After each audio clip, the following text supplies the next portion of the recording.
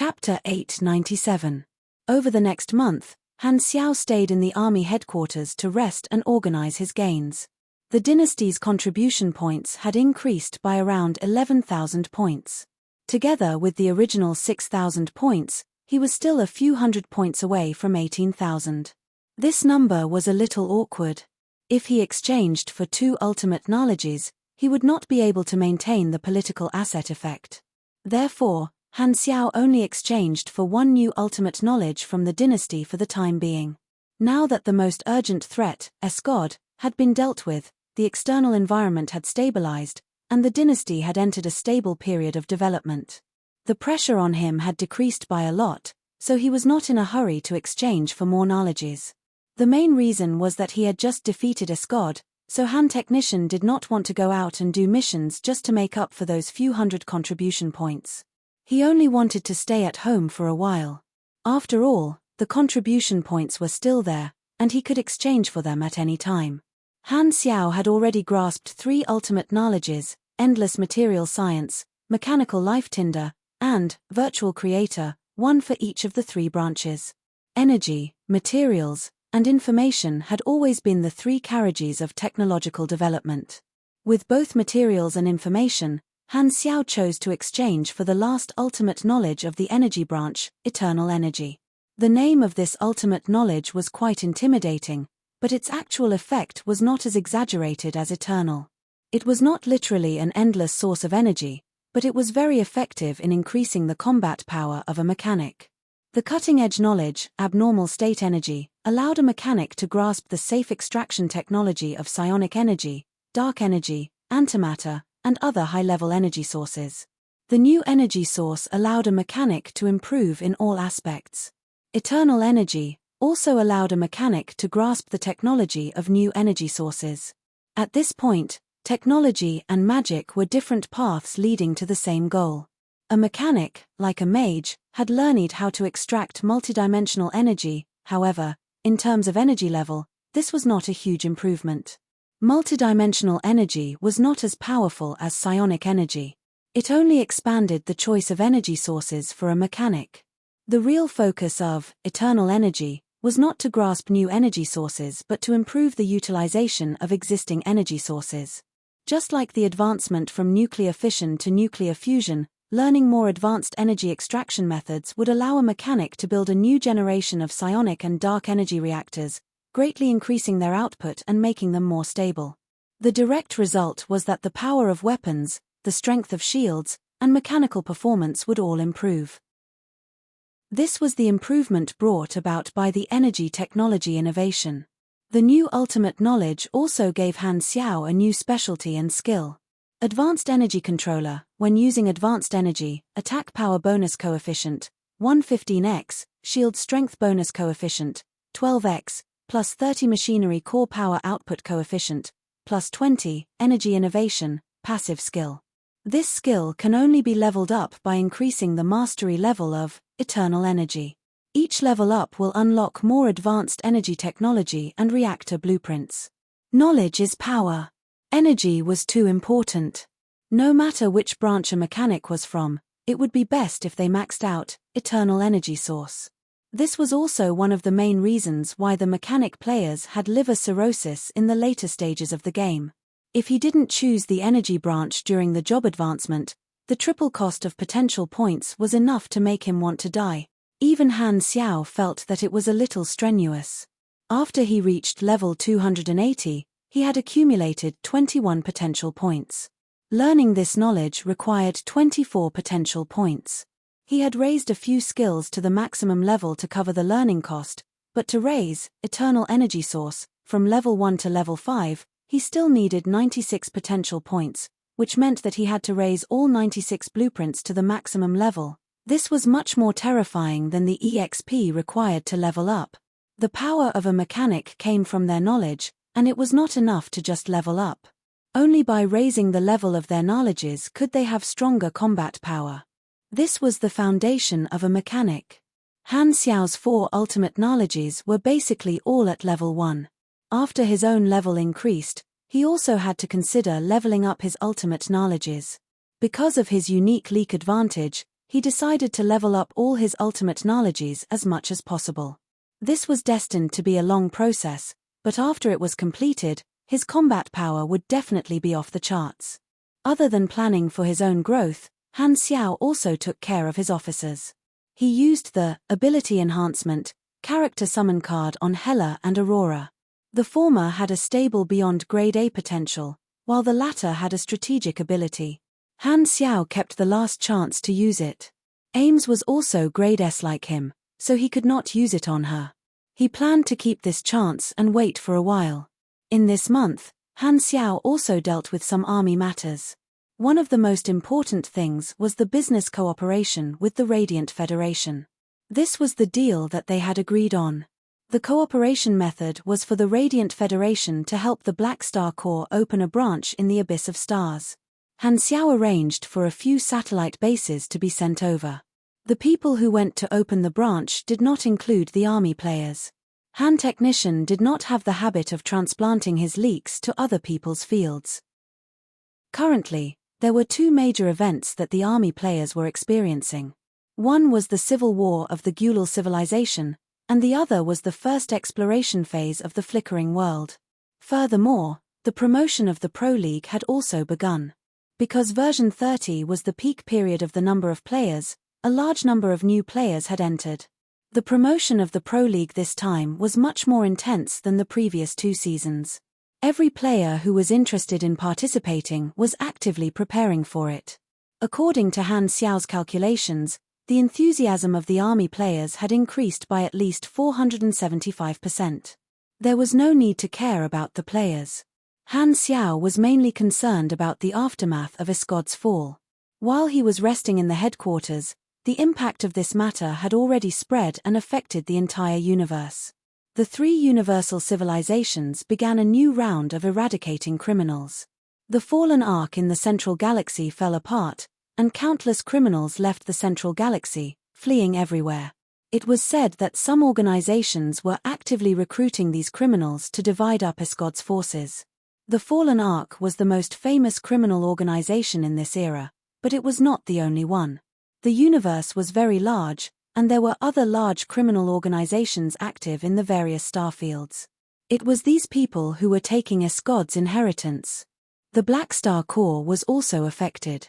Sylvia's report showed that the number of new players joining the Black Star Corps had suddenly increased. It should be the effect of the universal legendary points that he had obtained. Most of the new recruits were victims of Escod, and 2 of them attracted Han Xiao's attention.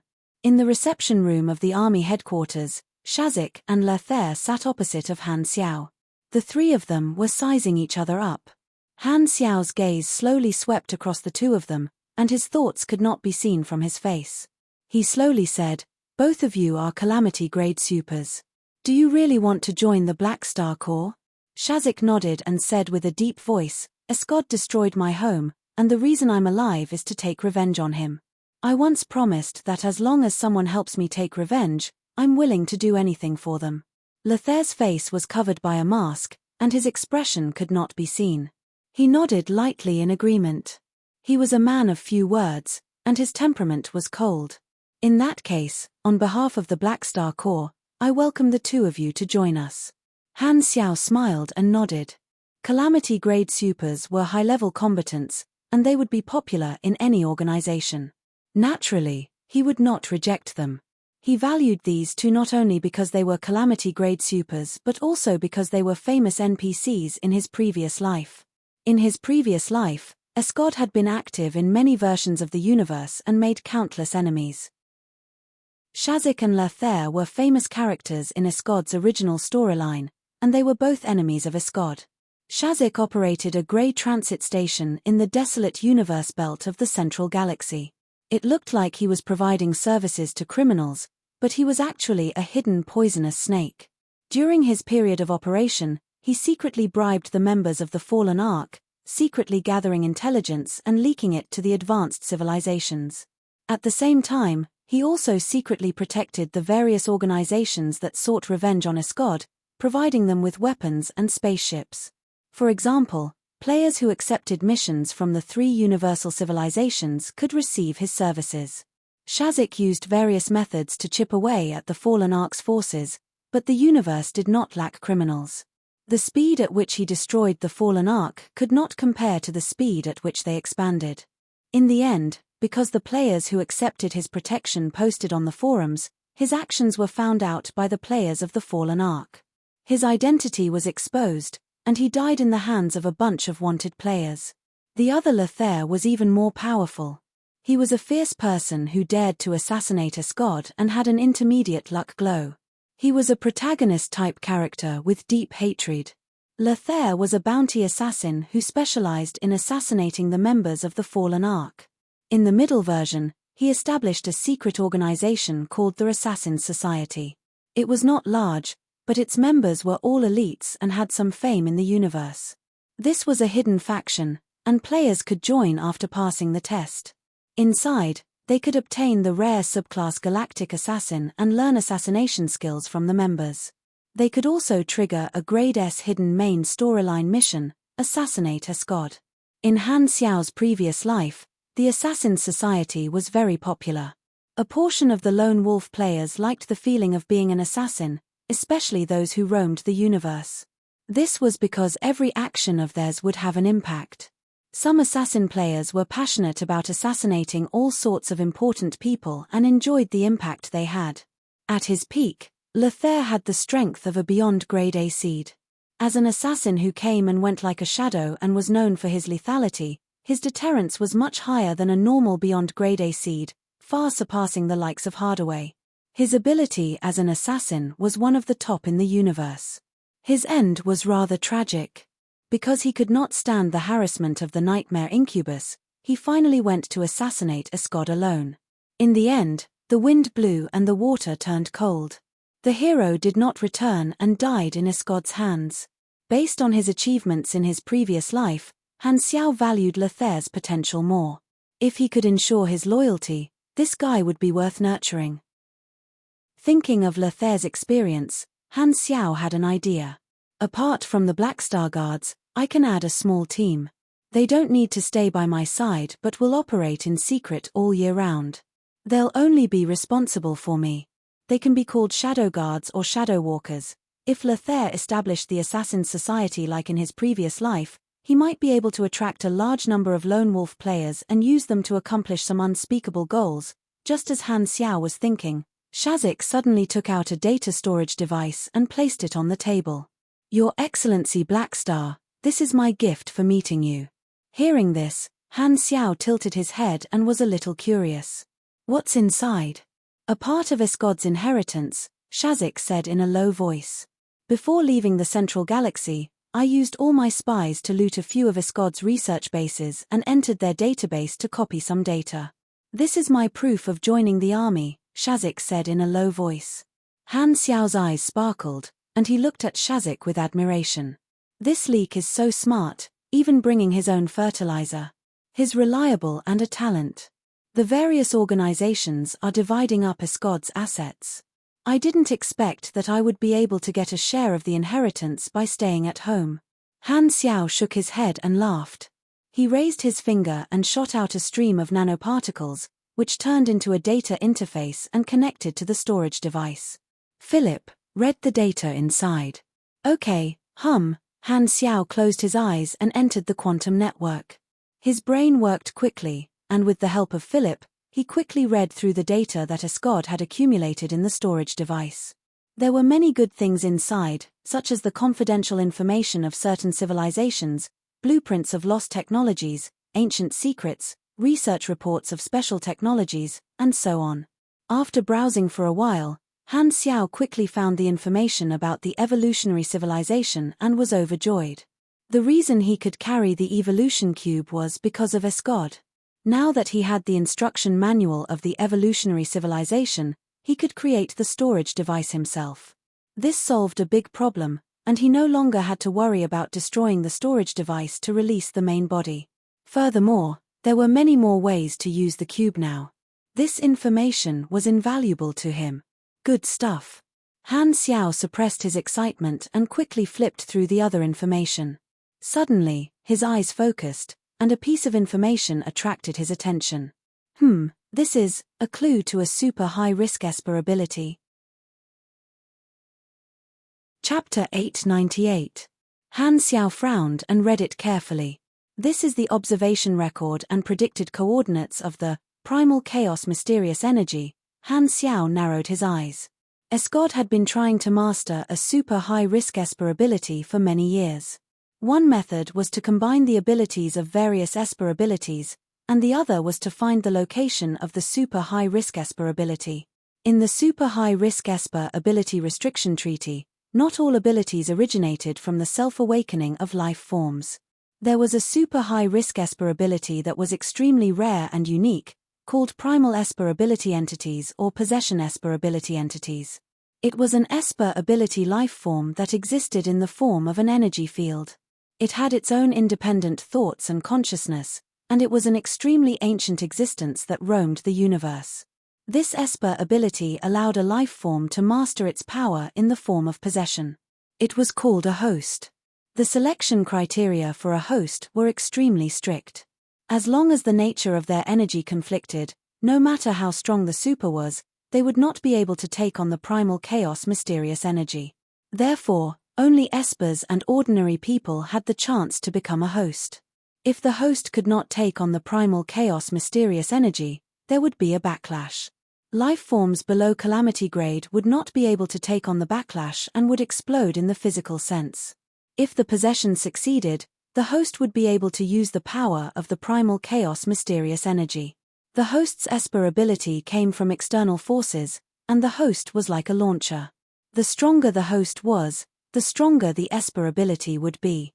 The host would also consume energy to activate the Esper ability, but the consumption rate was far lower than normal Espers. This type of Esper was extremely rare and was even stronger than the awakened. The primal chaos mysterious energy was one of the primal chaos mysterious energy. It was a compound Esper ability with many abilities. Physique strengthening, energy radiation, and superspeed were all basic effects. It could also travel in secondary space and extract energy from a planet's core. At the same time, it had psychic and spatial attributes. In history, there had been a few hosts of the primal chaos mysterious energy, and they had left behind shocking deeds, making this ability enter the list of super high-risk Esper abilities. In Han Xiao's previous life, the primal chaos mysterious energy was one of the super high-risk Esper abilities that Escod had in the later versions. However, Escod was not the host. Instead, he tore a fragment from the primal chaos mysterious energy and obtained a part of the primal chaos mysterious energy. This storyline was very interesting. It did not know if the fragment Escod took away was its reproductive organ, but it wanted to snatch back that part of its body. Therefore, it took the initiative to find a host and let the host deal with Escod. Therefore, two people with primal chaos mysterious energy appeared at the same time, as if they were mortal enemies. This host was also an important character in Escod's storyline. The primal chaos mysterious energy shuttled through the secondary dimensions, occasionally appearing in various corners of the universe. This document recorded the observation report of the primal chaos mysterious energy, S movements, as well as the possible coordinates of its appearance in the universe at a certain point in the future. Escod obtained this ability in the later versions, which means that one of the coordinates recorded in this document should be reliable. Han Xiao rubbed his chin. He was a little tempted. He could not use his Esper ability himself, but he could use it to train his subordinates. Although there was the restriction of the super high-risk Esper ability restriction treaty, the specific implementation differed from person to person. With his current position, as long as he did not let his subordinates abuse their abilities, the three universal civilizations would not care about him. After all, where there were people, there were privileges. As for the method to capture primitive energy entities, it was not a problem for a mechanic at his level. All he had to do was build a containment device that could restrain energy life forms. Many civilizations had such technology. However, it's still early for the primal chaos mysterious energy to return from the secondary dimensions, so there's no need to rush. Han Xiao nodded. According to the data, there were still a few decades before the primal chaos mysterious energy, S next return. It was too early to prepare now, and it would be useless even if he went to those coordinates. However, this time, it would not be as easy as obtaining the spacetime amber. Shazak was not the only organization that obtained this document. There would be other organizations that obtained Escod's inheritance as well, so there would definitely be competitors. I'll think about it when the time comes. Anyway, I'll just snatch it. Han Xiao did not mind. With his current strength, he was not afraid of competing with other organizations at all, not to mention a few decades later. By then, he still did not know how strong the Black Star Core would be. Exiting the quantum network, Han Xiao's gaze fell on the two of them again. He nodded. I'm very satisfied with this gift. Shazak, I think you're very talented in intelligence. How about you develop in the Army's intelligence department? I'll accept any arrangement. Shazak did not object. Han Xiao nodded. He felt that Shazak was a talent in intelligence, and he might be able to take charge of the intelligence department in the future. Then, he turned to look at Lethair, pondered for a while, and slowly said, For you, I won't give you a chance. As for you, I won't give you a position for the time being. Just follow me for now. This protagonist-type character was very powerful. He planned to let Lethair lead a secret team alone in the future and establish the Assassin Association, but now was not the time. This guy had just joined, so he needed to observe him for a while. Okay. Lethair was a man of few words. Then, the two of you can go and rest first. Familiarize yourself with the headquarters. The two of them nodded and left the room. Han Xiao sat on the sofa and watched the two of them leave before standing up and leaving the guest room. He went straight to the army commander's exclusive machinery factory and asked Philip to retrieve the information on the evolutionary civilization. He had only roughly browsed through it earlier, and only now did he have the time to study it in depth. The technology of the evolutionary civilization had been lost, and the information in Escod's hands was also incomplete. It did not involve the principles of the evolution cube and was more like an operating manual. After reading this information, Han Xiao realized that his method of using the evolution cube was very crude. A universal treasure created by a quasi-universal civilization had many uses. The evolutionary civilization used it as a special energy source and developed various devices to target it. This information recorded several devices specifically used for the evolution cube. For example, there was a totem device that used the energy of the evolution cube as fuel. Its range of influence could be adjusted and could cover an entire planet at most. Different from the one-time enhancement of the evolution cube, the effect of the totem device was more gentle. It was similar to a halo buff. If maintained for a long time, it could slowly increase the talent and potential of the creatures on a planet, causing the awakening rate of the supers on that planet to soar. It was equivalent to transforming a planet into a paradise, and the newborns would become stronger. There was only one evolution cube, but he could create as many totem devices as he wanted. They could be used as long as they were charged. In the past, the evolutionary civilization had used the totem device to increase the talent of the entire civilization. The efficiency was very high, and the results were controllable. This is good stuff. Han Xiao's eyes shone with the light of money.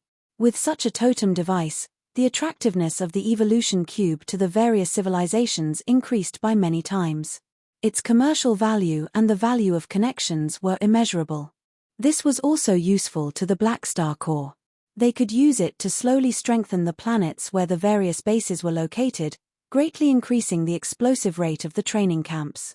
There was also a device that could be worn at all times in the information called the Overton badge. It also used the evolution energy as fuel, and after activation, it could allow the wearer to undergo extreme evolution regardless of the consequences. It could turn an ordinary person into a biological mutant, and their combat power would reach grade C or even grade B. The effect was more powerful than any berserk-type drugs, and the duration ranged from a few hours to a few days. After the effect ended, the wearer would die due to genetic breakdown. It was also possible for a perfect evolver to directly break through the gene lock, but the probability was so small that it could be ignored. Only in the face of a great crisis would the evolutionary civilization use such a method with serious side effects. The side effects of the Overton badge were too great, and Han Xiao immediately thought of the perfect user, the players. The army's nuclear backpack had always been a popular product, and the players would most likely not mind the side effects of the Overton badge. With this, the death-seeking style is going to be popular again. In the future, when the army players went out to fight, all of them would be able to transform into ugly mutants. Perhaps others would think that he was experimenting on the soldiers of the army, and he would be considered to be from the evil faction. There were other ways to use this effect. Escod's information recorded an offensive method, which was a special ground-to-ground missile that carried the evolution energy similar to the effect of the Overton badge. After hitting the surface, the evolution energy would spread out, and the range would be tens of kilometers. All creatures contaminated by the evolution energy would become mutants, and their lives would enter the countdown of despair. The evolutionary civilization only needed to wait for their genes to collapse and die, and they would be able to easily take over the enemy's territory without damaging the buildings on the surface. It was like a biological weapon that could accurately kill creatures. What a terrifying weapon! Han Xiao raised his brows. The evolutionary civilization had probably used this weapon many times during the exploration era. At the end of this information, there were also various techniques to establish a soul connection with the evolution cube. In the words of the evolutionary civilization, it was called resonance. The evolutionary civilization would not put away the universal treasures they created but would make the best use of them. Every civilization guardian had to establish a soul connection with the evolution cube. This was a technique passed down from generation to generation. This makes things convenient for me. Han Xiao's eyes sparkled. Cisco's soul connection with the evolution cube had been removed, and the slot was empty. Having another soul connection with a universal treasure would also increase his strength. Speaking of which, this evolution cube had gone through who knew how many owners, and it was already a withered flower. The space-time amber was still the best. It gave him the first time. Han Xiao hurriedly shook his head and threw these weird thoughts out of his mind. I finally have work to do. Let's mass-produce these devices first. Chapter 899. A few days later, in the Army Commander's machinery factory, Han Xiao had built a production line for the totem device and the Overton badge according to the information. It was fully automated, and new products were produced every second, automatically delivered to the warehouse that Han Xiao had specially allocated. As for the genetic collapse missile, he had not put it into mass production for the time being and had only built a test product. Han Xiao took out 3 samples to test. The totem device was a black cylinder that was 5 meters tall and 2 meters in diameter. It had a large base, and the surface of the cylinder was engraved with silver energy circuits. It was not charged at this time and was in an inactive state. The Overton badge was half the size of a palm and did not look very eye-catching. Han Xiao used his finger to draw the pattern of the passkey on the base of the totem device. The totem device let out a hiss, and the surface of the base rotated more than half a circle, revealing a black groove. This was the interface of the energy circuit, which was used to fill the fuel. Han Xiao took out the portable storage device of the evolution cube, activated it, and directed a black snake-like evolution energy into the groove at the base of the totem device. The next moment, the totem device suddenly vibrated. Hum! As soon as the fuel was filled, the totem device was activated. The silver energy circuits on the surface of the cylinder lit up from bottom to top and started to flicker slowly. The frequency was like breathing. This evolution energy underwent a series of transformations within the totem device and was constantly diluted. It turned from highly concentrated energy into invisible radiation, which was then released by the totem device at a constant output. The totem device needs to be charged before it can be used. This evolutionary energy can allow it to operate for more than 10 days. The more fuel you put in, the longer it can last. The upper limit of a totem device's fuel storage is 20 years of operation. The evolutionary civilization charges it once every 20 years.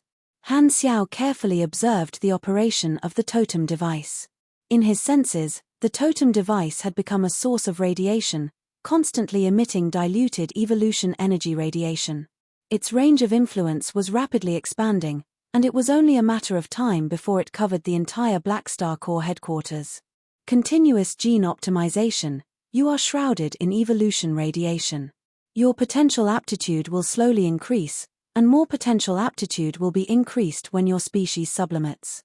Han Xiao nodded. Directly using the evolution cube would also increase one's potential aptitude. Potential aptitude was a hidden attribute that was directly related to one's attributes. Every time the attributes brought about by the species evolution were replenished, the principle was that the potential aptitude had changed. The totem device was different from the one-time enhancement of the evolution cube. The effect of the totem device was slower, and the advantage was that the enhancement effect was not dependent on one's energy level. It was more suitable for everyone to use and did not have the side effect of an experience penalty. As long as he was within the range of the totem, the buff would not disappear. Han Xiao reached out and touched the totem device that was in operation. There was a corresponding item introduction on the panel. Evolutionary totem, activated, special product of the evolutionary civilization. Using the energy of the evolution cube as fuel, it optimizes the genetic structure of creatures on a large scale and increases the potential of creatures. It also increases the chances of non-supers awakening. This thing can be used on a large scale, but we have to report it to the dynasty first. Han Xiao nodded. As Escod's legacy was divided among many organizations, the information of the evolutionary civilization would definitely spread. Although it would not be made public in the universe, the advanced civilizations would definitely have ways to obtain this information, so it was impossible to hide it. As an ally of the dynasty, he definitely had to provide such a good thing to the Red Empire on a large scale in exchange for more support and attention. Once the technology of the evolutionary totem spread, the attractiveness of the evolution cube to civilizations would increase by a few levels. Only by feeding the dynasty would the dynasty continue to help him block the greed of countless organizations. As for selling the evolutionary totem to other civilizations, he would need to discuss with the dynasty. Both sides were allies, and he could not make the decision alone. If he sold it on a large scale, it would incur the dynasty's displeasure. After all, the dynasty did not want to see their enemy enjoy the benefits of the evolutionary totem. As he thought about it, Han Xiao casually picked up the Overton badge and injected some evolution energy into it. Note: countless failed extreme evolution experiments have wasted a lot of funds, and the upper echelons have accused us of not being able to produce results. Therefore, based on the experience of failure, we created this lame byproduct. Originally, we just wanted to scam them for investment, but the upper echelons seemed to be very satisfied. The next year, they increased the funding for the Extreme Evolution project by 40%. Han Xiao played with it for a while, then put it back on the table. The side effects of this thing were too great, and he was not interested in trying it out personally.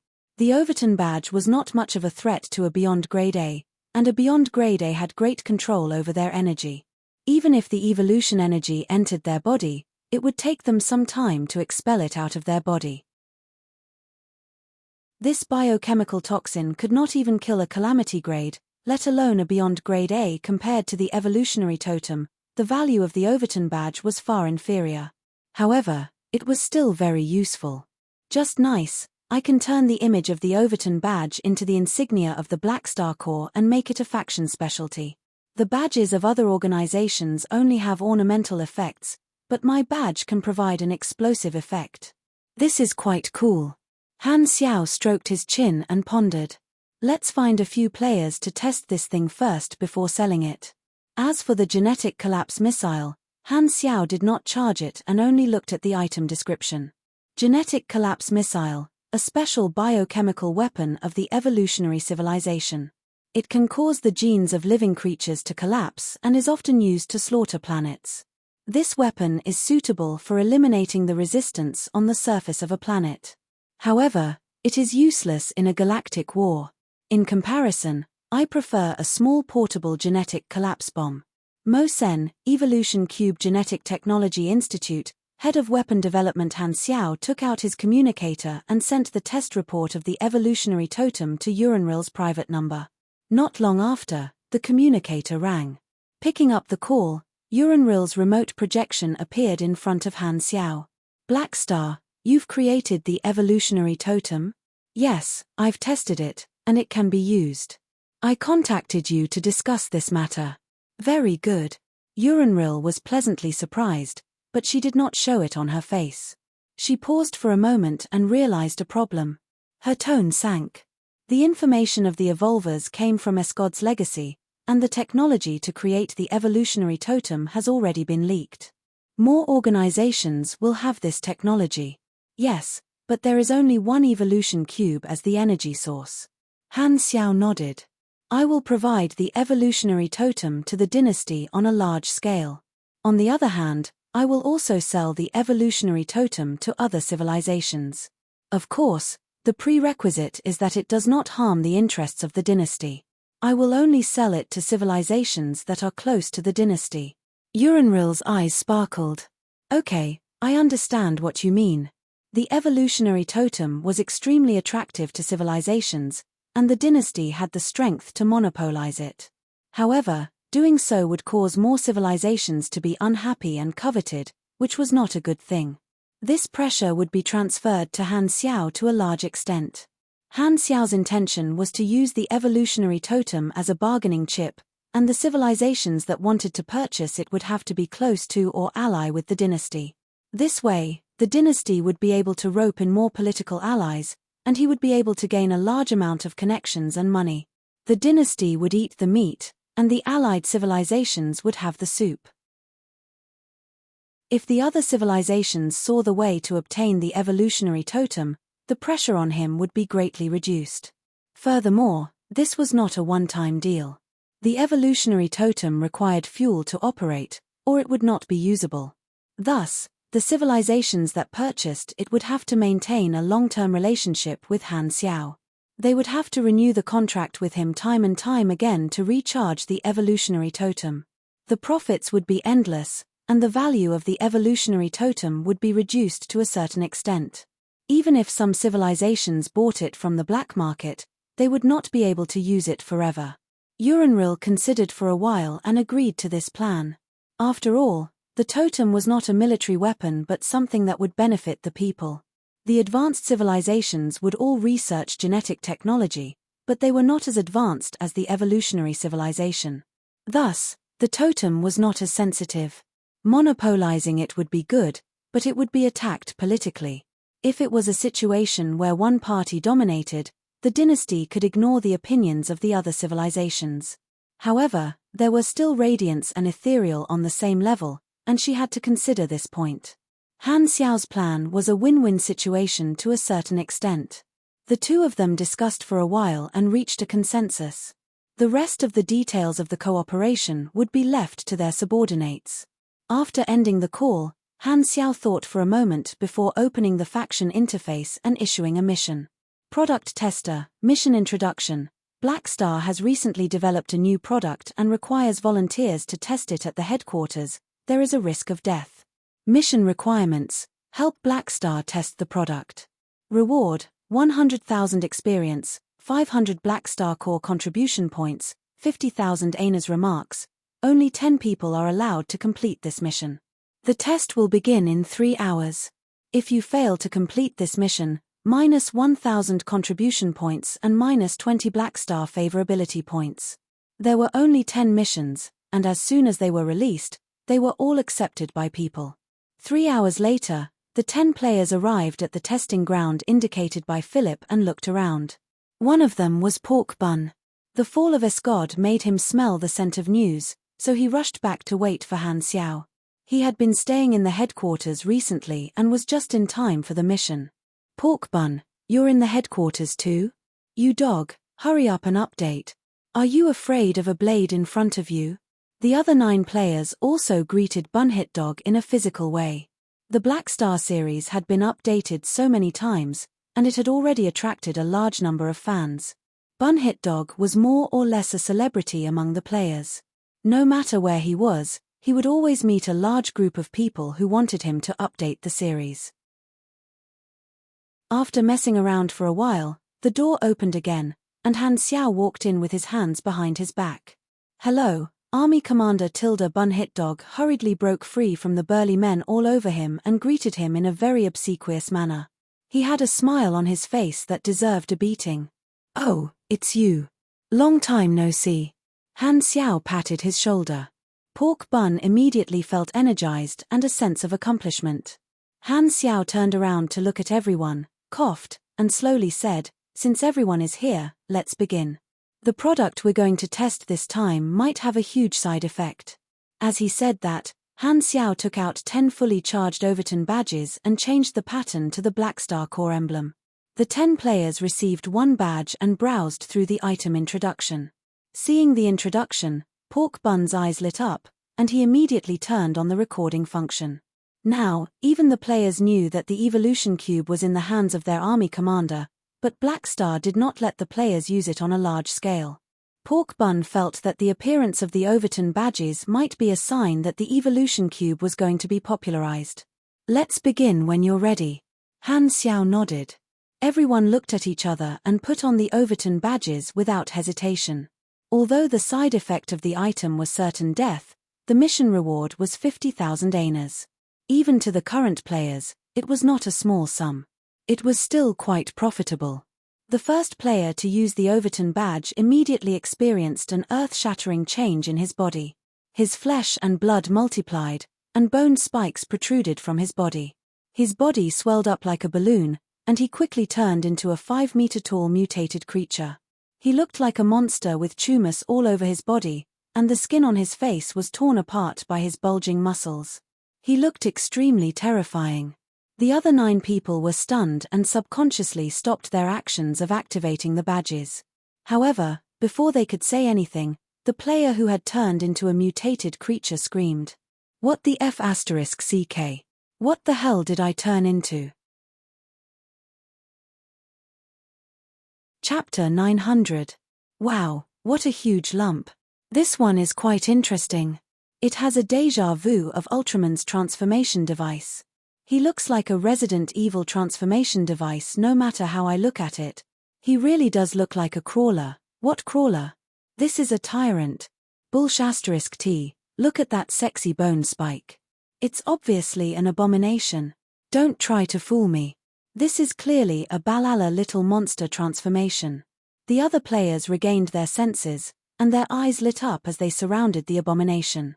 Their height only reached up to the abomination's crotch, and they poked the abomination's body like dwarfs surrounding a giant.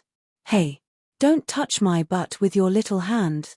If you're so curious, why don't you transform yourselves?"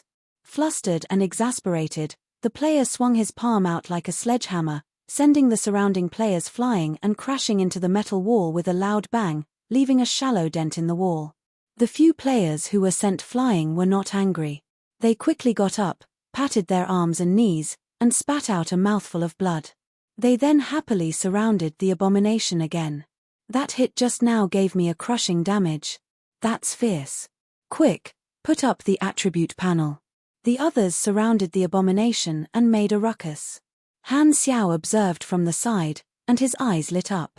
The Overton badge was a device that had been modified many times. The evolutionary civilization would not create soldiers without intelligence. The abomination would retain a certain level of consciousness and would not enter the chaos state.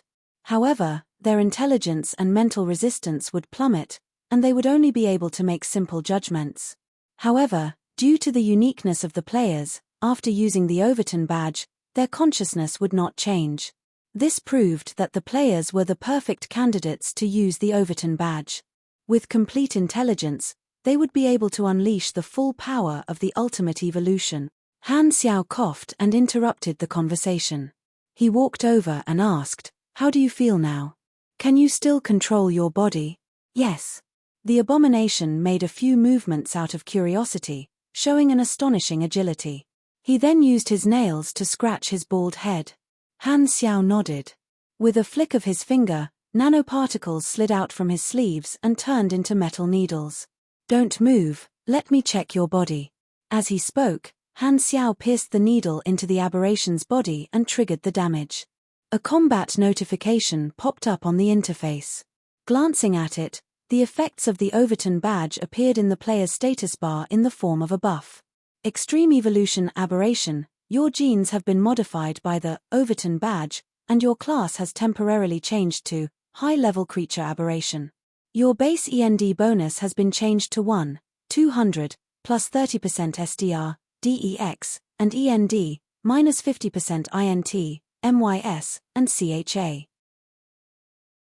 Bonus stats, plus 240 SDR, plus 200 DEX, plus 200 END, minus 300 INT, minus 300 MYS, minus 500 CHA.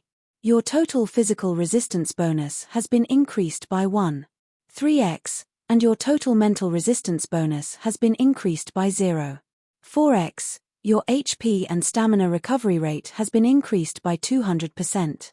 You will lose 300 to 600 HP every minute, and your HP recovery rate will be decreased by 30 to 60% every half hour. Maximum HP will be decreased by 10,000 to 20,000 every hour. Efficiency of using any non-melee equipment in this state minus 90%, including but not limited to mechanical devices, magic items, firearms, etc. Some incompatible skills and abilities will be temporarily frozen, unusable. Plus 100% cost of using skills. Your melee attacks will have cleave and horizontal sweep effects. Plus 70% melee attack power. Plus 25% base success rate of strength suppression and strength crush. Remarks: dance to your heart's content before death catches up with you. Wow, these effects are amazing. Han Xiao perked up and quickly analyzed the situation. The aberration was clearly a melee type. The evolutionary civilization had set the Overton badge as a genetic evolution direction, which was mainly to strengthen the body. It was weaker in terms of magic and mental strength. After all, the original intention of designing the Overton badge was to deceive investors. Cough cough, it was to make everyone a soldier. Thus, strengthening the body was the best way for ordinary people to quickly become strong. After the transformation, the biggest advantage would be the tankiness. In version 3.0, the player's level limit was 120. Han Xiao recalled that when he was at level 120, his HP was close to 30,000. The players did not have the molding talent life strengthening, so their HP was around 10,000. The base END bonus was 150, and this transformation would increase the END bonus by 4 times. Just the additional END bonus alone would increase the player's HP by 40,000. Coupled with the hundreds of END points that the level 120 players already had, their HP could exceed 100,000. In terms of HP alone, it was comparable to the HP of a normal calamity grade. Ordinary level 120 players would only have a few hundred attribute points if they didn't break the 1,000 mark. Their strength, agility, and endurance attributes would be doubled. The benefits of the transformation were obvious. When the player's HP was low, they would have a chance of turning the tables. The weakness was also obvious. Intelligence and MYS were too heavily reduced, and their mental resistance was too low. Not only would they not be able to reduce the damage, but they would also receive additional damage. Furthermore, many of the skills that were frozen were long-range abilities, so the aberration's long-range combat ability was very weak. If they did not drag the opponent to the ground and engage in melee combat, they would be easily kited by the enemy. Just as he was browsing through the combat information, Pork Bun and the others also saw the attributes shared by the aberration players, and they were all extremely excited. Holy **T, this is too strong. Although it's ugly to the core, I can do it. Everyone could not wait to activate their badges. Very soon, a network view appeared in the room, and they could see how Shazzik and Lethair interacted with the old members after joining the army. Shazzik was very normal. He had just joined the intelligence department a few days ago and was still familiarizing himself with the environment. He was getting along quite well with the department head, but he did not have a sense of presence. However, this was not a disadvantage. Lacking a sense of presence was the advantage of being an intelligence officer. On the other hand, Lethair was different. He was a loner and did not interact with any of the officers. If he was not training hard in the actual combat training room, He would be sharpening his blade alone in the room. He would also be staring at the wall in a daze. He was like a solitary autistic patient. Han Xiao paused, thought about it, and headed to Lethair's room. When Lethair had just joined, he had rushed to study the information of the evolutionary civilization and did not continue to communicate with him. Han Xiao decided to have a good talk with Lethair now. In terms of combat strength and potential, Lethair could be ranked in the top 5 of the army, even surpassing Hardaway and only below Hela, Aurora, Fu Ding, and Nero. He was a top expert below beyond grade A. Han Xiao placed great importance on Lethair's potential and felt that there was a need to care about his mental health. After all, Escod was the nightmare of Lethair's previous life. Now that he had killed Escod, he felt that he had to take responsibility. Lethair was a stubborn and solitary person, so he might have lost his way at the crossroads of life. Chapter 901. He stared at the tip of the blade, and his fingers slid across the blade. The cold and sharp sensation traveled to his brain through his nerve endings. In the room, Lethair sat beside the table and habitually stroked the black blade that had accompanied him throughout his assassination career. The light from the table lamp did not leave any reflection on the black blade. His weapon was made of a material that absorbed light, and it was as dark as the universe. Lethair's eyes were not focused, and his mood was not as calm as his face under the mask. It had been a few days since he came to the Black Star Corps, and he was like an invisible person. He did not fit in with the lively atmosphere of the army and maintained his solitary style. Lethair had chosen to come from afar to come into contact with the Black Star Corps because Escod had been captured. On one hand, he wanted to see what kind of person Black Star, who had defeated Escod, was. On the other hand, it was because he was lost. Escod had taken away his innate talent and had always been his nightmare. Lethair did not like to sleep because he would be woken up by nightmares every night. Assassinating Escod was his only goal. Now, Escod had been defeated by someone else, and he had lost the chance to take revenge. Lethair did not have any other hobbies, and all his friends were dead. He was a loner and did not like to communicate with others. He did not have any ambition and did not know what he wanted to do in the future. Continue to assassinate the criminals in the Fallen Ark? Or put away his blade and wander around? Or find a planet to live in? Lethair felt lost in life, so he came to the Black Star Corps subconsciously and decided to serve Black Star for a period of time to repay his kindness. When he felt that he had repaid his kindness one day, he would choose to leave. Just as he was in a daze, the doorbell suddenly rang. Lethair came back to his senses and subconsciously tightened his grip on the blade in his hand. Then, he realized that he was in a very safe situation and loosened his grip. He sheathed the black blade, got up, and opened the door. It was Black Star outside. The two of them looked at each other in silence for a while before Lethair slowly spoke. "What's the matter? We haven't had a good talk yet. I happen to be free now. Do you want to stand at the door and talk to me?" Han Xiao nodded. Lethair paused and moved to the side to open the door. Han Xiao stepped in and casually glanced around the room. Then, he sat on the sofa in the living room and gestured to Lethair to sit down. When Lethair sat across from him, Han Xiao stared at him and muttered, "That's right. I've been paying attention to you. From the resume you submitted, you're a powerful calamity-grade assassin. I think highly of you, so I wasn't in a hurry to assign you a position." "Yes." Han Xiao tilted his head. "You don't seem to like talking much." "Yes." Lethair replied faintly. Han Xiao smiled. "It doesn't feel good to be confused." Hearing this, Lethair's brows twitched. "Believe me, I understand your thoughts. You're different from Shazik. He truly wants to repay me, but I can tell that you're different. Your target is only Escod. Now that you've lost your enemy, you don't know what you should do. That's why you decided to work for me for a while, right?" Han Xiao spoke slowly.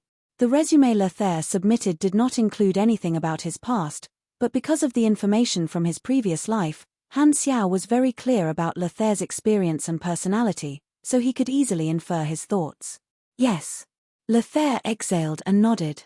"I can tell that you're obsessed with Escod, so I'm guessing that your hatred for Escod isn't just the destruction of your home.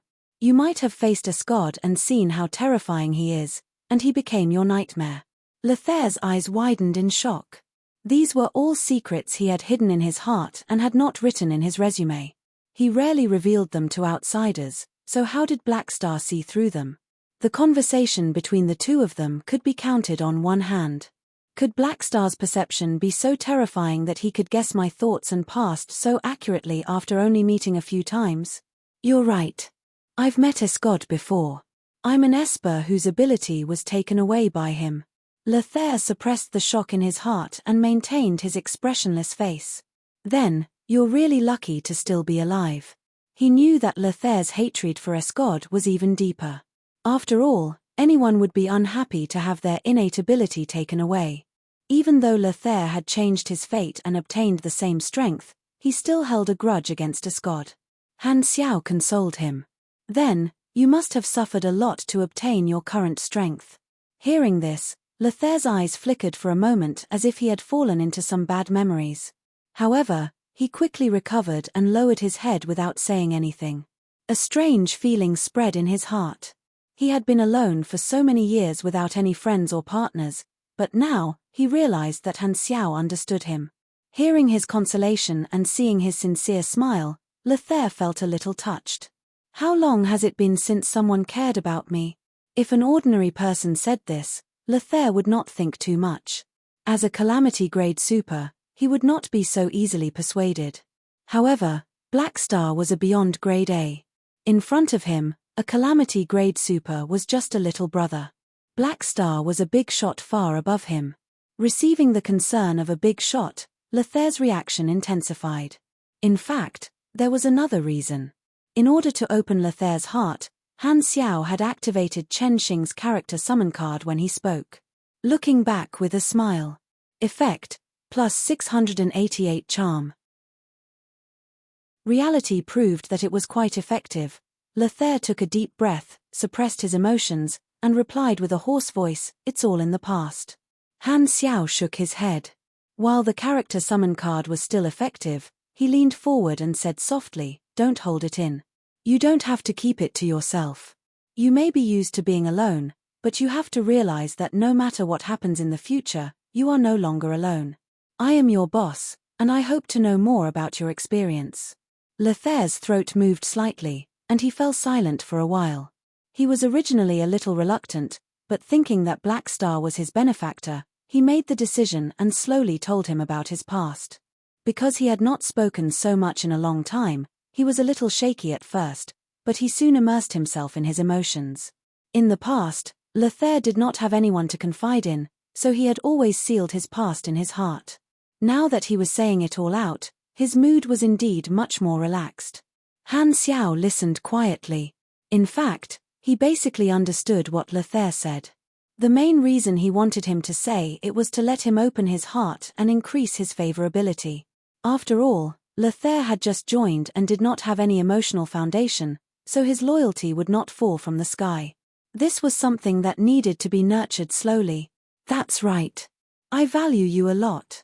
If you want, I'm willing to listen." Han Xiao nodded. "Thank you." Lothair let out a breath of turbid air and felt his body relax a little. The fear of Escod in his heart seemed to have been diluted a little. He was a little flattered that a big shot like Blackstar was willing to talk to him. "That's all for today." Han Xiao stood up and smiled. "I hope that one day in the future, I can rely on you without worry." Although Lothair was still a man of few words, his tone was completely different and not as cold. "Cheer up. I'll arrange a mission for you in a while. Don't be listless then. Bye."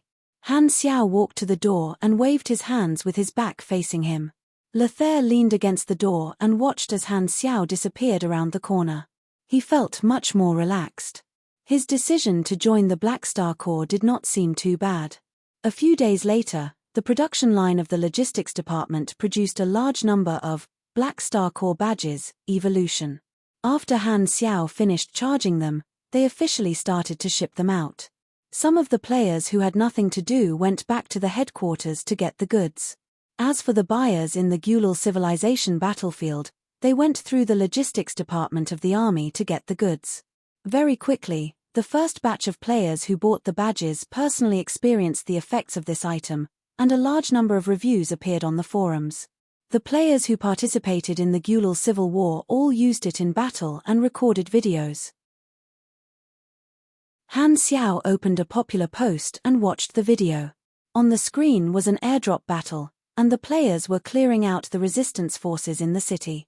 In a certain plaza, there was a war fortress with a large number of ancient Emperor party troops stationed there.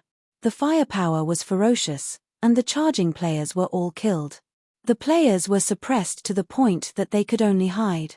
The participating players discussed for a while, and 10 players wearing the Black Star Corps badges, Evolution, stood up and raised their badges. Ultraman, transform. A player who seemed to be a pugilist roared. The next moment, the bodies of the 10 players swelled up, and they turned into high-level mutated creatures. Rua. 10 gigantic aberrations rushed out at the same time. Braving the cannon fire, they charged at high speed on all fours. Their powerful vitality withstood the concentrated fire, and when the enemies saw a group of monsters breaking through the firepower, the fear on their faces could be clearly seen. 2 of the aberrations were shot to pieces while they were charging. The rest of the aberrations rushed into the enemy's camp, smashing through hover tanks one after another and collapsing war bunkers. Their gigantic arms and sharp claws activated their peerless flurry mode. Blood and flesh flew everywhere. Fist of the testicles, main question personally experienced, the combat effect of the extreme evolution is off the charts, and the mutated creatures are too meaty. It's really suitable for attacking.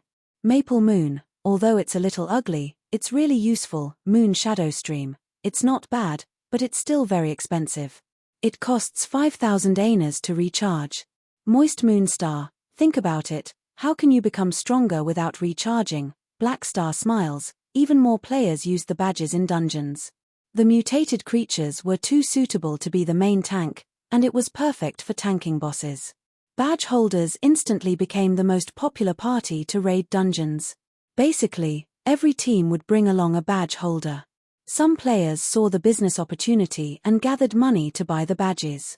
They then joined the dungeon teams in the form of employment, charging a fee that was only higher than the recharging price. It was specifically for the players who could not afford the badges. The players were very active, and the forums quickly discussed all sorts of ways to use the badges. Han Xiao curiously paid attention to it for a while before closing the forums. There was another matter that was more important at the moment.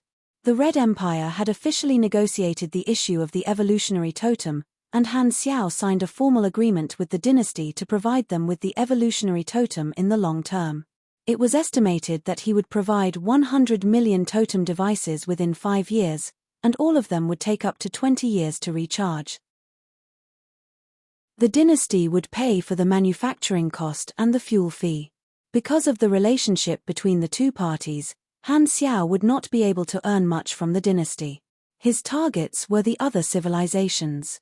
One of the important terms of the agreement was that Han Xiao had the right to sell the evolutionary totem to other allied civilizations, and all the profits would go to the Black Star Corps. The dynasty did not wait for Escod's legacy to slowly reveal itself but took the initiative to announce the existence of the evolutionary totem to the entire universe. Countless civilizations were excited. Those civilizations that had already cooperated with Han Xiao in the Shattered Star Ring were also shocked. No matter how they looked at it, the evolution cube was far less valuable than the evolutionary totem. Countless civilizations could no longer sit still, and the army's number was about to explode with calls. Countless people contacted Han Xiao, hoping to purchase the evolutionary totem. Han Xiao got Philip to post the agreement with the dynasty and told these civilizations that as long as they obtained the dynasty's approval, they would be able to purchase the evolutionary totem, throwing the problem and pressure to the dynasty. As for the allied civilizations that had already joined the alliance, Han Xiao directly made deals with them and signed multiple agreements to purchase large quantities of totem devices. The number of totem devices that were pre-sold reached tens of millions, and his business spread throughout the various starfields. His price for the evolutionary totem was not as cheap as the Overton badge. Because of this deal, the Black Star Corps made a huge profit, and their cash flow became extremely abundant. The evolutionary totem had become the stable faction specialty of the Black Star Corps, and such high profits would naturally make many organizations jealous. However, the combination of the Black Star Corps and the Red Empire was more than enough to make most organizations give up on such thoughts. The bigger the business, the more strength one would need to protect it, and the current Black Star Corps already had the strength to monopolize this cake. Just the Black Star Corps alone was the tyrant of the Shattered Star Ring. Countless local civilizations were partners of the army, and their strength was extremely large. A beyond grade A organization of this level was already at the top of the food chain in the universe. Furthermore, the owner of the evolution cube was Black Star. After the battle on Planet Lighthouse and the fall of Escod, the entire universe knew that he was extremely difficult to deal with. Even the Arcane Church and Escod had fallen, so not many people were confident that they could deal with him. Furthermore, the Black Star was not alone in the Shattered Star Ring. Out of the 4 other beyond grade as in the Shattered Star Ring, 3 of them had cooperated with the Black Star. Furthermore, the geographical location of the Shattered Star Ring was extremely good. It was adjacent to the Flickering World, and the dynasty had more than 100 million fleets in the Flickering World. They could reinforce the Shattered Star Ring at any time, and even the owner of the Shattered Star Ring, the Radiant Federation, turned a blind eye to it. Not many organizations dared to mess around in the Shattered Star Ring. Due to all kinds of considerations, no organization dared to act rashly and take the risk, silently agreeing to the trading rules set by the dynasty. Of course, Han Xiao would not forget about his own people. Every army division and training camp was equipped with an evolutionary totem. Blue Star, where Bennett was, also received the benefits of an evolutionary totem for free. Han Xiao did not forget about the Black Spirit race either. He specially sent an apostle weapon to plant an evolutionary totem and brought some mechanical troops to guard the planet where the Black Spirit race was located. Seeing that their archenemy had made a fortune through the evolution cube, the star pupil Protoss were extremely annoyed.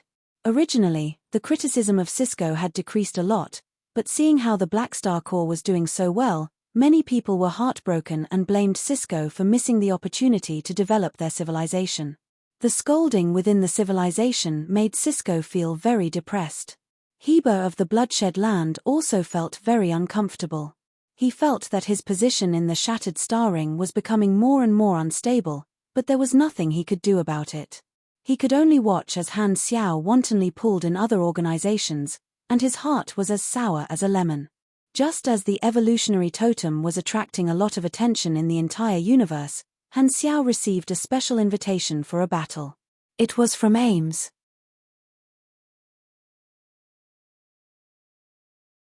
Chapter 902.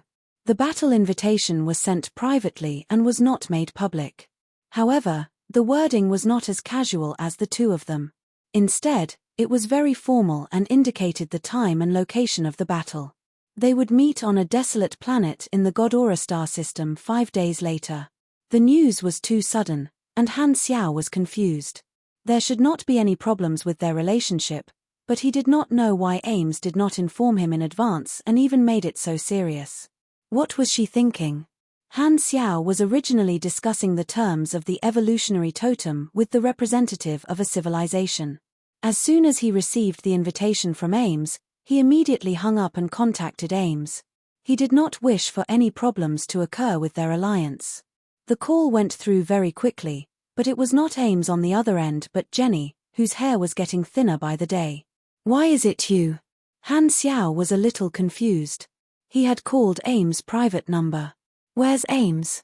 "You've received her challenge, haven't you?" Jenny asked. What does she mean?" Han Xiao frowned. "Exactly what she said. Before the battle, she does not plan to speak to you. She told me to tell you that she wants to fight you seriously this time. Why would she suddenly have such thoughts?" Han Xiao was confused.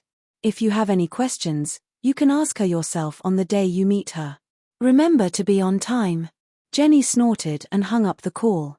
Looking at the black screen of the communicator, Han Xiao could not help but scratch his head. "It's normal for beyond grade as to spar, but with our relationship, we can just call out if we want to spar. Is there a need to make it so formal?" It's like a full moon night at the peak of the Forbidden City. Forget it, it's not the first time Ames has been so willful. I'm already used to it. Han Xiao shook his head helplessly and treated this battle as another one of Ames' whims. At the same time, in the main palace of Floating Dragon Island, Jenny put down the communicator and turned to look at Ames, who was sitting on the floating dragon bone throne, with a complicated expression. During the communication, Ames had been listening. She nodded slightly and chuckled. "Thank you for your hard work. To be honest, I don't quite understand." Jenny couldn't help but ask, "Although I hate Blackstar, his strength is unquestionable. Forgive me for being blunt, but I don't think your chances of winning are high. Why are you doing this? You don't seem to have much confidence in me, do you?" Ames's eyes curved as she teased him. Aesop shook his head and could not help but interject. "This has nothing to do with confidence. After the battle on Planet Lighthouse and the Escod incident, Blackstar has already proven his strength. Based on the strength he displayed, your chances of winning are indeed very low. Why do you want to issue a challenge that you will definitely lose?" When Ames heard this, the smile on her face disappeared. "Whether I can win or not, we'll only know after we fight." Then, Ames paused, stroked the armrest of the throne, and sighed softly. "Maybe I'm really no match for Blackstar now, but at least I need facts to prove it." 5 days passed in the blink of an eye. Godora Star System, Star Zone 2, Planet GS 7058. This was a gas giant planet surrounded by a conspicuous asteroid belt planetary ring. This planet was not far from the Black Star Corps headquarters and Blue Star headquarters. It was the location of the battle. A stream of light approached from afar and stopped outside the atmosphere of this planet, revealing the appearance of a spaceship. The pilot was Han Xiao, going to the battle alone. Large unknown target detected. Matching database. Found match. Target is Floating Dragon Island, Philip's voice sounded in the spaceship. Without his reminder, Han Xiao also saw the scene outside the porthole. The enormous Floating Dragon Island was hovering outside the atmosphere of this gas giant planet, and the entire island was covered in a golden planetary shield. On both sides of Floating Dragon Island, there were 10 enormous silver-black alloy satellites. These were the weapons Han Xiao had specially given to Ames, the super advanced brick. The eyesight of a Beyond Grade A was amazing. Han Xiao saw that Floating Dragon Island had already activated its armed mode, and the buildings were all retracted into the ground. No one was moving on the floating island, and only Ames was standing at the dock of Floating Dragon Island, looking at him from afar. Seeing this, Han Xiao's mouth twitched. She actually brought Floating Dragon Island over as well. Was she serious?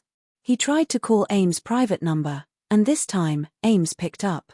Ames' elegant face appeared on the virtual screen with a calm expression. "You're here.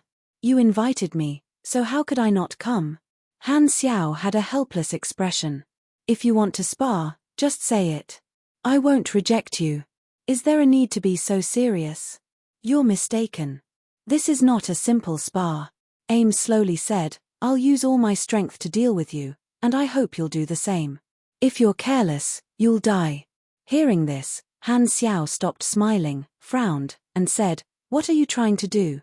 Ever since you entered the Beyond Grade A realm, there have been endless storms. I've fought side by side with you, fought the Tyrant, fought Escod, but we haven't had a proper spar yet. So, I want to have a proper spar with you until one side loses the ability to resist. Is there a need to use such a method to determine who's better?" Han Xiao did not understand. Ames' expression was calm, and she softly said, "You've done a lot of things in the past few years. During this period of time, you've done a lot of big things that shook the universe. In less than 2 years, you grew from a new Beyond Grade A super to your current position. I can see your changes every day. Do you know, the feeling of being caught up is really not good." When Han Xiao had just entered the Beyond Grade A realm, the two of them had become equals. Ames was willing to help Han Xiao, who was still a new Beyond Grade A super at that time, overcome his difficulties. However, in just 2 years, Han Xiao had risen at a speed visible to the naked eye, establishing his current foundation, far surpassing Floating Dragon. Ames increasingly felt that the gap between their identities, positions, and strength was widening. Their relationship was no longer equal, and her mentality had undergone a subtle change. Ames was carefree and did not care about many things. However, she had an extraordinary obsession with the people she cared about. Her perseverance in searching for Aesop had shown this. Han Xiao was one of the few people she cared about. In the past, when the gap between their positions was huge, Ames had calmly watched Han Xiao rise. However, it was different now. Their positions were swapping. She did not want to see Han Xiao leave her further and further behind. She was not satisfied with only seeing Han Xiao's achievements on the news. In the end, she decided to issue a challenge and personally experience Han Xiao's strength. He wanted to see how big the gap between him and Han Xiao, who had done so many great things, was. The next moment, an alarm sounded on Han Xiao's spaceship's radar. Detected a high-threat target with a skyrocketing energy reaction. Han Xiao looked up. It was Ames releasing her energy, and her status was rising. Ames's deep eyes seemed to contain stars. She took a step out of the dock and stepped into the void. The force field supported her body as if she was stepping on the ground. Her tight black dress trailed behind her like a blooming black flower. As she walked through the void, her long white legs were faintly discernible between the two halves of her black dress. The energy level in Ames' body had already been raised to her maximum, and her voice became solemn. "Don't hold back, come on." The next moment, she raised her arms, and a powerful force field superimposed on Floating Dragon and the 10 satellite bricks. They gradually accelerated and flew toward Han Xiao. This time, a mission popped up on Han Xiao's interface. "You have triggered the S-rank mission, Dragon Emperor Ames. Mission requirements: last as long as possible in the hands of Ames. Combat mode is unlimited. You can only leave combat mode for a maximum of 30 minutes.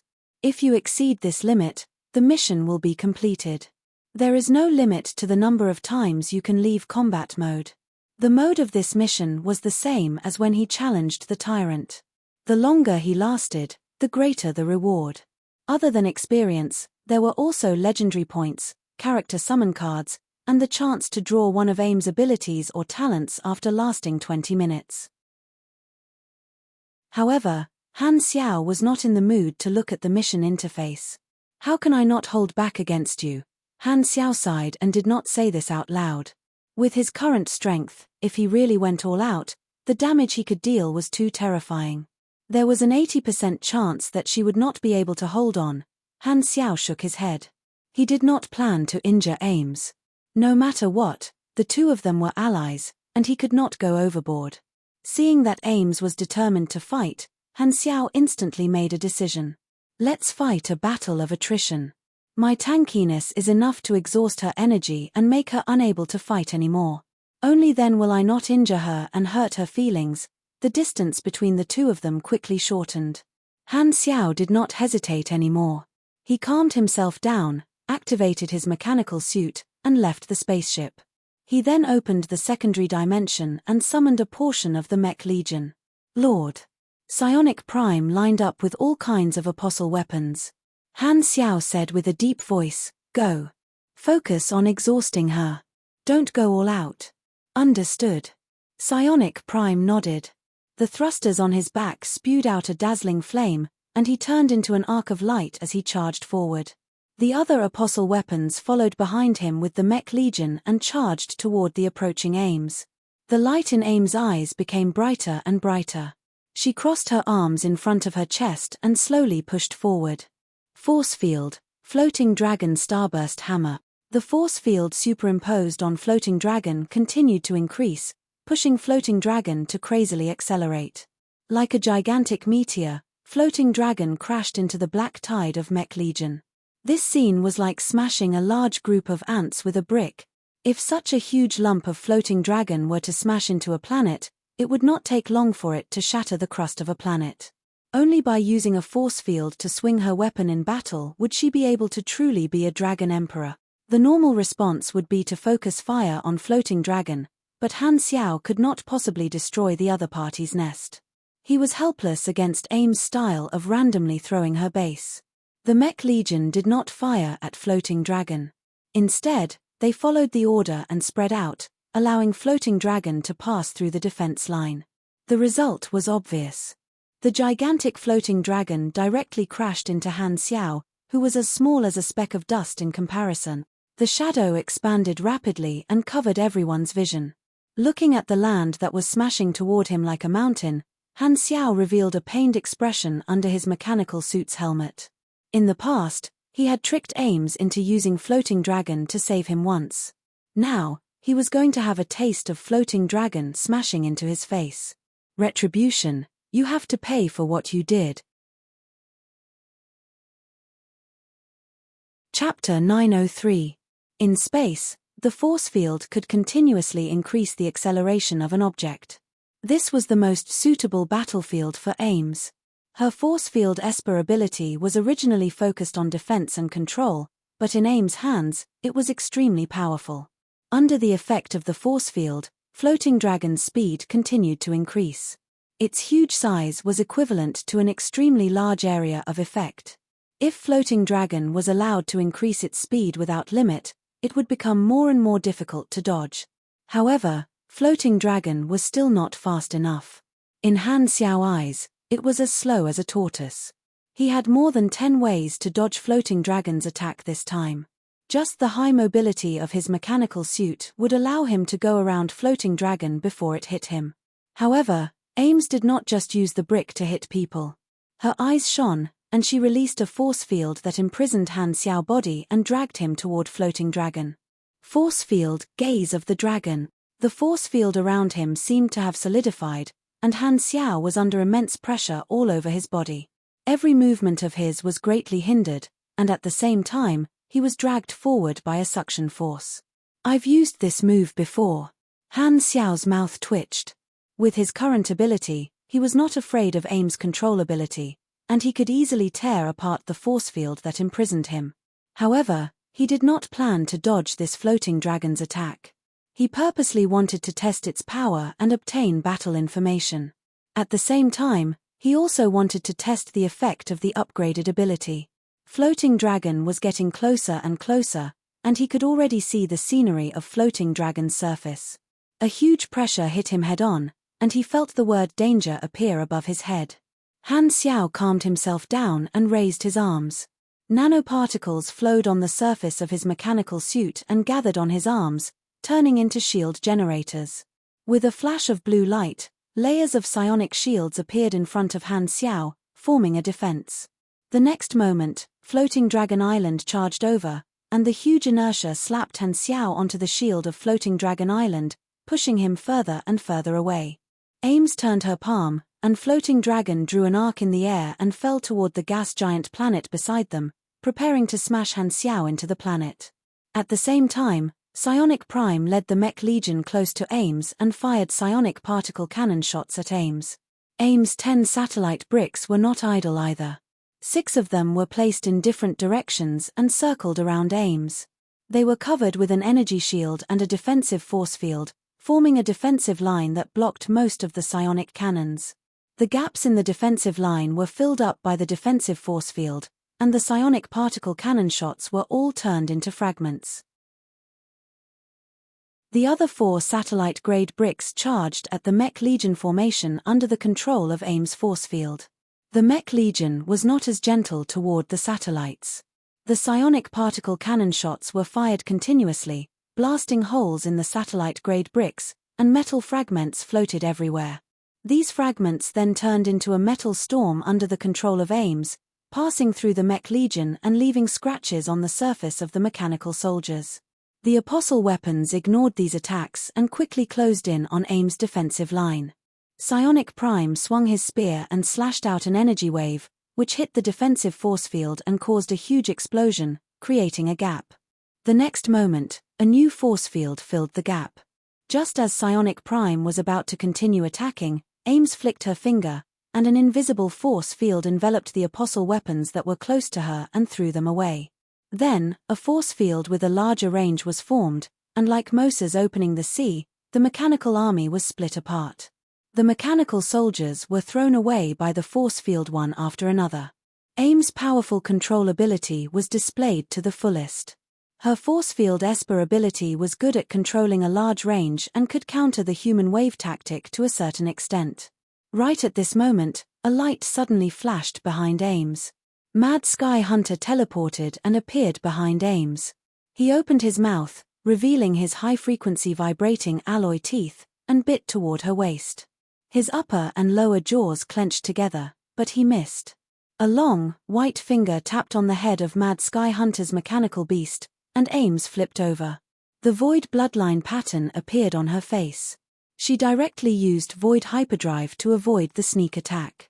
Ever since she was strengthened by the Evolution Cube, her mobility had increased by more than a little. A turbulent force field followed her finger and blasted into Mad Sky Hunter's body. Force field finger shockwave. Cracks appeared on Mad Sky Hunter's body, and a large number of parts were crushed. His mechanical body was heavily damaged, and he was so frightened that he hurriedly jumped away from Ames. The range of the force field Esper ability was very wide, but the closer it was to the main body, the stronger the force field would be. Suddenly, Ames felt the fluctuation of the void dimension. She looked up and saw that Han Xiao, who was slapped on Floating Dragon, had disappeared. He had used Void Hyperdrive to escape from the attack range. Han Xiao shook his slightly numb arm, looked at the combat information, and was speechless. She actually dealt me overwhelming damage. Only a pugilist like Heber would be able to crush Floating Dragon with his head. However, although the damage was high, Han Xiao did not care about it at all. No matter how strong Ames' AoE was, there was a limit to it. His current health recovery rate was extremely high. As long as the enemy's instantaneous explosive power did not reach a certain level or did not have special attack effects such as heavy injury, his main body was not afraid. Floating Dragon, which missed, did not continue to smash toward the gas giant planet. Instead, it made a turn and smashed toward Han Xiao. Its huge body slashed across the planet, and the gas on the surface of the planet showed obvious signs of being stirred, forming a huge storm. Looking down at the planet, it looked like a vortex. In the distance, Ames used Dragon's Gaze again. Han Xiao felt another force field enveloping him, but he had already received the combat information and was not prepared to fall for it this time. He clapped his hands together. Hum. The mechanical suit trembled, and it continuously released repulsive force, creating a field within a few meters. The outer shell was filled with repulsive force, and the inner part was filled with chaotic repulsive force. This field bounced away most of Ames' force fields, and the few that broke through the outer shell were deflected by the internal chaos. Dragon's Gaze was almost ineffective. This was the anti-dragon throne device that Han Xiao had specially built. The principle was to stack repulsive force rings to form a repulsive shield field, which was used to neutralize external force fields and greatly reduce the effect of the force fields on the user. However, it was a mechanical device after all, and there was a limit to its performance. Ames' force fields could be stacked continuously, and she would be able to break through the repulsive shield field if given enough time. Therefore, Han Xiao did not plan to get close to Ames. Instead, he wandered from afar and played a game of hide-and-seek with Floating Dragon while controlling the Mech Legion to attack. Seeing that Han Xiao did not approach, Ames began to move, dealing with the Mech Legion while flying toward Han Xiao. Seeing this, Han Xiao also retreated, maintaining a distance. After getting rid of the control skill of the force field, Floating Dragon could not catch up to him at all. Its mobility was obviously greater than Ames, and it firmly held the initiative. Seeing that one Floating Dragon could not do anything to Han Xiao, Ames' hand formed a claw and made a grabbing motion toward a satellite-grade brick that was charging toward the Mech Legion formation. This satellite-grade brick suddenly stopped, as though it was fixed in place. Then, layers of force fields began to compress, and the increasing pressure caused the satellite-grade brick to tremble. The metal was squeezed inward, and the density gradually increased. Ames' arm slowly stretched backward, and the force field continued to compress, accumulating a huge elastic force. The next moment, her eyes shone brightly, and she clenched her fist and punched out like an arrow. The elastic force stacked on the satellite-grade brick instantly exploded. This satellite-grade brick suddenly spun like a stone shot out by a slingshot, instantly accelerating far beyond the speed of a cannonball and shooting toward Han Xiao. Force field, satellite-grade cannon. The terrifying acceleration directly peeled off a layer of metal shell, almost causing this man-made satellite to disintegrate. Han Xiao's eyes flashed, but he did not dodge the satellite brick at all, ignoring it completely. At the same time, Silver Flash, who was far away, instantly transformed into the main body of the Star Destroyer cannon and fired in the direction of the satellite. The thick bright silver beam accurately hit this satellite-grade brick, and the silver beam directly pierced through it like a table knife piercing through a meatball. The next moment, this metal satellite expanded from the inside out, and a dazzling red light burst out, exploding in front of Han Xiao like an oran. The metal that made up the satellite was instantly melted by the high temperature of the Star Destroyer cannon, and all the fragments turned into red molten metal streams like splashing orange juice. A huge man-made satellite was blown up in front of his eyes, and Han Xiao casually dodged the splashing hot melted metal. This was like a signal, and more satellite-grade bricks also reached the limit of their durability and were blown up by the concentrated fire of the Mech Legion. 3 more satellite-grade bricks were quickly destroyed. There were only 6 satellite-grade bricks left under AIM's control, and they were also heavily damaged, as if they would disintegrate at any moment. Looking at this scene from afar, Han Xiao had a calm expression as he muttered to himself, "What are you going to do next?" AIM's attacks were fierce, but they did not cause much damage to Han Xiao at all. The mechanical soldiers that had been strengthened many times were extremely tough, and they were no longer substandard products that could be easily crushed by force fields. Although it seemed like AIM's had the initiative, in reality, Han Xiao had been controlling the rhythm of the battle with ease the entire time. AIM's also felt this and narrowed her eyes. My attacks were useless against him, and they were all nullified by him. She could see that Han Xiao was mainly defending and did not have any desire to attack. He was obviously going easy on her. But even so, she could not do anything to Han Xiao. Has he already grown to this stage? AIM's narrowed her eyes and finally experienced firsthand how strong Han Xiao was. The difference in strength was already very obvious, and Black Star was much stronger than her. However, her emotions did not fluctuate too much. The battle was not over yet, and she would not give up halfway. AIM suddenly grabbed toward the gas giant, and a large group of meteorites turned into her weapon under the guidance of her force field. Like meteors, her fists smashed toward the Mech Legion. Force field, Dragon Breath Meteor Punch. This planetary ring was her huge arsenal. No wonder you purposely chose this place as the battlefield. Han Xiao nodded in his mind. The meteorites in the planetary ring continued to become AIM's weapons, smashing toward the Mech Legion time and time again. The Mech Legion also shattered the incoming meteorites time and time again.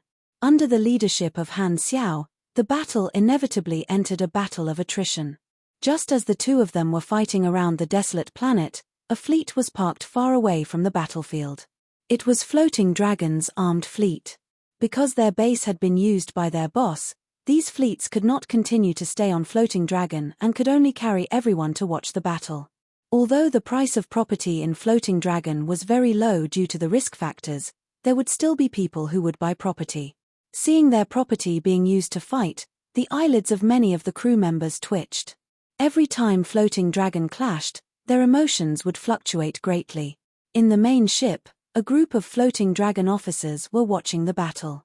Seeing that their leader was gradually being forced into a passive position, their expressions were not good. Black Star was indeed their ally, but as members of Floating Dragon, they naturally hoped that AIM's would win.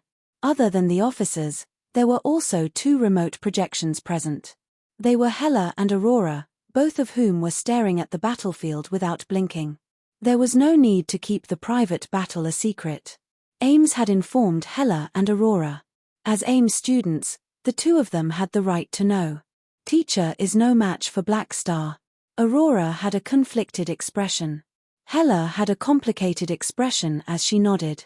The identities of the 2 sisters were a little awkward. They were Black Star's officers and Dragon Emperor's students. Both sides were close to each other, so they did not know who to support. Hela had studied with AIM's for 10 years and was very clear about how strong AIM's was. Her heart was filled with respect for her. Seeing her beloved teacher being suppressed by Blackstar, she had a complicated feeling. The aftermath of the battle between Beyond Grade has also made her understand that this was not a battle she could participate in. It was still too early for her current level. Even with Hella's strong personality, she could not help but have some self-doubt. Beyond Grade as are too scary. Planets are just their toys. Can I really have such a strong ability? Countless meteorite fragments and metal parts floated on the battlefield. The tug-of-war between the two of them lasted for a very long time. Controlling the force field for a long time had drained a large amount of Aim's energy and stamina. Her forehead was covered in sweat, and her condition was obviously declining. The strength of her force field and the range of her ability were gradually decreasing. On the other hand, Han Xiao was still as lively as ever. He had efficient energy absorption, so the efficiency of his mana recovery was not something Ames could compare to.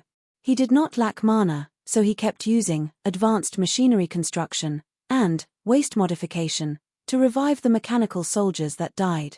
The army's losses were minimal. As Ames' condition declined, his control of the battlefield became more and more obvious. Ames' defensive force field was already broken through by the apostle weapons. She had to deal with the many apostle weapons and could not even take care of herself. She no longer had the energy to attack Han Xiao. Psionic Prime stabbed his spear toward Ames' abdomen. Ames twisted her waist and dodged the attack head-on. Psionic Prime's spear brushed past her defensive force field. Another apostle weapon, Gold Prime, attacked from the side, but its fist was blocked by the force field. Ames raised her leg and lashed out like a whip. The leg strength strengthened by the force field instantly created a huge hole in Gold Prime's abdomen armor. She then slapped Gold Prime away, and its parts flew everywhere. Suddenly, another apostle weapon shot out a psionic cannon, shattering the force field behind her back and hitting her body. Ames immediately frowned and felt pain. Seeing this, Han Xiao, who was watching the battle from afar, had a gleam in his eyes. It's about time. She doesn't have much energy left. At this time, Ames suddenly looked up at Han Xiao, who was slacking far away. She pulled with both hands and released a powerful suction force with her body as the center, pulling all the apostle weapons and mechanical soldiers toward her. Caught off guard, the mechanical soldiers were squeezed into a pile. At this time, Han Xiao's senses suddenly moved, and he sensed the fluctuation of the void dimension. Without hesitation, Han Xiao turned around and raised his arm. The whip kick wrapped in a powerful force field was blocked by his arm. It was Ames, who had jumped behind him. You actually dare to get close to me. Are you putting all your eggs in one basket? Han Xiao's eyes flashed, and he grabbed Ames' calf and pulled her toward himself. His other hand formed a fist and punched toward Ames' abdomen. Bang! In a hurry, Ames blocked the heavy blow with the force field on her abdomen. At the same time, she raised her palm, and the compressed force field turned into a sharp invisible blade, slashing toward Han Xiao's neck. However, her palm was only halfway through when Han Xiao grabbed Ames's leg with one hand and her neck with the other.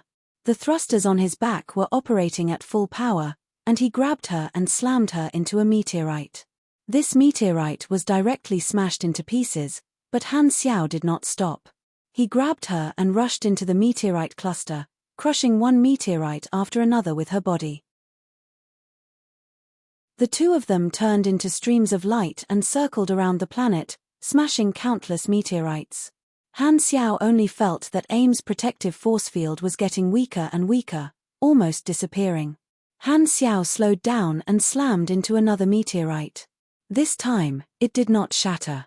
Instead, he pressed Ames into the meteorite and made the two of them stop. The mechanical suit ejected a ring of oxygen and enveloped the two of them. Han Xiao put away his helmet, revealed his head, and shook it. You're almost out of energy. You lost. At this time, Ames was frowning, enduring the pain. There were many scratches on her black dress, revealing her fair skin. Her slender neck was roughly held in Han Xiao's hand, and one of her legs was clamped by Han Xiao's arm. She could not break free even if she wanted to.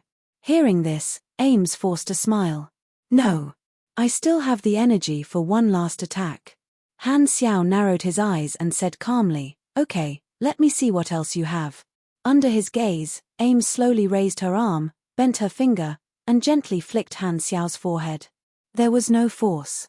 Han Xiao raised his eyebrows, and he was a little surprised.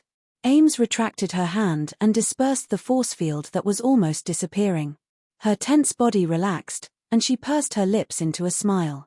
Okay, I've used up my last bit of energy. You win. Han Xiao let go of Ames's neck and touched his forehead helplessly. Naughty. Chapter 904. One of her legs was still clamped under Han Xiao's arm, and her skin was stuck to the cold mechanical suit. Ames tilted her head. Please let go of my leg. Han Xiao let go of his hand and took a step back, allowing Ames to retract her snow-white leg and retract it into her black dress. Looking at Ames's dress that was severely damaged in the battle, Han Xiao raised his hand, and nanoparticles flowed, turning into a cloth material to patch up the hole in the black dress. He could not let Ames look too pathetic in front of her subordinates. Catcher. Ames controlled her force field to dig herself out of the meteorite. She straightened her body and stretched. The many bruises caused by crashing into countless meteorites were still hurting. It hurts. Ames rubbed her slender waist and frowned. Forget it. I was the one who suggested the spar. I asked for it. I've already held back. Han Xiao shrugged. Sigh, you're still the stronger one. Ames sighed, but her expression was calm. It was as though she had expected this result. Black Star handled the entire battle with ease and firmly controlled the situation. Ames finally had the most direct understanding of his strength. Don't be discouraged, Before Han Xiao could finish, Ames waved her hand and interrupted him with a faint smile. All right, who do you think I am? A loss is a loss. Do I need you to coax me? I've sparred with Hela so many times. I'm used to it. Han Xiao scratched his chin. As he spoke, he turned around and told the Mech Legion to clean up the battlefield. Looking at the wreckage of the satellite bricks floating in space, he thought for a while and said, "The weapon I made for you is broken. I'll get the logistics department to make another batch for you after some time. Of course, you'll still have to pay for it." I know. Ames nodded and had no objections. After all, she was the one who initiated the challenge and broke the weapon that Han Xiao had given her. She could not possibly ask him to give it to her for free. As a Beyond Grade A, she still needed her face. The battle ended, and the floating dragon fleet watching from afar also slowly approached. Ames took a deep breath and used the little bit of energy she had just recovered to stop Floating Dragon. Floating Dragon's protective shield opened, and the fleets landed on the dock. The floating island's combat mode was deactivated, and the buildings hidden underground emerged one after another. Many people hurried to check on their houses and assess the damage. The logistics team led by Haya began to work and repair the house. Han Xiao and Ames adjusted their clothes before flying toward Floating Dragon Island. The moment the two of them stepped onto the dock, they attracted the attention of everyone around them. The members of Floating Dragon Island had all seen with their own eyes how Ames had lost to Han Xiao, and their own boss seemed to have been taken advantage of. At this moment, they were filled with displeasure. Jenny could not help but walk up and glare at Han Xiao. She then carefully sized up Ames and asked worriedly, "Are you okay?" "I'm not injured, just a little exhausted." Ames waved her hand, turned around, and said, "Black Star, let's talk in my palace." Then, she walked toward the main palace. Han Xiao put away his mechanical suit and followed. Walking into Floating Dragon Island's palace, Ames brought Han Xiao to the back garden and sat beside the stone table. She controlled her force field to pour 2 glasses of wine and place them on the table in front of the two of them. She picked up a glass and took a sip. Seeing that Han Xiao did not move at all, her red lips curled up into a smile. "This is dragon bone wine brewed by Aesop using the bones of the void dragon race. I rarely serve it to others. To actually use fossils to brew wine, what kind of dark recipe is this?" Han Xiao clicked his tongue, picked up the glass, and took a sip. He felt a line of fire flowing down his throat, giving him a taste that was no less than a mouthful of magma at a temperature of more than 1,000 degrees. Then, a strong aftertaste surged up, and he smacked his lips in appreciation. This time, Ames spoke with a sigh. Your current strength has already surpassed mine, and it only took you 20 years. I've wasted all this time. Compared to you, I've always been in the same place. It's not that serious. You're just lazy, Han Xiao joked. Furthermore, if you were to work hard, you wouldn't be you anymore. Am I a lazy person in your heart? Ames rolled her eyes. Is that not the case? Han Xiao laughed. Humph, but compared to you, I'm indeed not that ambitious. Ames shook her head helplessly and did not refute. The fact of her defeat made her attitude toward Han Xiao change slightly. Every Beyond Grade A knew how difficult it was to become stronger, and the rule between the strong was to respect the strong. Ames put down the glass, looked straight into Han Xiao's eyes, and said softly, to become so strong in just 20 years, you must have suffered a lot, right? Han Xiao was stunned, feeling that this sentence was a little familiar. This sentence, seems like I've said it somewhere recently. Suppressing the strange feeling in his heart, Han Xiao coughed and said perfunctorily, it's fine. It's all right. You've already gained a foothold in the universe. Do you have any plans for the future? Ames played with the hair on her temples. Continue to develop and accumulate strength. Hearing this, Ames paused and blinked. You feel that your current strength is not enough. Before reaching the limit, strength will never be enough. Han Xiao shook his head. Actually, there's something I don't understand. Ames sat with her legs crossed, one hand in front of her stomach, the other holding her chin. Her deep eyes were filled with doubt as she stared into Han Xiao's eyes and slowly said, about 8 years ago, why did you stop? Why didn't you stop? At that time, you said that you didn't have the ability to stop, but you didn't tell me the reason. What are you afraid of? You're already a powerful Beyond Grade A with the dynasty behind you, standing at the peak of the universe. What is it that can still make you so afraid? Hearing this, Han Xiao hesitated. What he was afraid of was naturally the final boss of the later stages, the World Tree civilization. 8 or 9 years ago, he was still a calamity grade, and their positions were not equal. Han Xiao did not tell Ames, but now that his identity was different, his words finally had weight. He thought for a while, made a decision, and slowly said, I have some information. In the distant future, there will be a disaster that will sweep across the entire explored universe. At that time, no one will be able to stay out of it. There will be nowhere to run. Ames was a little surprised and frowned. If it's a disaster of this level, the 3 universal civilizations will naturally worry about it. What are you afraid of? When this calamity breaks out, even Beyond Grade as are no more than slightly larger ants. How can any egg remain intact when the nest is overturned? Ames subconsciously rubbed the wine glass with her fingers and softly muttered to herself, is that so? So that's how it is. You have such concerns. I thought your motivation came from your ambition that can never be satisfied. She did not doubt Han Xiao's information. Everyone had different information channels. Just with Han Xiao's position in the dynasty, he could know many secrets that she could not reach. Furthermore, Black Star had no reason to lie to her. The atmosphere fell silent. Ames lowered her head and twirled the wine glass with her fingers as if she was thinking. Han Xiao did not continue speaking and focused on tasting the void dragonbone wine. After twirling the wine glass a few times quietly, Ames raised her head and said softly, I can't be lazy anymore. It seems that I can't always be lazy. If that day really comes, I will fight alongside you. That would be for the best. Han Xiao smiled. In his previous life, due to the destruction of Floating Dragon Island, Ames' fate was unknown before the World Tree version. Now, Ames was left on Floating Dragon Island and did not go out to play. What happened to Ames in his previous life would not happen again. The impact of Han Xiao had changed Ames' fate. She should be able to survive until the World Tree appeared. At this time, Jenny walked in, ignoring Han Xiao beside her, and said with a deep voice, Your Excellency Dragon Emperor, the damage assessment has been calculated. I need you to take a look. Got it. Ames nodded and looked at Han Xiao. I have some things to deal with, and my energy has not fully recovered. I'm a little tired and need to rest. Han Xiao stood up. Alright, go do your things first. I'll accompany you on Floating Dragon Island for a while until you fully recover. I'll also go to Blue Star to take a look. Okay. Ames knew that Han Xiao was concerned about her and smiled. Han Xiao nodded and left. Watching Han Xiao's back take off, Jenny's tensed face relaxed.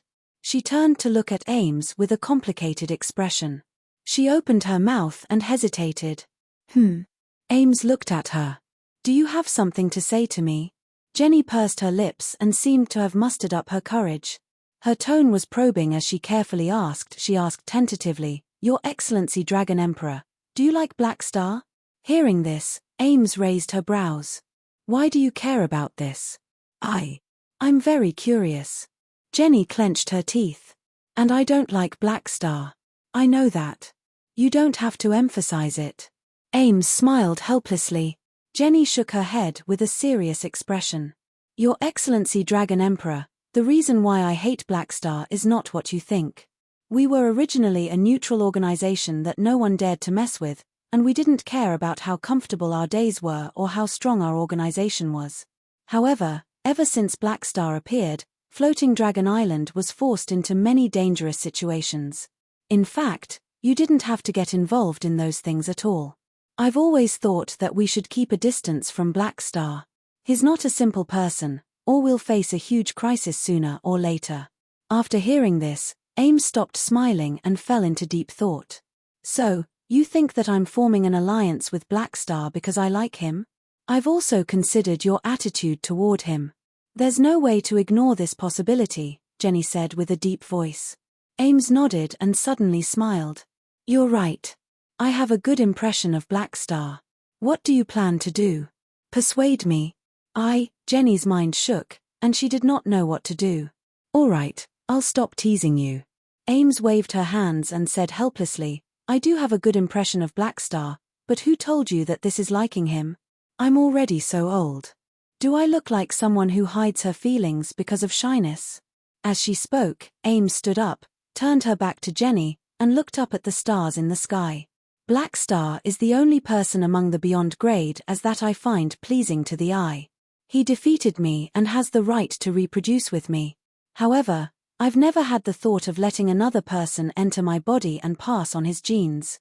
My good impression of him comes partly from his help to Floating Dragon Island, and partly from my admiration for him. My relationship with him is indeed very close, and he's one of the few good friends and comrades that I can trust. However, when have you ever seen me in a relationship with him? Jenny heaved a sigh of relief. She knew it. There was no basis for any feelings between Her Excellency Ames and Black Star. It seemed that she had misunderstood. However, Ames' next words made Jenny's heart skip a beat again. However, there's still a long way to go. My thoughts might change. If one day in the future, I develop an interest in reproducing. Ames thought of the scenes she had with Han Xiao, shook her head, and smiled. Black Star is the only candidate. Catcher. The communicator in Jenny's hand was broken in half. On the other side, Han Xiao retrieved all the Mech Legion and metal parts, told Philip to control his spaceship to stop at Floating Dragon Island's dock, and returned to the spaceship alone. After closing the hatch, Han Xiao immediately opened the interface. Dragon Emperor Ames' mission was already displayed as completed. The tug-of-war between the two of them had already lasted for more than 20 minutes, and they had completed every level of the mission. The highest level reward was to draw one of Ames' abilities or talent. Bear with it, bear with it. Han Xiao let out a breath and calmed himself down. Fu Ding and Nero were not by his side, and he did not want to gamble with his bad mood. Suppressing the urge to chop off his hand, Han Xiao looked at the other mission rewards. High EXP, 1 legendary point, and 1 Ames character summon card. P.S. Unknowingly, the super godly mechanic has been serialized for almost 2 years. Thank you, brothers, for your support.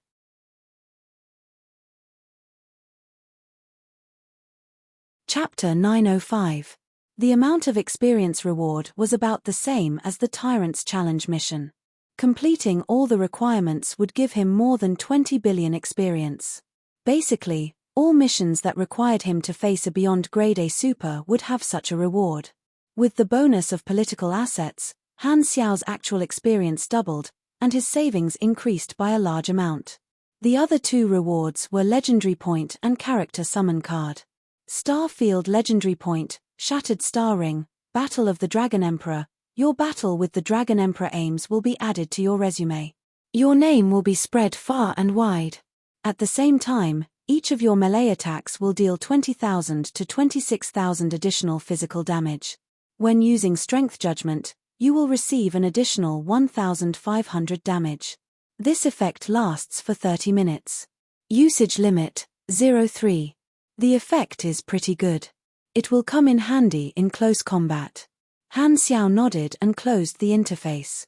After cleaning up the battlefield, Floating Dragon returned home, and Han Xiao followed. The battlefield was not far from Planet Aquamarine, and Floating Dragon returned to Planet Aquamarine without spending much time on the way. It stopped in outer space. Spaceships took off and landed on this blue planet one after another. Now that Planet Aquamarine was connected to the Galactic Society, the development opportunities brought by the galactic financial groups allowed Planet Aquamarine's civilization level to increase rapidly. Now, it already looked like a galactic city. After returning to his mother planet, Han Xiao planned to inspect the changes in Blue Star. After thinking about it, he decided to invite Ames along. Although Ames did not seem to care about losing, Han Xiao needed to eliminate any negative factors to maintain their relationship as allies. Thus, he took this opportunity to spend time with Ames and strengthen their relationship, minimizing the negative effects of the battle. Ames looked down at the blue star from the sky every day, but she rarely visited the surface cities. Since Han Xiao invited her, she did not reject. The new western capital was the capital of Star Dragon, one of the 6 nations of High Lan. The Black Star City that Bennett was in was where the Army's subbase was located. It was also the political core of the Aquamarine Federation. It continued to expand in the Gorst Wilderness and attracted countless people. Now, it was almost saturated. Later, the galactic financial groups set their eyes on other big cities that were not so strictly controlled and built many economic cities. The new western capital was developed in this way and was a first-tier city of the Blue Star. It was just past noon, and the bright sunlight infused the city with exuberant vitality. The bustling streets were bustling with activity. Not only were there Blue Star humans, but there were also other galactic races occasionally. There was an endless stream of hovering cars in the sky, and when they passed overhead, they brought with them the slight humming sound of the anti-gravity engine. Convenient public trains carried the citizens and traveled in an orderly manner on the crisscrossing rail network in the city. Everywhere they looked, it was a peaceful scene. Han Xiao and Ames hid their auras and deliberately lowered their presence in the eyes of others so that no one would notice their existence. The two of them walked side by side on the streets and casually observed the situation in the city. They stopped and chatted along the way. 2 children chasing each other ran past Han Xiao with carefree and happy smiles on their faces. Han Xiao retracted his gaze and sighed. It has been more than 10 years since the mutation disaster, and the Blue Star people have already walked out of the shadows. They have opened their hearts and embraced a new life, giving birth to a new generation. This feeling is really good. This is all your work. Do you feel a sense of accomplishment? Ames chuckled. A little. Han Xiao was not embarrassed to admit it. Although he had chosen to save his mother planet, it was completely for the sake of his own interests. He had only done so for the sake of the Blue Star players. However, looking at the current results, he was indeed quite satisfied. After all, there were not many people who did not like beautiful things. During the mutation disaster, you invited me to visit your mother planet. At that time, the feeling that Blue Star gave me was one of despair and nervousness. The people were confused about the future and did not know if they could live past tomorrow. It's completely different from now. Ames shook her head. You gave this planet a new lease of life. I guess I'm the so-called turning point in history, haha. Han Xiao laughed.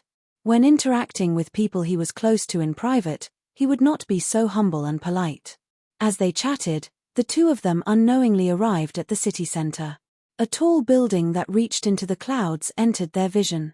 That was the old site of the Dragon Horn building in Stardragon, but it had been renovated into a new building. It was a branch building built by a galactic financial group.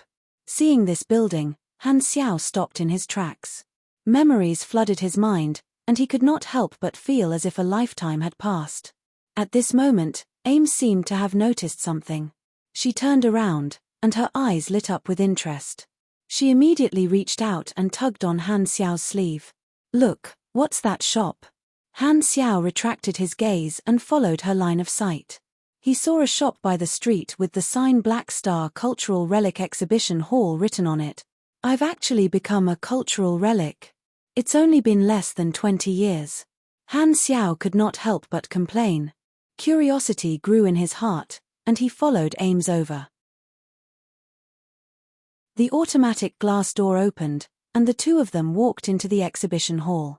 They saw that it was a small 3-story building with glass cabinets filled with all kinds of items. At this time, this small exhibition hall was deserted, and there was not a single person in sight. There was a counter at the entrance, and there was a sign with the price of the tickets written on it. A woman was sitting behind the counter. She seemed to be an employee, and her upper body was on the table.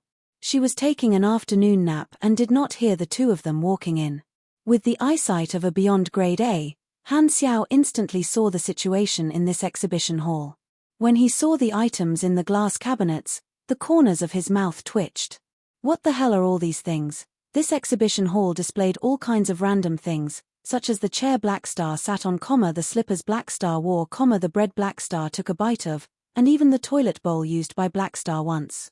Han Xiao swore that he had never seen the toilet bowl in this glass cabinet before. Ames blinked, pointed at one of the cabinets, and curiously asked, "Did you really like wearing diapers in the past?" "You're the one who wears diapers. Who hasn't worn diapers when they were still babies?" Ames shrugged. Their conversation alarmed the female employee lying on the counter. She raised her head, rubbed her sleepy eyes, and walked out from behind the counter. She walked in front of the two of them, yawned, and said, "This is a small business. We don't accept ANAs for payment. The entrance fee is 400 aquamarine credits. I will introduce the origin of each artifact to you. If you're interested." This woman suddenly saw the appearance of the two of them clearly. She had just finished yawning, and her mouth was still open. Her face was filled with shock. Han Xiao originally wanted to ask where these artifacts came from, but when he saw the appearance of this woman, he suddenly felt that she looked familiar. "Wait a minute, I think I know you." Before he finished speaking, this woman's face suddenly became excited. She suddenly opened her arms, as though she wanted to rush forward and hug them. However, just as she made this gesture, her face suddenly froze. As though she had thought of something, her hands hung in the air, and she did not hug them. The next moment, she awkwardly put down her hands, and her expression became uneasy, as though she did not know where to place her hands.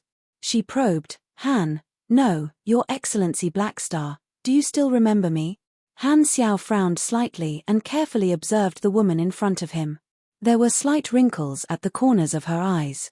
She seemed to be a little old, but she still had her charm. She should have been very beautiful when she was young. Her body was tall and curvaceous. However, under the vision of a beyond grade A, this kind of beauty was not attractive at all. Every promotion was a process of improving one's body composition. A beyond grade A would be able to see the smallest structure clearly.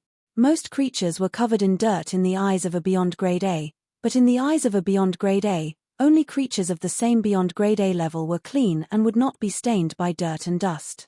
Han Xiao compared the faces in his memory and instantly found an image that matched.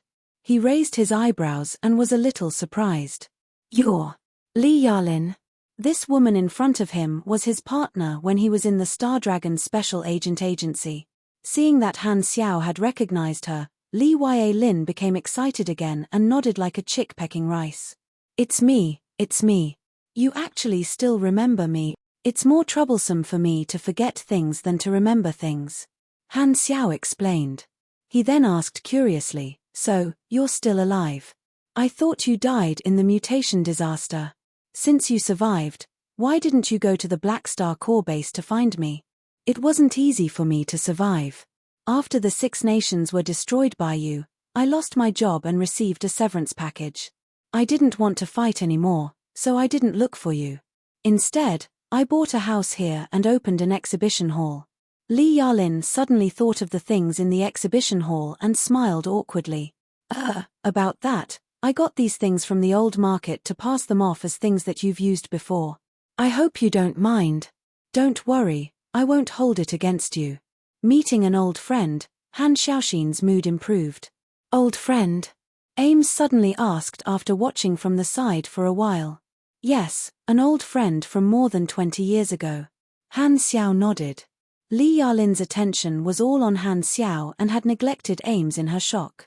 Only now did she recover from her shock and hurriedly bowed. Greetings, Your Excellency Dragon Emperor. I apologize for not noticing you earlier. Please forgive me. Ames smiled and nodded, indicating that it was fine. Sigh, you and I are old friends. There's no need to be so restrained. Han Xiao waved his hands. How can I do that? Li Yarlin was a little uneasy. You're already a real big shot now. More than 20 years had passed, and her old friend had already reached a level that she could never reach. He was a great person of the planet who frequently appeared on the news. Li Yarlin had forcefully stopped herself from hugging Han Xiao earlier because she thought of the huge gap between their identities. Han Xiao also realized this. He could not help but feel that things were still the same, but the people had changed. He thought about it and smiled. Now that I think about it, I seem to owe you a sum of money. Li Yarlin was stunned for a moment before waving her hands. That was so long ago. I don't care about it anymore. You don't have to. All right, I've already transferred the money to you. Take a look. Han Xiao interrupted her. Beep. The sound of the communicator accepting a message could be heard in the room. TSK, I didn't tell you my account number. How did you know? Li Yarlin was shocked. She had no choice but to take out the communicator from the drawer. With just one glance, her whole body froze. This, 1 million aners. This amount should be enough to compensate for the interest for more than 20 years. Han Xiao smiled and felt that he was exuding a golden aura. That's too much. Li Yarlin was at a loss. This is nothing to me. At most, it's pocket money. Just keep it and don't have to worry about living in the future. Han Xiao looked around, coughed, and said, so find a time to close this shop. Ames could not help but laugh. You look very much like those galactic pirates who paid me protection fees in the past. No one will think you're mute if you don't talk, Han Xiao said with annoyance. Seeing that Li Yarlin was still in disbelief, Han Xiao looked around, took out a piece of paper from behind the counter, wrote down his communicator number, and handed it to Li Yarlin. You can call me anytime in the future. If you have any problems, you can come to me. Li Yarlin quickly calmed herself down, put the paper away carefully, paused, and said with an extremely serious tone, thank you. You're welcome. This amount of money is nothing. That's not what I meant. Li Yarlin took a deep breath, bowed deeply, and said, I'm thanking you on behalf of the entire Blue Star. What you did saved everyone, including me. I didn't have the chance to tell you before. You'll always be my hero. Ames chuckled and joked, what about me? Yes, you're my hero too. Li Yarlin hurriedly bowed again. At this time, a few more guests walked in together. When they saw this scene, they were a little confused. After carefully looking for a while, they suddenly became excited. Your Excellency Black Star? Oh my God, it's really Black Star. These people rushed up and surrounded him. They were so excited that their faces were red. Among 100 Blue Star people, perhaps only one person did not know what Han Xiao looked like. Part of it was thanks to the landmark Black Star statue Bennett built in Black Star City, and part of it was thanks to the textbooks. Can we take a picture with you? One of them said excitedly and took out his communicator. Of course. Han Xiao smiled. He had nothing to do anyway, so it was fine to take some time. The few of them excitedly took turns to take photos with Han Xiao, and some passers-by who were passing by were also attracted. Very soon, more people heard the news and arrived, forming a long line outside. This small exhibition hall became crowded, and it was extremely noisy and lively. It was as if it had turned into a fan meeting. Han Xiao did not refuse anyone and took pictures with the happy Blue Star citizens. Camera flashes sounded continuously, and one photo after another was posted on Blue Star's social network by the excited citizens. The news of the Great One's appearance spread instantly, causing Blue Star's netizens to celebrate. Countless people flocked to the exhibition hall. Looking at Han Xiao busily taking pictures with people, Ames's eyes sparkled, and the admiration in her eyes never disappeared.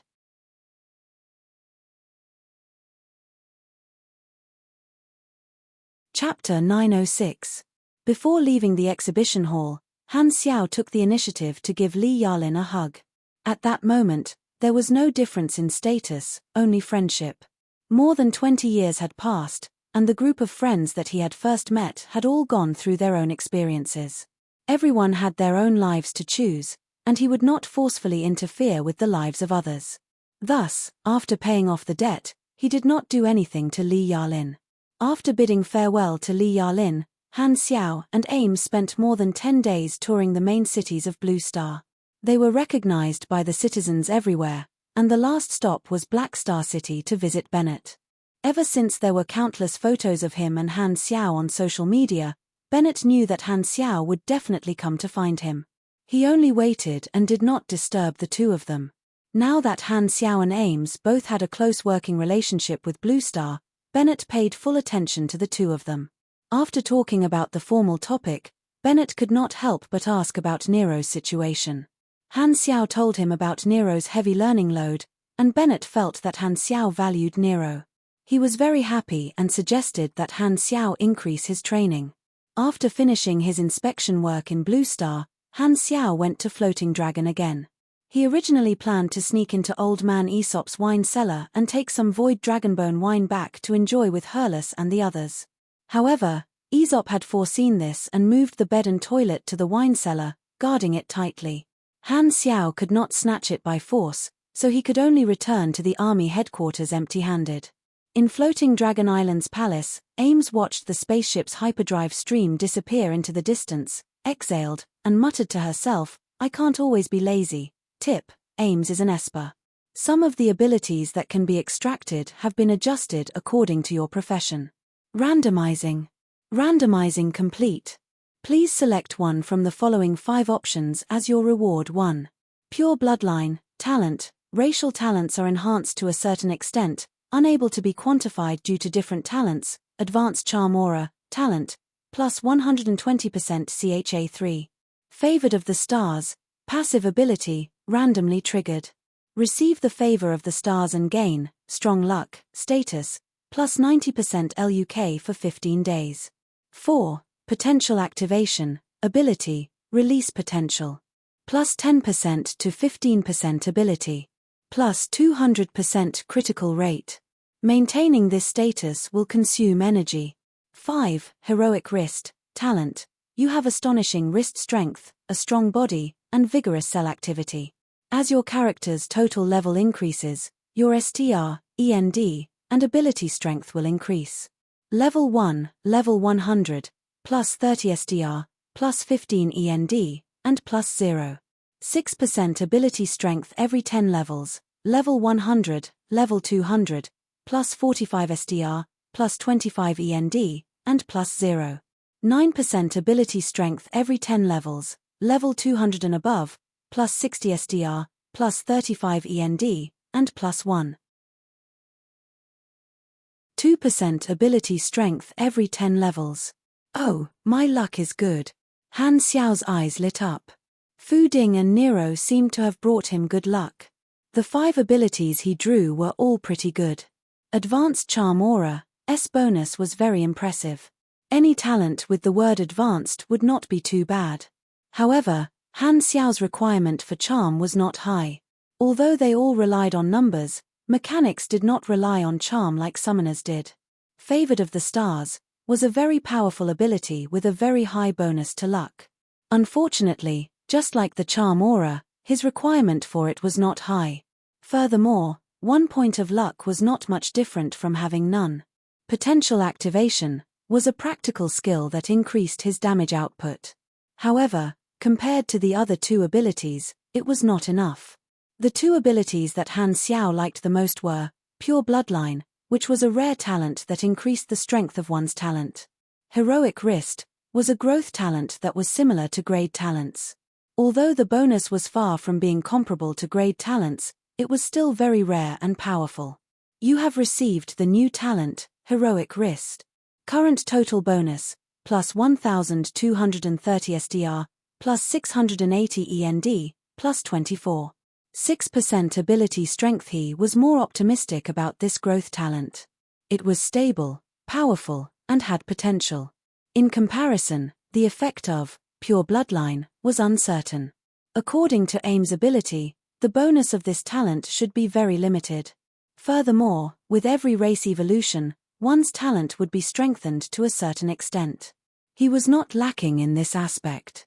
His combat style was mainly based on the Mech Legion, and this talent could only be used by his main body or the Lord's Carrier. The bonus of ability strength was applicable to the entire Mech Legion, increasing the overall damage output. Currently, he only had Transcendent and Supreme Power, which directly increased the strength of his abilities.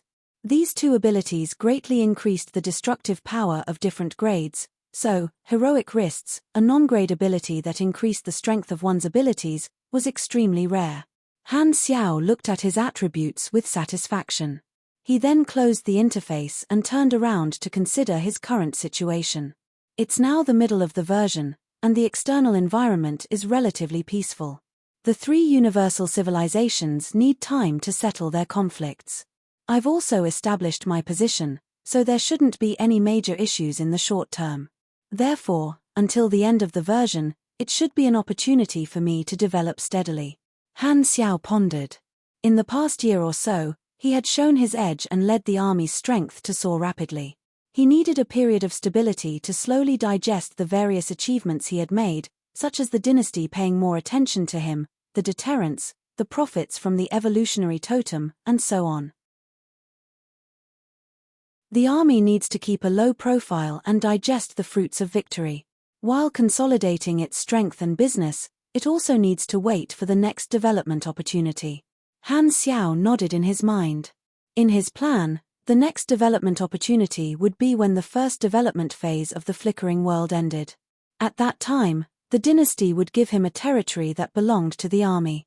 At that time, he would be able to develop the machinery civilization and the Black Spirit race. At the same time, this would also be an opportunity to seize the advantage of version 4.0. With the opening of the version 4.0 world server, the players of the various starfields finally gathered together and started a true faction war. The nickname of the fourth calamity, the Cancer of the Universe, also started in this version. In the next version, it was inevitable that the players would cause trouble. Being the first to gain a territory in the world server would be of great benefit to him and the army players. At that time, as the largest player faction in the Shattered Star Ring, the Black Star Corps would not be able to avoid being involved in the faction war between the players. There were pros and cons, but there would definitely be a storm. The players of the Shattered Star Ring had already experienced many major events in version 3.0. At the beginning, there was the Secret War, the army commander breaking through to the Beyond Grade A realm, the alliance between the army and the dynasty, the exploration of the flickering world in the middle, the Battle of Planet Lighthouse, the fall of Escod, and the Gulal Civil War.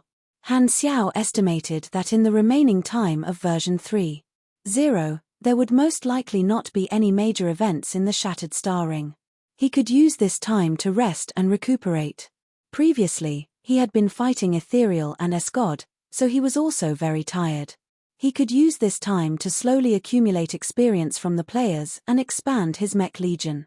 It had not even been 2 years since he became a Beyond Grade A mechanic, and there was still a long way to go for his Mech Legion to reach the level of Manison. Not to mention Manison, even compared to other experienced Beyond Grade A mechanics, his Mech Legion was not that big. I'll keep a low profile and farm for a period of time. I won't cause any trouble for now. Han Xiaoshin made up his mind. Under Han Xiao's strategic instructions, The Black Star Corps temporarily slowed down their pace of development and focused on stabilizing their current scale and business. At the same time, they optimized their internal structure to reduce their burden. The trading of the evolutionary totem caused a huge commotion in the universe, and many civilizations in the various star fields made up their minds to form partnerships with the dynasty in various aspects. They joined some of the trade and political alliances led by the dynasty in exchange for the right to purchase the evolutionary totem. The Red Empire gained political influence, Han Xiao gained a large number of civilization customers, and the army had abundant funds. It was a win-win situation. This kind of monopoly made countless galactic financial groups extremely jealous. Even super financial groups like the Limitless Financial Group were interested. Unfortunately, with the Red Empire backing them and the Black Star Corps being the local tyrant far away in the Shattered Star Ring, these financial groups were unable to interfere even if they wanted to. On the other hand, due to the previous conflicts, the three universal civilizations consciously reduced the friction between them. Thus, the Radiant Federation and the Arcane Church temporarily chose to wait and see on the issue of the evolutionary totem. Due to the peaceful gesture made by the three parties, the galactic environment became stable again, and the effects of the Crimson Tide that had lasted for more than a decade gradually faded. The three universal civilizations gave the disobedient children a harsh beating, using practical examples to show the universe what it meant to be a noisy child who would get punched. The division of the fallen ark also gradually came to an end. A portion of the criminals were captured by the three universal civilizations, a portion of them joined the criminal organizations of other starfields, and a portion of them set up their own organizations. The remaining criminals were gathered by some people and continued to operate under the name of the Fallen Ark. The new leader seemed to be the former deputy of Isgod, Harkison. The new Fallen Ark's strength had shrunk greatly, and they entered a frozen state. They did not move in the eye of the storm and kept a low profile. The army players were mainly involved in two major events. One was the long-term exploration of the flickering world, and the other was the Gulal Civil War, helping the Pioneer Party reclaim their lost land step by step and destroying the Ancient Emperor Party and the Descender Party. The players' influence on the Civil War was constantly increasing, so they were never tired of it. In conclusion, the situation in the galaxy was occasionally frictions, but the overall situation was stable. Under the tacit agreement of the three universal civilizations to keep a low profile, a year and a half passed quietly. Version 3.0 had finally reached its end. In order to thank everyone for their support and love over the past 2 years, on May 19th, at 6 p.m., I will send a wave of red packets to everyone on my public account. Search for Chi Pagya on Weibo. If you follow me, you will be able to participate in the event.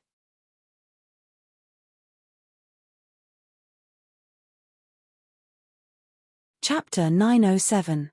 Godly Mechanic will be updated a little later today. Please wait for a moment.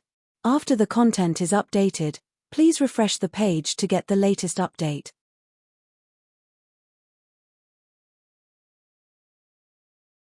Chapter 908. The metallic cabin walls were full of scratches and holes, and the exposed energy circuits were damaged. Sparks were constantly sputtering. The cabin of this ship had experienced a fierce battle. The flames were crackling, and the floor was full of the shattered corpses of the crew.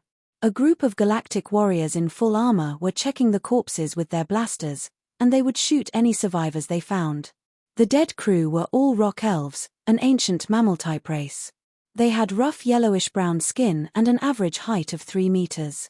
Although they were made of flesh and blood, they were born as hard as rocks. They were good at finding rare ores and metals, and they were one of the stronger galactic civilizations in the Sea of Star Spirits. The uniforms of these crew members had the symbol of this civilization, proving that this spaceship belonged to the official forces of this civilization.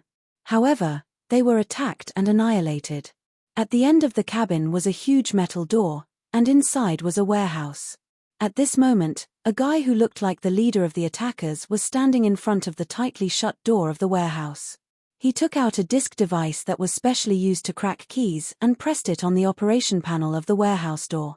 A high-frequency beeping sound rang out. The next moment, The door of the warehouse was unlocked and opened slowly. The leader of the attackers walked in and saw hundreds of evolutionary totems neatly placed in the warehouse. "We have the items. Go count them and move them back to our spaceship." The leader of the attackers nodded with satisfaction and waved his hand, ordering his subordinates to do the job. The Rock Elves had purchased a batch of totems from the Black Star Corps, and the news was leaked. This group of attackers had set up an ambush in advance with the goal of snatching the evolutionary totems. Even the accompanying fleet was wiped out by this group of attackers. To be able to rob the official forces of a galactic civilization, they were clearly not small characters. These attackers were also galactic mercenaries, but they were of a different nature. Mercenaries could be roughly divided into 3 types.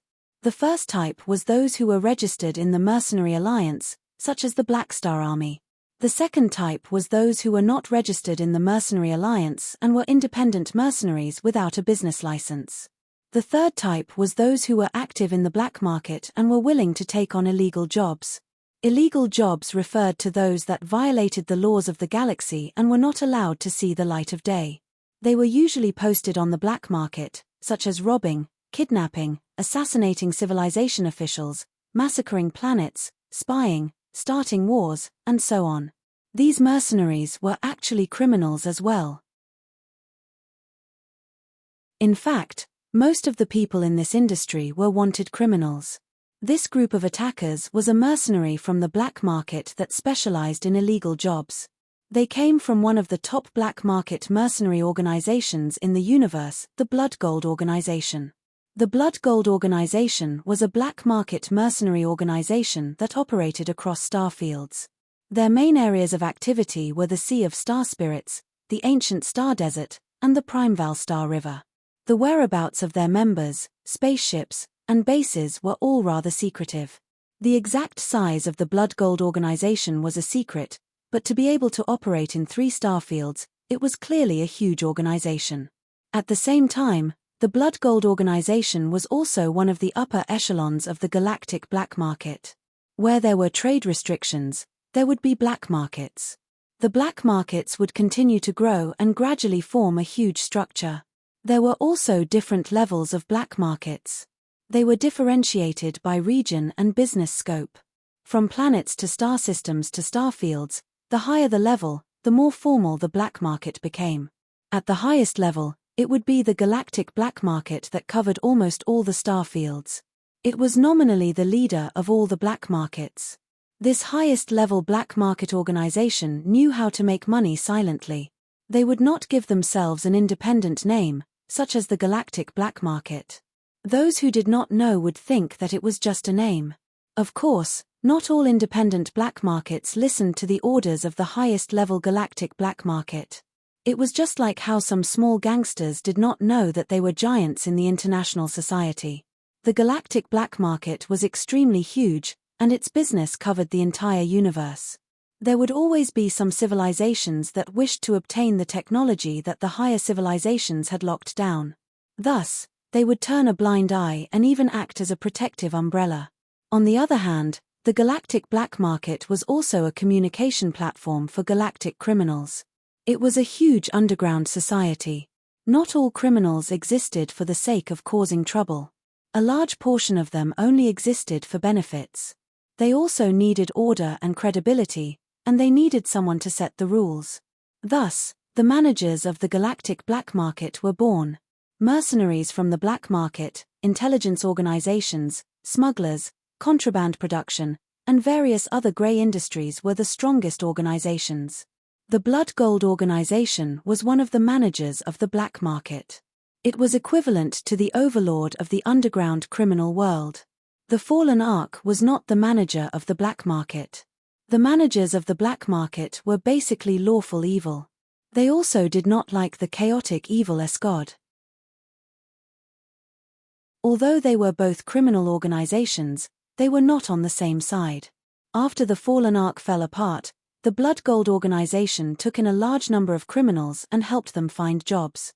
An officer came to the leader's side and looked at his subordinate carrying the evolutionary totem.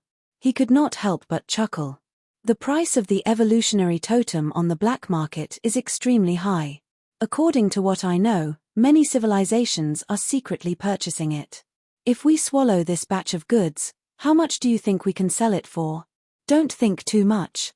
This is something that the employer wants. Our job is to bring the goods back.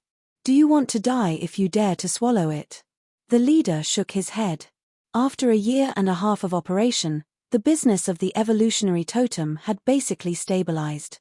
Some of the civilizations that had joined the Radiance and Ethereal civilizations could not have anything to do with the dynasty and could only have evil thoughts. Some of the galactic financial groups had also started to take action after observing for a long time. No one had forgotten the battle results of the Black Star a year and a half ago. The difficulty of robbing the Black Star core was too high, and these organizations could only choose to rob the fleet that transported the evolutionary totem. They eyed every civilization that purchased the evolutionary totem covetously. Because this was against the galaxy's laws, the Blood Gold organization, which represented the black market, was put to good use. Right now, the evolutionary totem was a priceless item in the black market, and the demand could not meet the demand. After robbing the evolutionary totem of the rock sprite, this group of Blood Gold organization members returned to the spaceship, blew up all the wreckage of the spaceship, and left. In the past few months, similar scenes had played out many times in various corners of the universe. Shattered Star Ring, Black Star Core headquarters. Another customer who wanted to buy the evolutionary totem was robbed halfway through. In the army commander's office, Han Xiao closed the player forums and looked at Sylvia's remote projection with a frown. Yes, including the rock sprite, there are already 13 star system civilizations that have been robbed. Thousands of evolutionary totems are on the black market. Where were they robbed? The Sea of Star Spirits. The identity of the robber is unknown, but it should be the same organization that committed the previous crimes.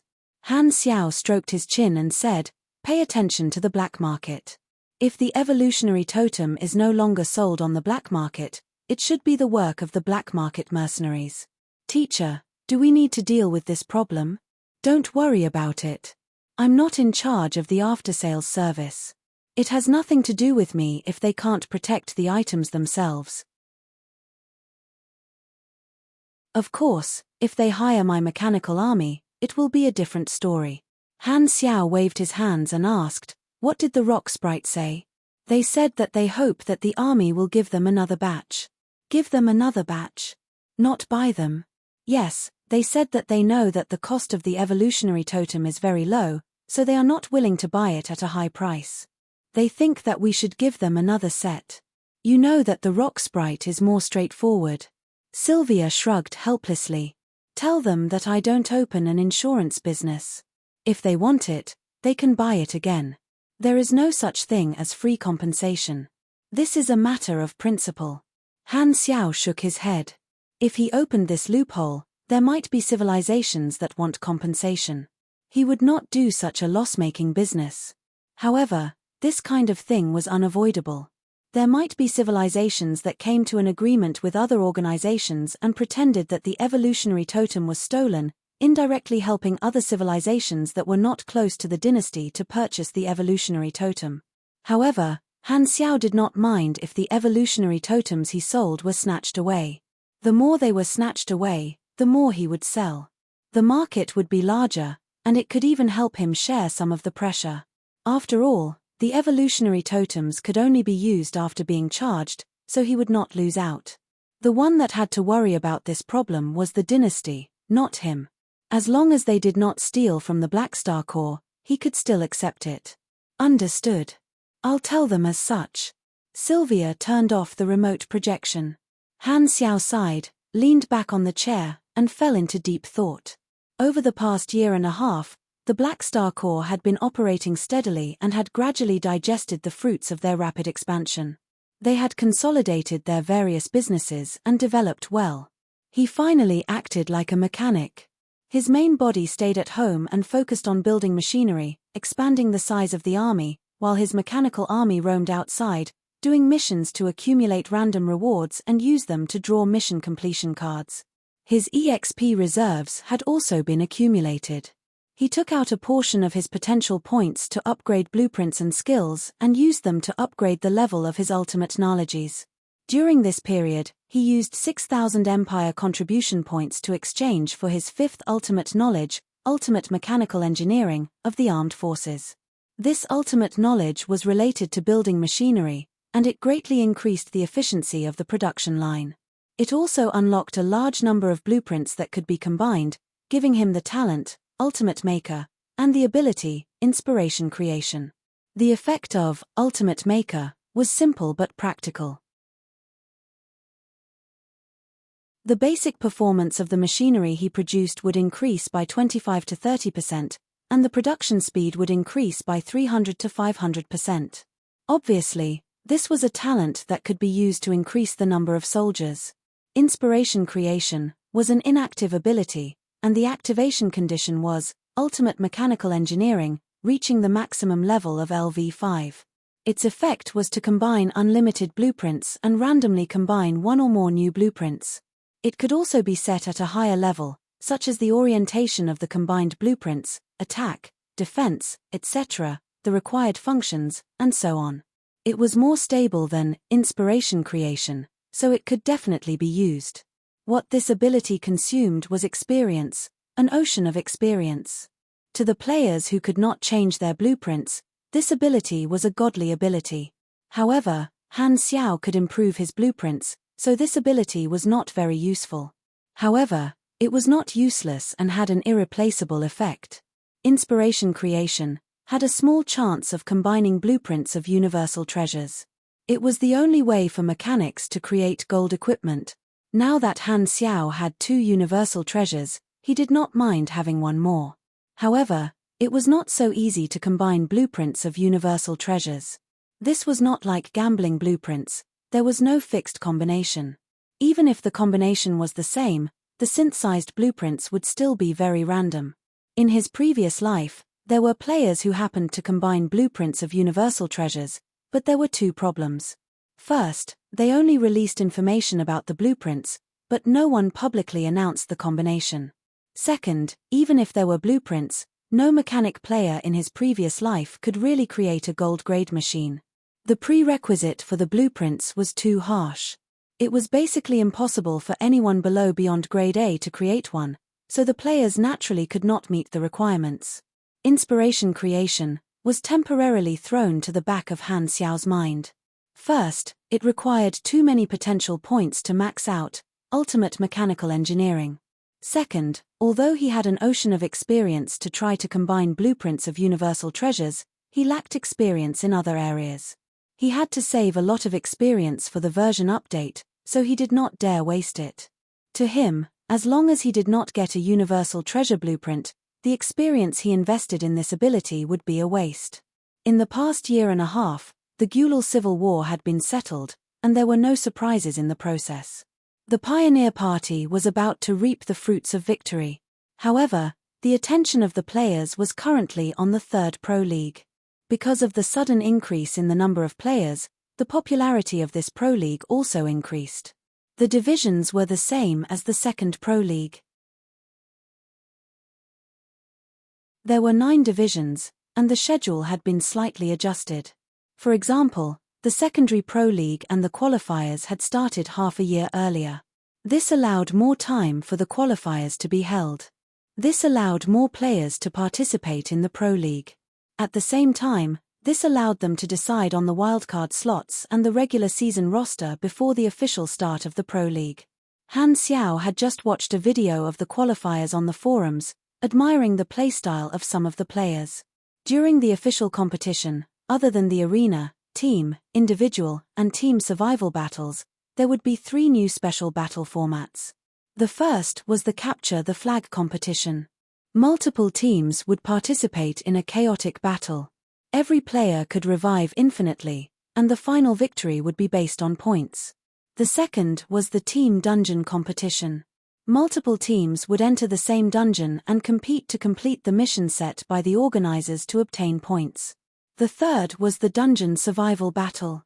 As the name suggested, it was a competition of how long both sides could survive in the dungeon. In his previous life, It was also known as the piss holding competition. This year's Pro League had a lot more variety of battle formats.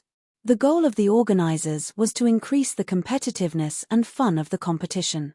They added 2 dungeon battle formats to attract more PvE players.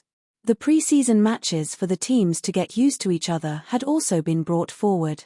After the secondary Pro League and the qualifiers, the Pro League would start with the regular season. Next would be the Division regular season, the International All-Star competition, the Division finals, the International regular season, and the International finals. The gap between the international competition and the Division finals was as short as the previous one. The rules of this Pro League were also many times more detailed than the previous 2 seasons. There was even a prohibited item list. As Han Technician expected, Black Star Core Badge, Evolution, was at the top of the list. The army players did not feel anything because everyone could use it. However, the clubs in the other star fields heaved a huge sigh of relief. This piece of equipment was too strong. If every player in the Shattered Star Ring had one, they might as well just admit defeat. However, Han Xiao felt that this was not the only reason. It was probably because the mutated equipment was too bloody and ugly. It was easy to scare the flowers and plants, which was not in line with the organizers' original intention of attracting popularity. Ugly people had no rights. This was indeed the truth. This is from yesterday. There are more at night. M.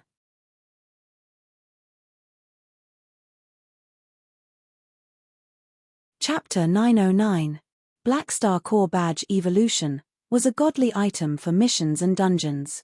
Other than this item, there were some items that were banned in the various starfields, not just the Black Star Core. The qualifiers are about to end, and the Pro League is about to start. Han Xiao rubbed his fingers, opened the forums again, and browsed through the information on the qualifiers. All players could sign up for the preliminaries. After 3 versions of operations and publicity, there were countless players participating in the 3rd version. In the end, there were 40 team slots and 64 individual slots in each division. The elimination rate was shockingly high, and the competition was extremely fierce. As the saying went, every version was a god. With the compressed orb technology, the mechanic class rose in the 3rd Pro League, just like in Han Xiao's previous life, and their average results in the singles and teams increased significantly. This was especially so for the singles. Originally, the mechanic class was weaker in the singles, but now, they shone brightly in the qualifiers and became a T1 class. The strength of the mechanic class was indeed strong, but its weakness was that it burned too much money. The players finally encountered this painful but happy problem. Looking at all the divisions, the strongest division for the mechanic class was the Shattered Star Ring division, and it had already become the specialty of this place. The Black Star Corps was indeed one of the best factions for the mechanic class players. Due to the rise of the mechanic class, there were many dark horses in the qualifiers this time. However, Maple Moon was not one of them. In Han Xiao's previous life, she had only participated for the first time in the 3rd Pro League and shocked the world.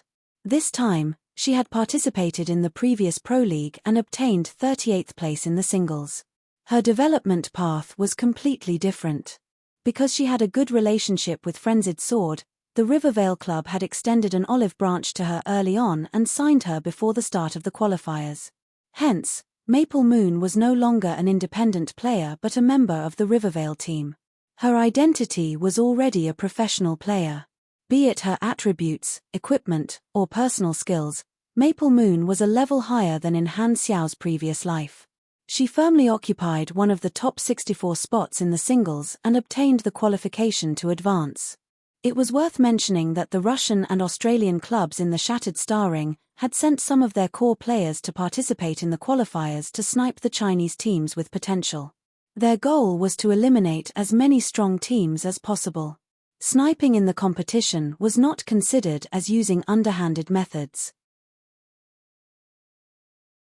This method of attacking the competitors was understandable, but after it was exposed, it still caused a lot of dissatisfaction among the Chinese players. Your pro players stayed in their own area to play, but you sent some *T stirrers to our area to cause trouble. To think that it was a big-name overseas club, it was really a younger brother. The teams sent by the Russian and Australian teams were boycotted and targeted by the Chinese players. Because they weren't professional teams, they weren't too strong. These snipers were eliminated in the middle of the qualifiers. Now that the contestants of the qualifiers were clear, the official competition was the stage for these people. Thus, a large number of players were excitedly analyzing the performance of these contestants in the qualifiers, posting all kinds of analysis posts. Now, the forums were basically flooded with such posts. Han Xiao also watched with great interest. Not too long ago in his previous life, he had also received such treatment. After scrolling through the forum for a while, a new post suddenly popped up on the board.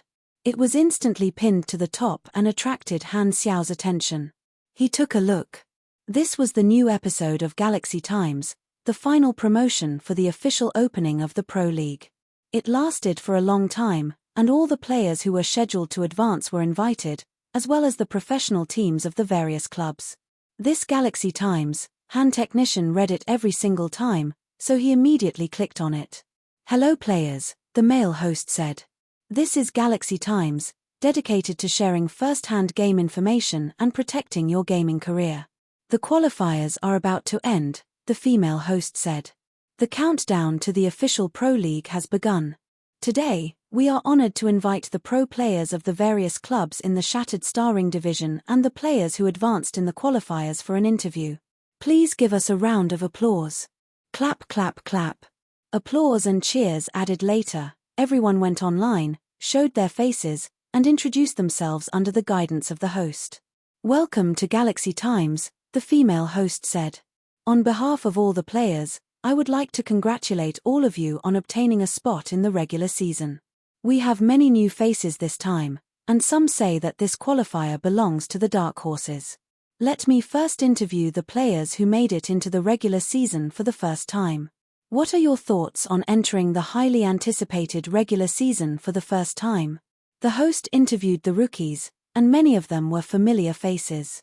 In his previous life, quite a number of these rookies who rose in the third Pro League had joined the professional teams. After some of the older players retired, this batch of rookies gradually became important or even main members of the teams. Their status was equivalent to Li Ji and Hao Tian. Looking at how young these rookies were now, Han Xiao felt that it was quite refreshing. After interviewing the rookies, it was the professional team's turn. The last team to be interviewed was the highlight, the three teams that made it into the top 8 in the previous Pro League: Long Sky, Dynasty, and Rivervale. Hao Tian, King Admiral, and Mad Blade, the three captains, you obtained excellent international rankings in the previous Pro League. Now that the third Pro League is about to begin, do you feel pressured? Mad Blade nodded. There will definitely be pressure. The better the results, the more eyes will be on us. Even the slightest mistake will be magnified infinitely. However, it's more motivation. We have a rookie with great potential like Maple Moon, and our team is also working very well together. We are very confident in this Pro League, and we hope to become stronger and achieve glory again. Alright, we also wish Rivervale a better result. What about Long Sky and Dynasty?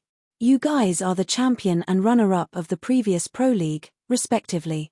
Do you have any goals in this Pro League? What do you hope to achieve? We only have one goal, Hao Tian said with a deep voice, and that is to defend the championship. Other than that, any other result will be a step back. King Admiral smiled. Unfortunately, our only goal is to win the championship.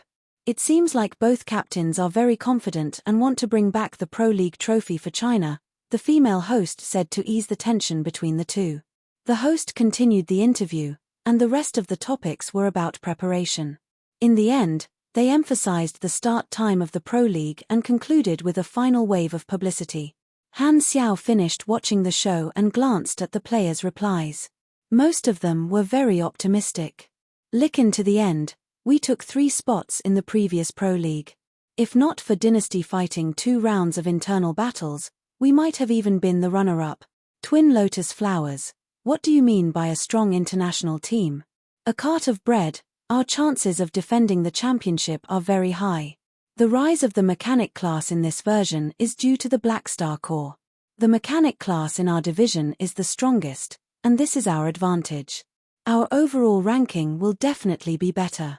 Since there were optimistic families, there were naturally those who disagreed. No matter how few people there were, their presence could not be hidden. Rewind. Can you stop bragging? You got arrogant just because you got lucky and won the Pro League. Hehe, I don't think we will even make it to the Pro League this time.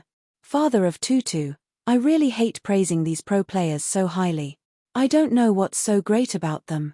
Hanzo, you should be happy just because you won the championship.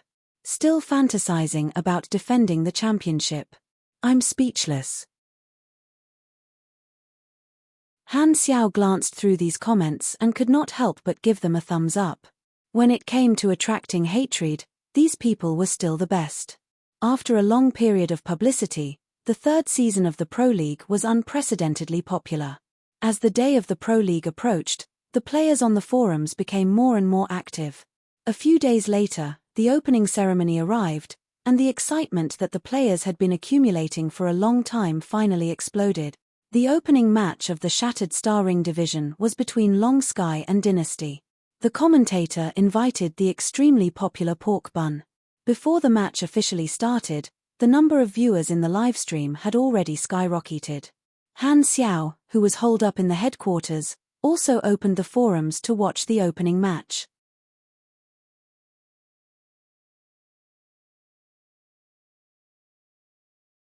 Chapter 9-10.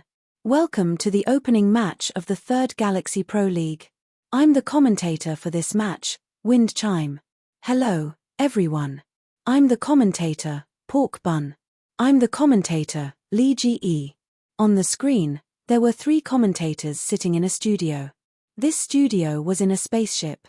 The spaceship was hovering above the competition planet, overlooking the scene.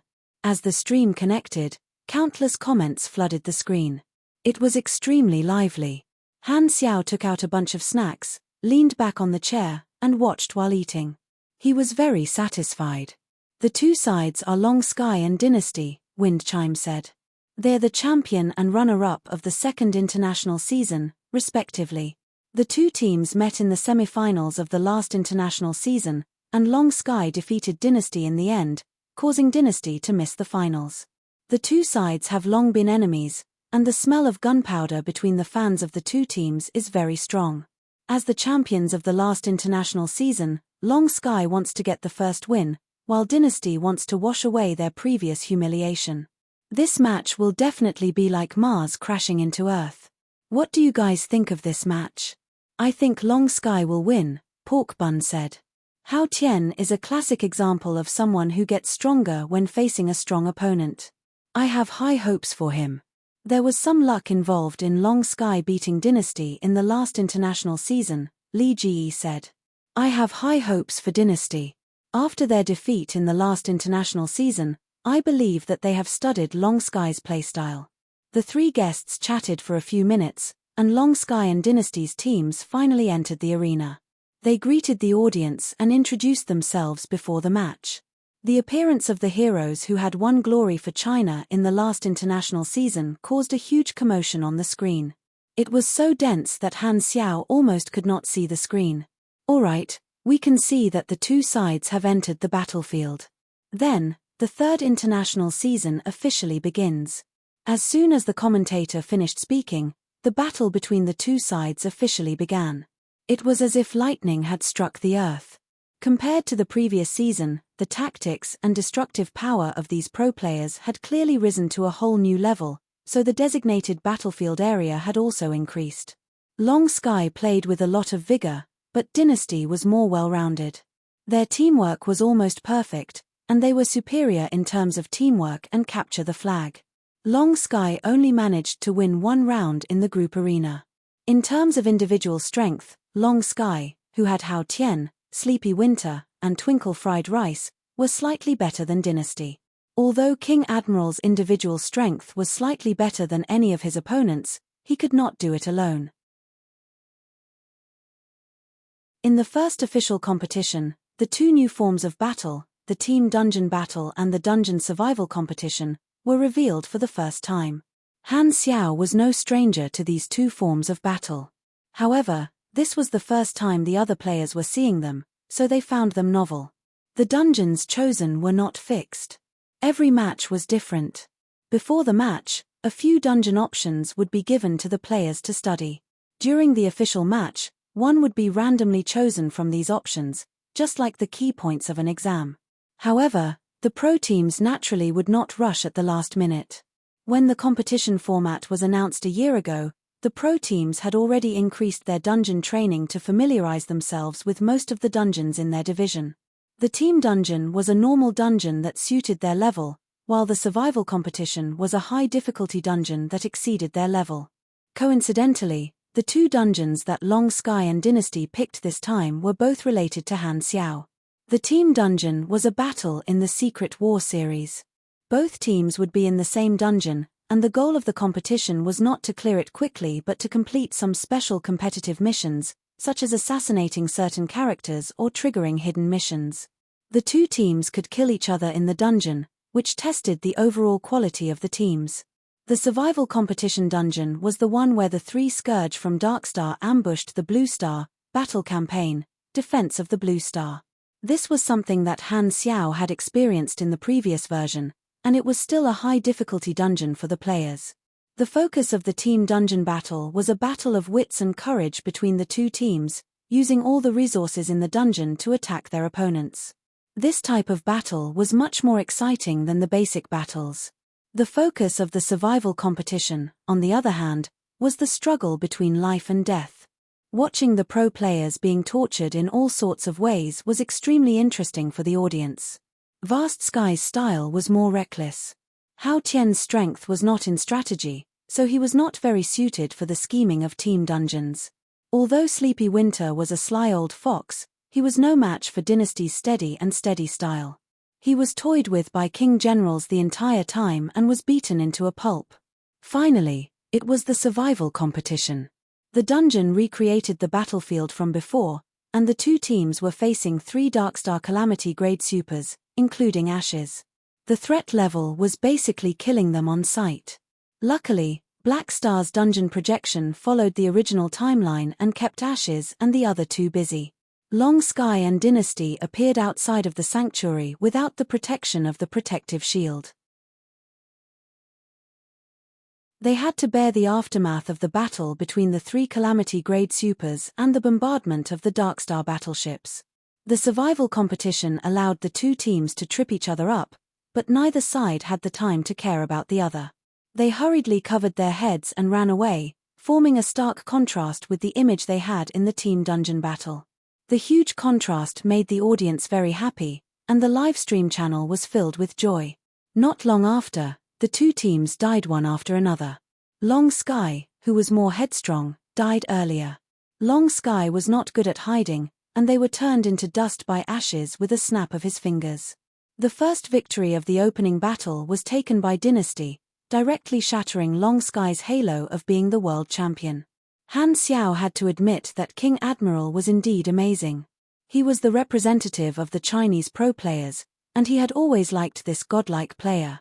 After exiting the livestream, there were already many posts discussing the opening battle on the forums.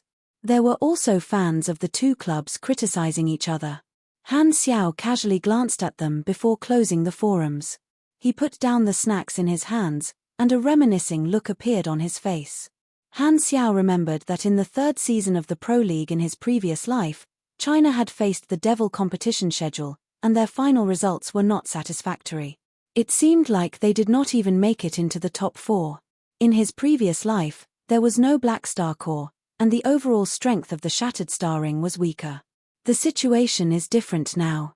China has already won the championship once, and it's also in the version where the mechanic class is rising.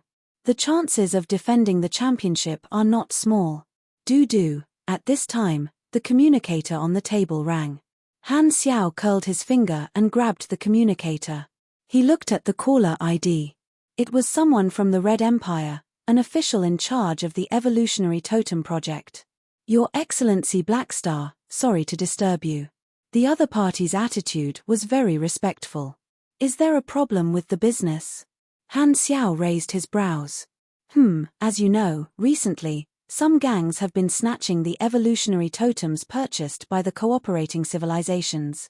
Some of these stolen evolutionary totems are circulating on the black market, and some have been taken away by secret employers. According to our investigation, we believe that the Blood Gold Organization is one of the suspects. Blood Gold Organization, Han Xiao thought for a while and remembered. This was a member of the lawful evil faction, and together with other large grey organizations, they controlled the galactic black market. It was also a grey faction that players could join in the black market in his previous life. Those who joined were usually wanted players who liked to cause trouble. The Blood Gold Organization is not the Fallen Ark. They at least follow some rules. As long as you warn the Blood Gold Organization in the name of the dynasty, they should be more restrained. Han Xiao stroked his chin. This is where the problem lies. The official's tone sank. According to reliable information, our intelligence personnel have detected the radiation of the evolutionary totem on some planets owned by the Radiant Federation and the Arcane Church. They are very likely to be buyers, and the Blood Gold Organization might have obtained their support. Is that so? This is within our expectations. Han Xiao narrowed his eyes. The Radiant Federation and the Arcane Church were unable to obtain the evolutionary totem through normal channels, so they would not give up on this special device and would undoubtedly look for other channels. The Blood Gold Organization was also a large organization with a large business.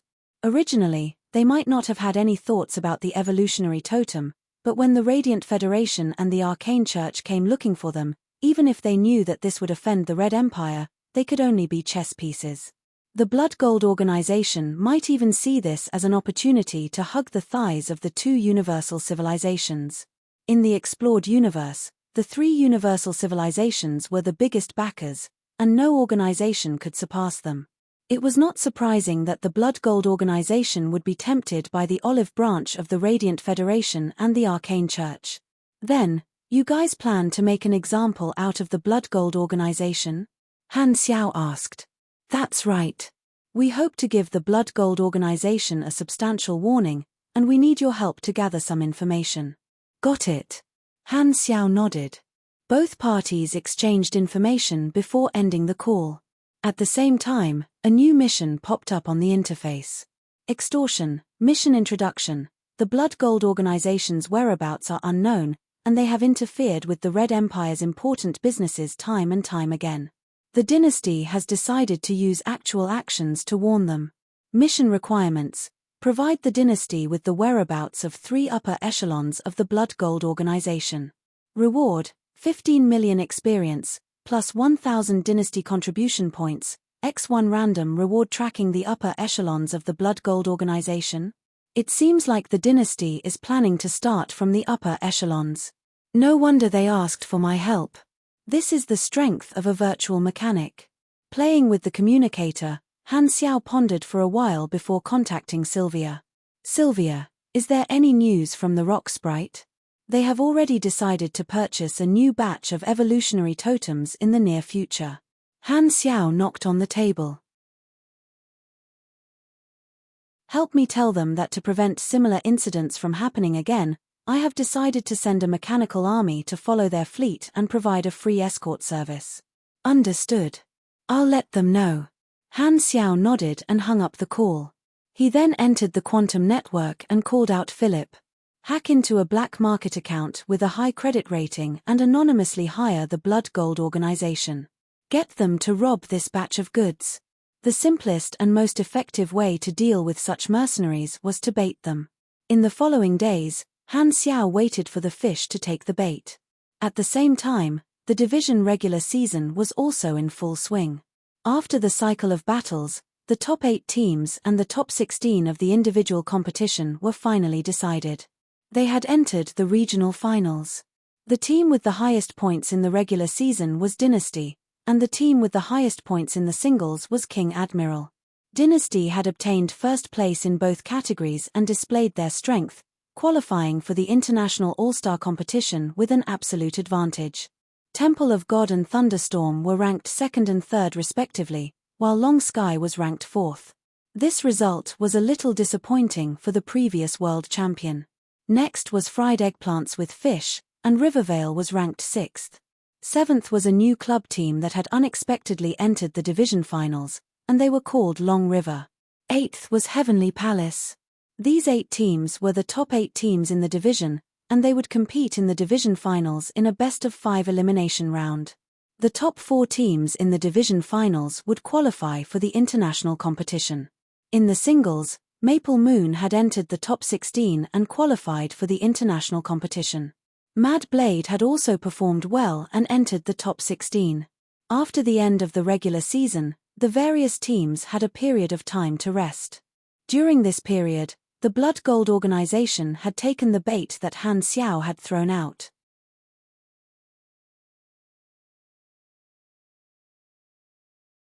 Chapter 9-11. At the border of the Sea of Star Spirits, a fleet was sailing. There were more than 40 spaceships, and their outer armor had the symbol of the Rock Elf civilization. These spaceships were specially made by the Rock Elf civilization. They looked like mining spaceships, but they were slightly bulky. The weapons on the ships were mainly light plasma cannons and particle guns. Star system civilizations could only rely on their own spaceship technology to move between star systems. Even with the stargates created by the advanced civilizations, the star system civilizations still needed to create a specific spaceship model to travel between star fields. The fuel and energy technology was a bottleneck, and they were split into close-range spaceships and long-range spaceships. To a star system civilization, long-range spaceships were very precious, and the difficulty of creating them was much higher than close-range spaceships. In order to transport the evolutionary totem back from the Black Star core, the Rock Elf civilization had sent out a long-range spaceship fleet. The previous fleet had been attacked by the Blood Gold organization and had been completely annihilated. This fleet was the second batch, and they had used the stargates to travel between star fields for a period of time before arriving at the base of the Black Star core to receive a new batch of totems. After a long journey, this long-range spaceship fleet had finally returned to the Sea of Star Spirits.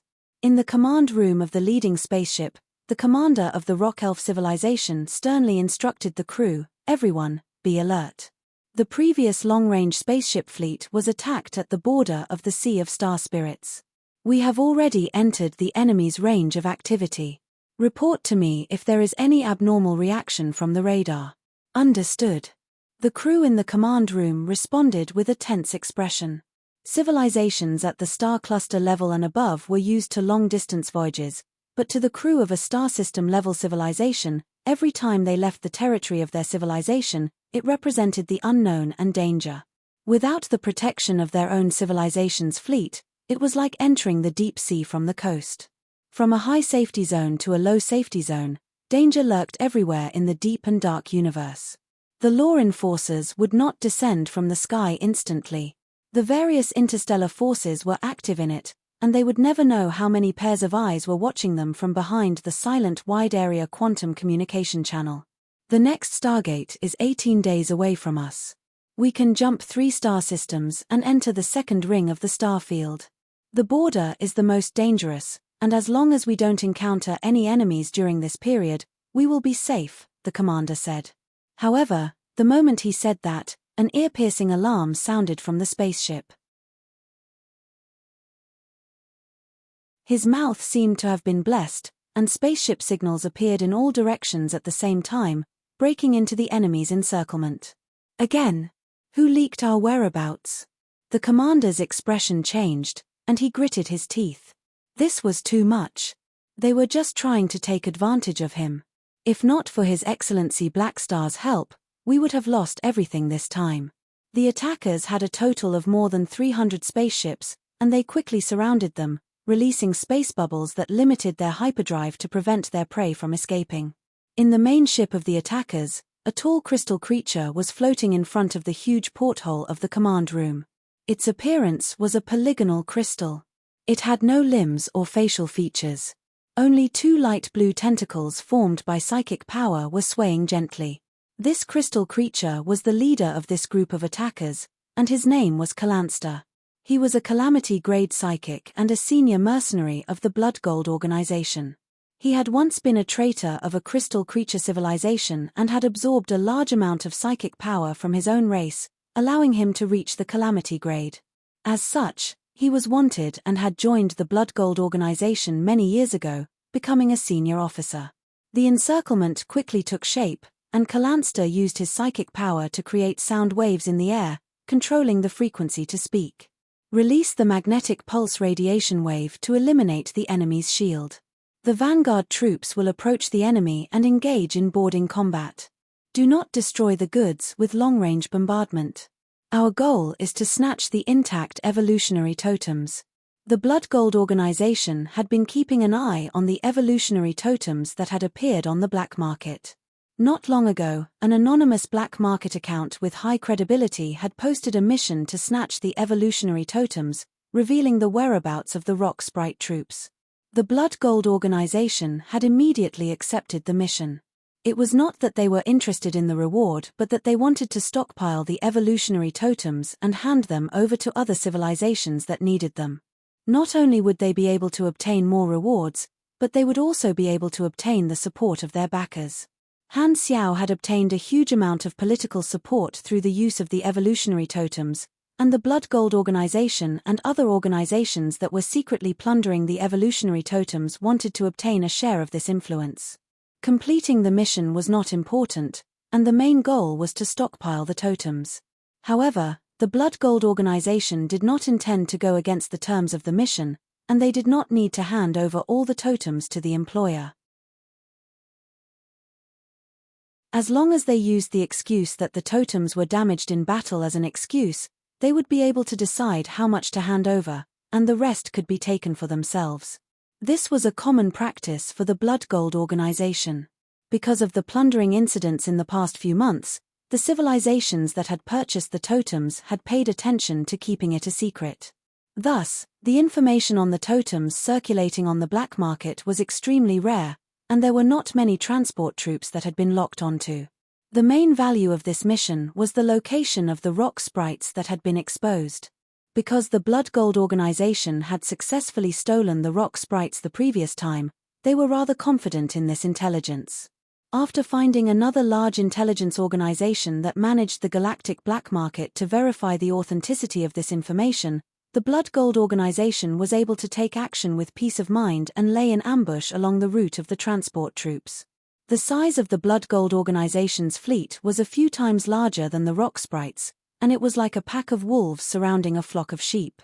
The next moment, a formless pulse of radiation was released from the Blood Gold organization's fleet and enveloped the rock sprites' fleet. The rock sprite's shield flickered as though it was not in good contact, and its defense was greatly reduced. This pulse of radiation was triggered by a strong magnetic field and could interfere with electromagnetic and ion shields. However, it had no effect on psionic shields and dark energy shields. Most galactic civilizations used electromagnetic and ion shields. Both parties quickly closed the distance between them. The Blood Gold organization used the charge cabins with magnetic chains to bite onto the rock sprite spaceships. The charge cabins that hit the enemy spaceships released a traction magnetic field and slowly pulled the two ships together, completing the connection. In Calanster's command room, images of the ships appeared one after another. Report: I have boarded the ship, and I feel good. I'm heading to the control room of the ship and eliminating the resistance along the way. Very good, Calanster said slowly. Speed up the progress. Before he could finish, the images in the command room suddenly turned black, and everyone was stunned. Then, the sound of intense battle could be heard from the communication link, as well as the screams of the ships. Enemy attack, enemy attack. There are other troops on the ship. My armor is not listening to my orders. The sound of battle only lasted for a short while before the communication link became silent. All the ships were annihilated. Everyone in the command room was shocked. They looked at Calanster and waited for his orders. Calanster was also shocked. Just when he was about to speak, the screen in the command room suddenly crackled with electricity. Buzz. The next moment, an illusory human figure made of white noise appeared on the screen, emitting an indifferent mechanical voice. Following the orders of the ruler, I will take over here. Who Are you? Formless ghost, the ruler's subordinate. As soon as he said that, everyone in the room noticed that something was amiss. There were flowing marks on the metal walls like snakes slithering in the walls. The crew members quickly moved away from the walls and squeezed together. They stared at the walls in panic. What's going on? Before he could finish his sentence, the alloy ground under the crowd's feet suddenly changed shape. Without a sound, a cactus-like iron tree grew out of the crowd. Countless metal thorns hung on the bodies, and blood and flesh splattered everywhere in an instant. Rumble. Kalanster released his powerful psychic energy and shattered the iron tree. The shattered metal fell to the ground but was absorbed by the ground like melted liquid. Then, the command room started to change shape. The metal seemed to have turned into flesh and blood, and the entire room seemed to have come alive. Kalanster hurriedly used his psychic energy to shatter the porthole and escaped into the universe. Only then did he see what was happening. The entire spaceship began to flow like nanoparticles. The metal was like plasticine that had been kneaded, greatly deforming and becoming unrecognizable. The few spaceships not far away also had the same phenomenon. Kalanster was shocked. Formless ghost, one of the apostle weapons. It was an infectious nanomachine virus that could split like a spore.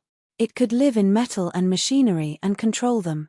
At the same time, it could transform metal into nanoparticles and make them a part of its body. At the same time, a black tide spread out from the rock sprite fleet. With the support of the mechanical force of the quantum infinite distance transmission channel, these mechanical soldiers destroyed the spaceships of the Blood Gold organization one after another. Seeing the insignia of the Black Star Corps on the mechanical soldiers, Kalanster immediately understood and was shocked. Black Star? Realizing the identity of the enemy, Kalanster fell into despair and lost the motivation to resist. Formless Ghost led a long-range mechanical army to escort the Rock Sprite fleet. With Han Xiao's current strength, even without Lord's descent, 100,000 long-range mechanical army was more than enough to deal with a few hundred Blood Gold organization spaceships. The battle ended without any suspense, and all the enemies became captives. Kalanster had nowhere to run. Even if he was a calamity grade, he had no way of fighting back in front of the mechanical army. He was quickly subdued and put on a device to suppress his psychic energy. Without his psychokinesis, with his body structure, he would need someone to help him turn over. After the battle ended, Han Xiao's consciousness arrived in an intact Blood Gold organization spaceship through the quantum network channel. He shook his head and laughed. These fellows took the bait. Lord, I did not disappoint you. The ground of the command room changed shape, and metal condensed into the shape of a human kneeling on one knee. It was Formless Ghost. His main body was made of nanoparticles, and his appearance was ever-changing. You've worked hard, Han Xiao encouraged. Let me do the rest. He blinked his eyes, and his consciousness followed the quantum network link of the spaceship, infiltrating the internal database of the Blood Gold organization. He quickly traversed through the quantum network, jumping from one quantum network server to another. Physical distance was meaningless in front of him. With a beyond grade a virtual mechanic personally taking action, the artificial firewall of the Blood Gold organization was practically non-existent. In Han Xiao's eyes, there were loopholes everywhere. Not long after, Han Xiao, who was far away in the Black Star Corps headquarters, opened his eyes. The dazzling mechanical force in his eyes calmed down, and he smiled. Found them. Lord, what about the remaining captives? Formless Ghost asked. None of them are good. Kill them all. Oh, right, except for that crystal creature. Bring it back for me. I'll see if I can squeeze its juice, crystal powder. Han Xiao casually replied. He then exited the quantum network, picked out the whereabouts of 3 Blood Gold organization upper echelons, and sent them to the Red Empire official in charge of the totem matters. The whereabouts of the upper echelons of the Blood Gold organization were rather mysterious. However, as long as they were locked onto, it would be very difficult to shake them off. If the players were to complete this mission, the steps would be very complicated, and they would need to look for clues everywhere. However, it was very simple for him. He only needed to grab onto a thread, and he would be able to extract all the information. After handing over the information, the interface immediately showed a notification that the mission was completed. Not long after, the dynasty's contact gave a reply. "Thank you for your information, Your Excellency Black Star. Small matter. How do you plan to deal with these 3 upper echelons?" "Haha, Your Excellency Black Star, you're asking the obvious." "That's true. Using such a method to obtain their whereabouts doesn't seem like a good way to communicate." Han Xiao rolled his eyes. "How about this? Let me deal with one of them. We're on the same side. Since you're interested, the dynasty doesn't mind." "Alright, that's it." After ending the call, Han Xiao sent the information to Lothair. Lothair had joined the army a year and a half ago and had nothing to do most of the time. After all, the army did not have any assassination jobs for him. This was a good opportunity. Han Xiao planned to let Lothair test his skills so that he would not become rusty. Furthermore, after a year and a half of observation and guidance, he felt that Lothair was capable of establishing an assassin association on his own. He could trust him. This plan could be put on the agenda. "I'll set off immediately." Lothair's reply was concise and comprehensive. He did not care about the reason for the assassination. After a year and a half, he trusted Han Xiao quite a bit, and his impression of the army was getting better and better.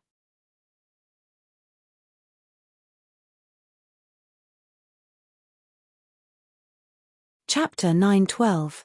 While Han Xiao told Lothair to act in secret, the division finals were held as scheduled. After a series of intense battles, the top 8 of the Shattered Star Ring division were determined. Dynasty had won the division championship for the 3rd time in a row. Among the 4 biggest guilds, Dynasty had always been ranked first. They were extremely strong in both internal and external battles, and they had no obvious weaknesses. Meanwhile, the runner-up for the regional competition was Temple of God.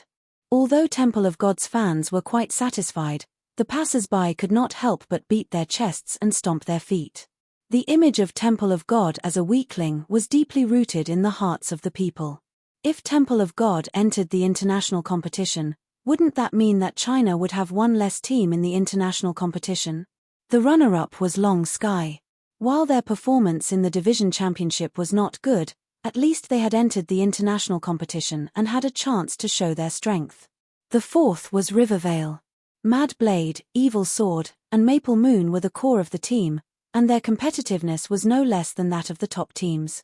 With the top 4 of the division championship determined, these 4 teams could enter the international competition. Among the 4 biggest guilds, Fried Eggplants with Fish missed the spot in the international competition once again. It was rumored that the boss of the Fried Eggplants with Fish felt that the name was not good and wanted to change the name of the team. He asked for suggestions on social media, and the crazy netizens all gave suggestions. They all said things like spicy chicken and boiled fish, and spicy pork and duck blood in spicy pot. Not to mention the fans of Fried Eggplants with Fish, most of the players were cheering for the team that would represent China to enter the top 4 of the division championship. This version had a lot of advantages. The rise of the mechanic class, the huge events in the Shattered Star Ring greatly increased the benefits of the Black Star Corps. The Chinese team had a lot of confidence after winning the championship in the previous division championship, and the god-level players in the club were also at their peak. Therefore, the majority of the players had high hopes for the Chinese team, looking forward to seeing them shine on the international stage and achieve better results. In the singles, Maple Moon entered the top 8. This time, there were 4 mechanics in the top 8 of the division championship, taking up half of the spots. The mechanic class had changed from the previous 2 versions. The other 8 competition zones had also been decided. The dominance of each country's strong teams was as usual, and the majority of them were regulars of the international competition. For example, America's Devil, Key, and Thunder Python, France's Tulip and Grapes, England's Rose Knight, Japan's Yamata and Ronin, Korea's Kimkai and 3-Star Bomb, Sweden's Tomahawk and Poland's Wings, Russia's White Emperor Sacred Sword, and Australia's Kangaroo Boxing. Many of them were familiar faces from the previous international competition. The names of the teams in the division championship this time made the Chinese players excited. Almost all of the strongest foreign teams were drawn into Group A, forming a devil group. On the Chinese side, only Temple of God was selected. Because the regular season was based on points, if there were too many strong teams in the same group, it would not be beneficial to widen the difference in points. This meant that many strong foreign teams with the ability to enter the division championship might not be able to enter the division championship. Long Sky and Dynasty were both in Group B. This group was average, and only Hydra from Japan, Rose Knight from England, and Tomahawk from Sweden were competitive. These two top Chinese teams were the favorites to win the championship, and the chances of them entering the division championship at the same time were very high. Rivervale was in Group C. This group was the weakest, and the competition was far less intense than Group A and Group B. The situation of the random groups this time was completely different from the previous division championship. However, this grouping was more beneficial to China than the previous division championship, and it was very likely that 3 teams would enter the top 8 of the division championship again. The Chinese players could not help but be overjoyed. They were just short of setting off firecrackers in the shattered star ring to celebrate. As for the unlucky Temple of God, the Chinese players were not affected at all and even laughed out loud. Yu from Henan sacrificed a Temple of God and obtained 3 spots in the top 8. Li Ge removed the weakest team and raised the average strength of China. Hilarious. TOEFL under the moon. This is Tianji's horse race shock. Senior member of the Office of Strategic Deception, haha. God bless China, this division championship is in the bag. Amidst the joyous atmosphere, the short break period for the division championship ended, and the opening battle of the International League officially began. Tens of millions of players in the various divisions were watching their own channels on the forums, and the forums were as lively as a festival. The opening battle of the International League was the battle between the champion and runner-up of the previous division championship, Long Sky vs Devil. Long Sky's fans and passers-by were a little worried about this match. Long Sky's performance in the division championship was not satisfactory, and they might suffer an opening defeat against the runner-up of the previous division championship. Losing one match was actually nothing, but it would be a huge blow to their morale. Both parties used dungeon crystals to enter the arena. Long Sky's side had an armor with the Black Star Core logo on it, and they all had different functions. This allowed the Black Star Core logo to be displayed in front of the global audience, which was like a free advertisement. On the other hand, while Devil's equipment was also very strong, their uniforms were not as uniform as Long Sky's. In comparison, Long Sky's team looked more like a proper army. Now, the Black Star Core fame was no longer limited to the Shattered Star Ring. The players in the other divisions all knew that the Black Star Core was the largest player faction in the Shattered Star Ring. It was a complete monopoly, and it was also the first faction to provide services across starfields. In the hearts of the players, the Shattered Star Ring was like the territory of the Black Star Core. Usually, only universal civilizations and supercluster civilizations would be able to label an entire starfield as a faction. The Black Star Core true strength was far from these two, but their fame among the players was not much lower than that of the universal civilizations. In the opening match of the international season, Long Sky swept away their decline in the division tournament and finally bared their fangs. They fought back and forth with the Devil teams, competing fiercely with each other. In this regard, Long Sky was the complete opposite of Temple of God. Their internal battles were ordinary, but their external battles were fierce. Perhaps it was because the foreign teams were not used to such a reckless style of fighting and were easily beaten up. In the previous season, Long Sky had won against Devil by a small margin. However, this time, because of the strength of the mechanic class version and the fact that some of the core players in Devil had jumped ship, the difference in strength between the two parties was huge. Long Sky managed to win the opening match of the international season without any mishaps. The morale of the Chinese players was greatly boosted, and the screen was filled with the words "Big Senior Brother is back."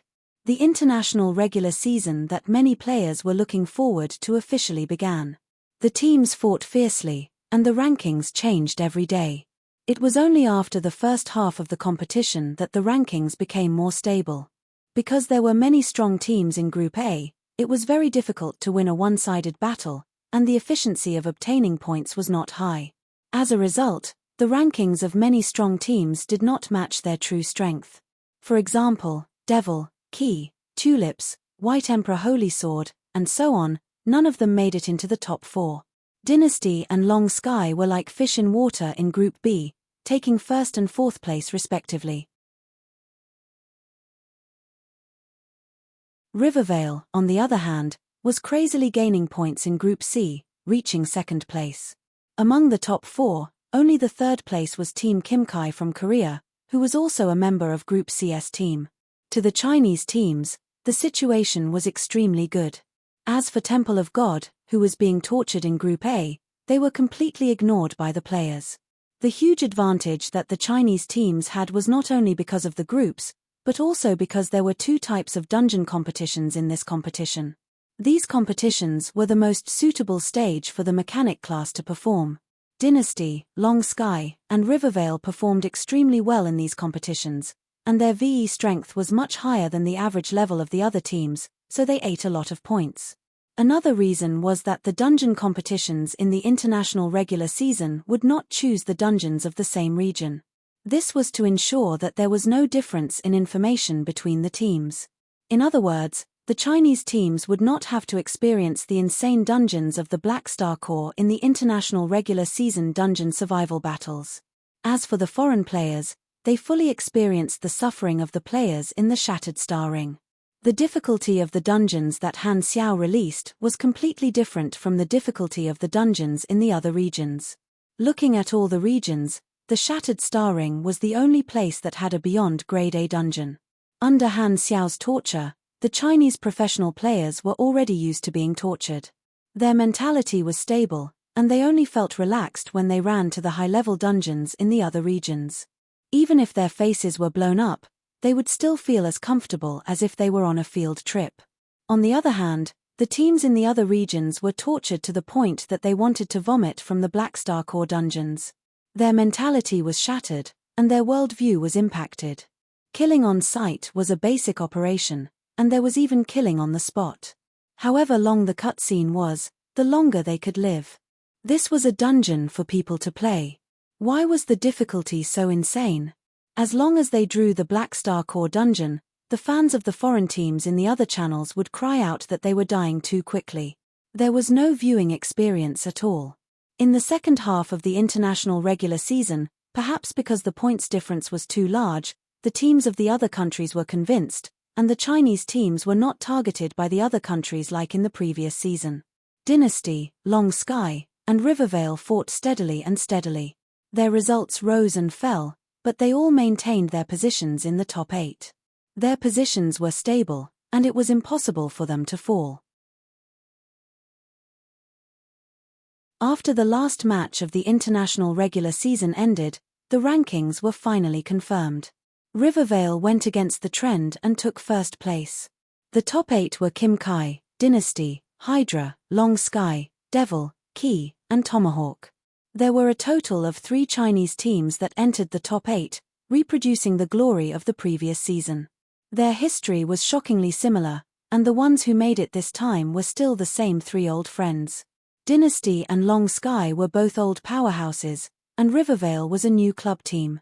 They made it into the top 8 consecutively, and their position in the players' hearts was becoming more and more stable. They had the potential to become a super first-tier powerhouse. Temple of God did not have the chance to make it to the finals, but no one felt pity for them. The audience's eyes were always on the winners. What made the Chinese audience excited was that the matchups in this season's finals were far better than the previous season. In the second season, due to the rankings and the drawing of lots, the 3 Chinese teams had 2 internal wars. Dynasty and Rivervale were both eliminated by their own people. This time, they were grouped according to their points. 1st place Rivervale would go up against 8th place Tomahawk, 3rd place Dynasty would go up against Devil, and 5th place Long Sky would go up against Hydra. The matchups avoided all the internal wars. This matchup made the Chinese audience ecstatic. Compared to the bad luck of the previous season, it was as if they were really favored by the goddess of luck this season.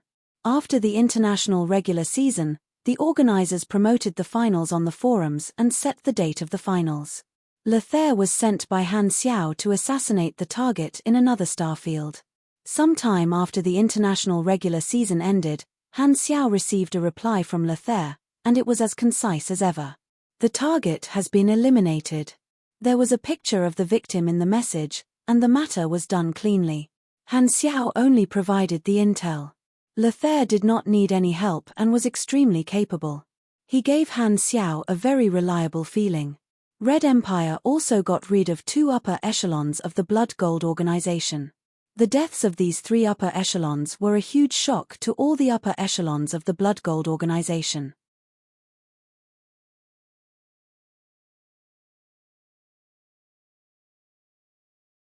Chapter 9:13. In a secret meeting room in a certain base of the Blood Gold organization, the remote projections of more than 10 upper echelons of the organization came online one after another. There was a bearded space human who looked like a pirate with a black eye patch covering his right eye, a dark-skinned Andia Beeman with 3 pairs of yellow crystal eyes, and a void hunter with a purplish-blue streamlined carapace. None of the people present were ordinary people, and they had all done evil deeds in different regions. Most of them had high bounties from different civilizations, and their combat strength was not ordinary among the Calamity-grade supers. Now that they were working for the Blood Gold organization, they controlled different teams and rarely took action personally. They were basically in a semi-retired state. I'm sure everyone knows about our recent situation. The Red Empire and the Black Star Corps have taken measures against us, and Maro, Van Zesna, and India were assassinated. The leader of the Blood Gold organization crossed his hands and supported his nose.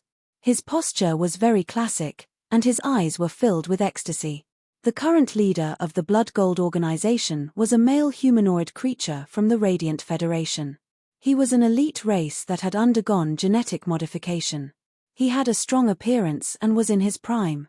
Unlike the upper echelons present, his background was very clean. He was not a fugitive but an elite nurtured by the previous leader of the Blood Gold organization. After the old man died of old age, he took over the position of leader, and it had been more than 30 years since then. The Blood Gold organization had been around for a long time, and the current leader was the 12th generation leader. The galactic black market had existed for longer than some star system or star cluster civilizations, and the managers had changed time and time again. The Blood Gold organization had only passed the test of the other managers 200 years ago and obtained the position of manager of the galactic black market. Poor Maro. I still owe him 7,230,050 annas. He was really a good person, even dying at the right time. An upper echelon that looked like an octopus rubbed his eyes with his tentacles and squeezed out some tears. Now is not the time to joke around. The Red Empire killed the upper echelons of our organization to intimidate us and punish us for stealing their allies' goods. They want us to back off and give up on the evolutionary totem. The problem is, how did the upper echelons leak the information? The pitch-black Andia Beeman had a shrill voice and spoke slowly. A while ago, Kalansta's team encountered Black Star's mechanical army, the Blood Gold leader said with a deep voice. It should be Black Star who personally took action to locate the upper echelons. Usually, we are the only ones threatening others, but this time, we have been targeted by a higher-level force. The Red Empire and Black Star Corps are not to be trifled with. We need to think of a countermeasure. Humph, the Black Star Corps is far away in the shattered star ring, so their threat to us is limited. Furthermore, the Black Star Corps is only slightly more powerful in the shattered star ring. They do not have much influence in the other star fields, and their scale is far from ours. Only Black Star is not easy to deal with. Let's not bother about them for now. The Red Empire is the one we need to pay attention to, the pirate with a big beard said. I think so too. The Blood Gold leader nodded. The Blood Gold organization's business spanned across 3 star fields, and their scale was much larger than the Black Star Corps. In their eyes, the Black Star Corps was nothing to be afraid of, and the only one they needed to be wary of was Black Star. In comparison, the strict attitude of the Red Empire was the reason why the Blood Gold organization was so cautious. Radiance and ethereal have found us. If we continue to snatch the evolutionary totem, the Red Empire will retaliate further. If we stop, Radiance and ethereal will abandon us, the Blood Gold leader said slowly. I was against interfering with the evolutionary totem back then. This is a battle between the three universal civilizations, and we are just a chess piece. The moment we get involved, we will have no choice. It's better to keep a low profile, one of the upper echelons grumbled. TSK, Radiance and ethereal have found us. Do you think they will give us the chance to reject them? If we hug their thighs, we will at least have some hope. If we reject their olive branch, we will lose everything we have now. Manager of the galactic black market? Don't even think about it. We will slowly shrink into a black market mercenary organization and be destroyed one day. When they come looking for us, we will no longer be able to stay out of it. The Blood Gold leader's tone was cold. The galactic black market was a huge association of interests, and every manager was the overlord of a different grey industry. Thus, they needed a lot of support and protection. Among the managers of the black market, the ones who had the most say were actually the organizations in the broker industry. They used various methods to convince different civilizations and provide protection for other managers. Their relationships were complex and complicated. If the Blood Gold organization incurred the displeasure of Radiance and Ethereal, the consequences would not be limited to just one organization. If the businesses of the other managers of the black market were affected, they might even work together to kick the Blood Gold organization out of the upper echelons and no longer provide protection and support. Since they had chosen you, how could you, a grey organization that was not protected by the galactic laws, not get involved and remain neutral? How could there be such a good thing? The universal civilizations are as domineering as ever. This is the tragedy of a grey organization without the protection of order. The upper echelons of the Void Hunters could not help but sigh. What should we do? Radiance and Ethereal won't just watch us get assassinated, right? The big bearded man said. Right at this moment, two more remote projections appeared in the room. They were wearing the uniforms of Radiance and Ethereal. Regarding this matter, I have already discussed with the people of Radiance and Ethereal. The Blood Gold leader stood up and said, let me introduce them. These two are the emissaries of Radiance and Ethereal. Before he could finish, the emissary of the Radiant Federation waved his hands and said, there are no names for you to introduce us. The Radiant Federation already knows the price you have paid and expresses our sympathy. Thus, we and the Arcane Church will provide protection for the upper echelons of the Blood Gold organization and secretly escort you to the Abyss of Stars and Bright Silver Spiral Arm. In our territory, the Red Empire and Black Star Corps will not be able to touch you. You can control the organization remotely and continue to accumulate evolutionary totems. At the same time, we will provide you with a certain amount of resources. The ownership of the 10,000 deity scepter was due to the animosity between Radiance and Ethereal. However, this did not stop them from working together on the issue of the evolutionary totems. After all, the evolutionary totems involved the genetic improvement of billions of people, and the strategic significance was too great. Where there were benefits, there were no eternal enemies. However, it was certain that both parties did not see eye to eye with each other. Hearing this, the upper echelons of the Blood Gold organization heaved a sigh of relief. Only by ensuring their safety could they be at ease as chess pieces.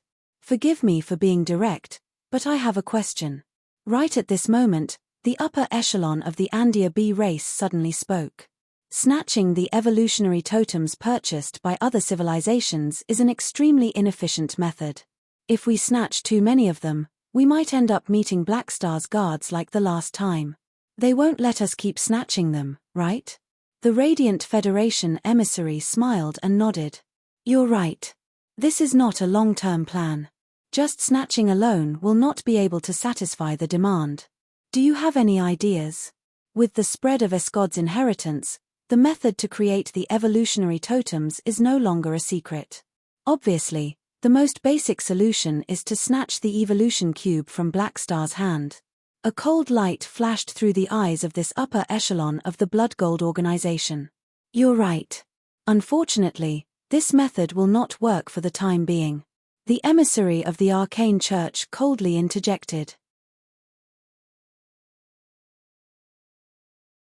Because of the existence of the evolutionary totems, the strategic significance of the evolution cube has greatly increased. According to the dynasty's emphasis on totems, if we snatch the evolution cube, there will not be any room for negotiation like during the Battle of Planet Lighthouse. The moment we succeed, the war will officially begin. Until the last moment, our three universal civilizations will not start a war and let others benefit. Furthermore, do you think Black Star is easy to deal with? Easy for you to say. If we did not know about the existence of the evolutionary totems in advance, why do you think we would take the initiative and risk offending the dynasty by starting the Battle of Planet Lighthouse? We tried it the last time, and there are still a few beyond grade as sealed in the spacetime amber. Why don't you go and find Black Star and give it a try? No. This upper echelon was speechless. He coughed dryly and waved his hands. What a joke. How can an ordinary calamity grade like me deal with someone as important as Black Star? The emissary of the Radiant Federation nodded. He's right. At least at this stage, we have no intention of snatching the evolution cube. This is our last choice. There's still another path, which is to let the dynasty take the initiative to sell the evolution cube. Is that really possible? The Blood Gold organization leader could not help but doubt. Humph, the current situation is like this. Black Star himself actually does not care about selling the evolutionary totems publicly, but due to the dynasty's supervision, he will not take the risk of offending his allies and will not take the initiative to sell them. Thus, we should target the Red Empire and not the Black Star Corps.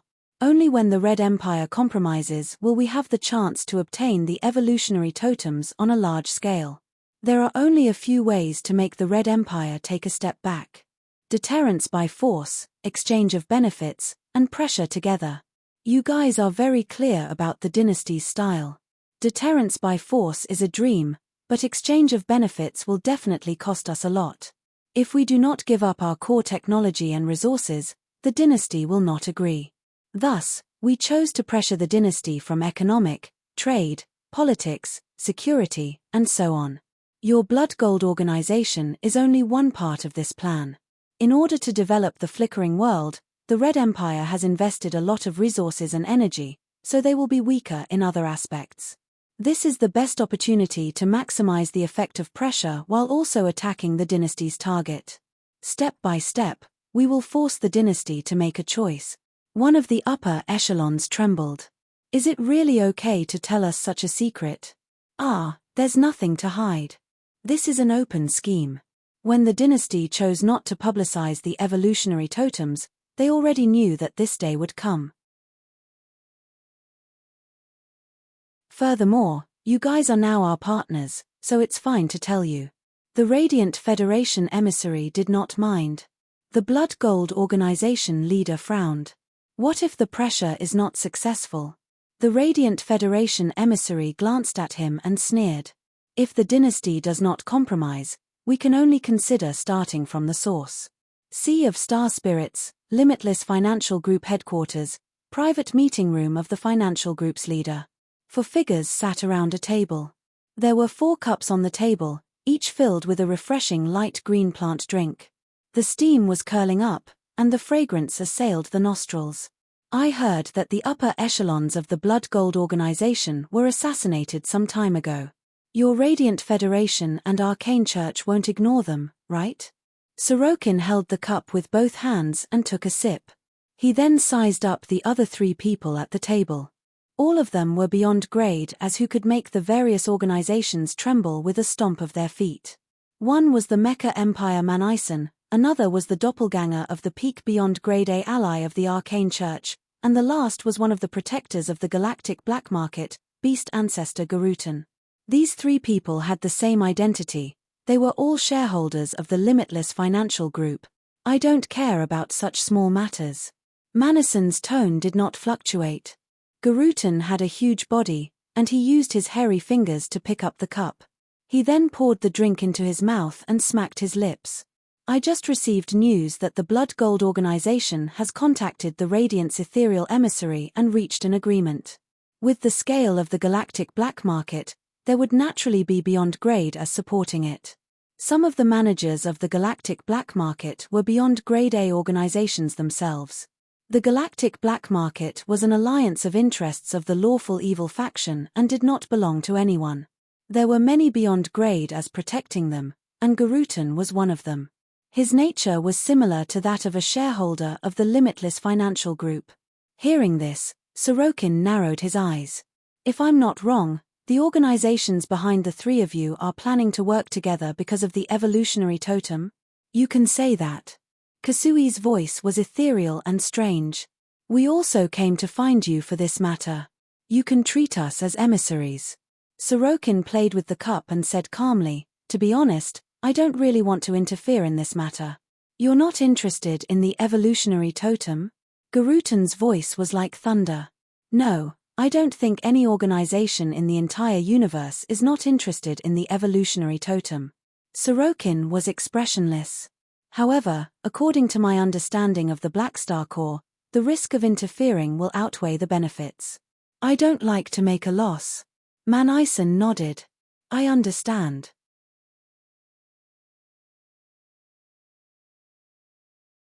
Not only do you have business with Radiant's Ethereal, but you also have business with the dynasty. You don't want to offend any party. Your Limitless Financial Group is different from the Grey organizations. You're a legal business organization protected by the law and have the capital to remain neutral. That's right. Sorokin shrugged. Haha, don't worry. We won't let you do anything overboard. Manison's mechanical body laughed, but there was no hint of a smile in his electronic voice. Oh, is there anything I can do to help?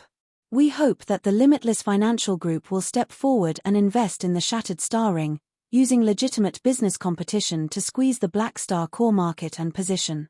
With the Limitless Financial Group's financial strength, this is a small matter. If you don't do anything to the evolutionary totem, the dynasty won't interfere with your normal business activities. Sorokin raised his brows. Why do you want me to do this? This is part of the pressure on the Red Empire. The Black Star Core opinion will affect the dynasty's attitude toward the evolutionary totem to a certain extent. Furthermore, with such a huge business, we have to let Black Star know that he won't be able to handle it alone. Of course, other than these business reasons, I also have a conflict of interest with him, Manison said calmly. Sorokin smiled. So, Your Excellency, the Mecha Empire has a conflict with Black Star. To be honest, Black Star and I. We also have some personal grudges. So, you've agreed.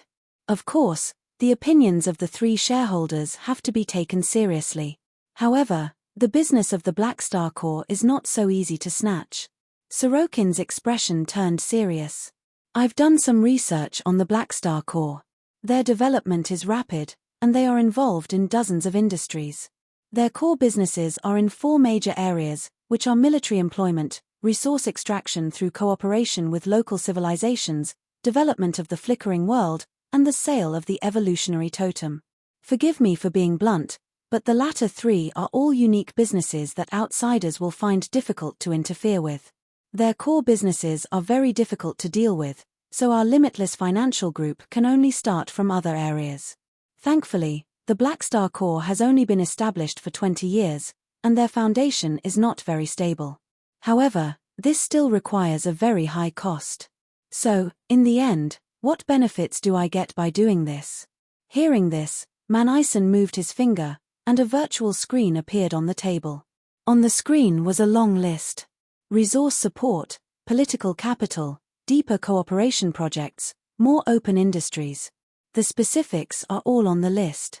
The risk you need to take is, at most, the Red Empire reducing the cooperation projects with you. However, this is the galactic era, and it is impossible for the Red Empire to completely stop all normal business cooperation with you. What you will get is a deeper business relationship with 2 universal civilizations. You believe in benefits and risks, and we believe that you will be able to make the right choice. We can give you a month to consider and give us your answer. It won't take that long. I can give you the answer now. Sorokin smiled. Sounds like a good business deal. There seems to be a bug in the server. I was stuck for a while before sending the message.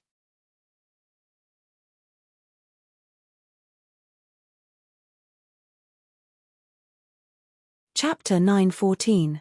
Shattered Star Ring, Black Star Corps Headquarters, Second Satellite, Number 001 Dome Training Ground. This was a training ground that was much larger than the actual combat training room and could support a larger scale battle. It was built with high-strength alloy and could withstand even stronger attacks. The structure was similar to a circular stadium, and a gigantic circular mechanical dome covered the entire battlefield. The dome used a nano-mimicry screen that could simulate the environment of the battlefield. There were transportation channels at the bottom of the training ground that were connected to the warehouse of the training mechanical soldiers. Han Xiao sat on the high platform of the domed training ground and stared down with all his attention. Lagi, Faden, Reynold, and the others were beside him, either sitting or standing, looking down at the battlefield. At this moment, an intense battle was taking place in this dome training ground. There were a few openings on the ground, and a steady stream of training mechanical soldiers crawled out. There were rangers, mechanical beasts, hovering cannons, and small hovering shield shuttles. They all had different functions, and they charged at the two figures in the middle of the battlefield. The standard of this battle was Grade D, and they were all low-grade mechanical soldiers. They used gunpowder and electromagnetic weapons, and the small-caliber cannons fired continuously. The armor-piercing high-explosive bullets blasted the alloy ground of the training ground, creating a series of loud bangs. Some of the mechanical soldiers were equipped with electromagnetic weapons, and they shot out tracers at high speed. The tracers were like light blue arcs of light, creating sparks on the ground and walls. The two figures in the middle of the battlefield were a mechanical suit warrior covered in heavy black mechanical armor, and a mage covered in a runic magic shield. They were Nero and Tomar. After learning from Reynold for a few years, Nero's mechanical force had reached Grade D, and apart from learning theory and assembly, Reynold had also arranged for him to undergo practical training. Nero was still young, and his body was still in its infancy stage. However, because he had consumed the blood of the astral spirit dragon and the life energy that Aurora had given him, his cells were extremely active, and his physique was not any weaker than an adult of the same grade.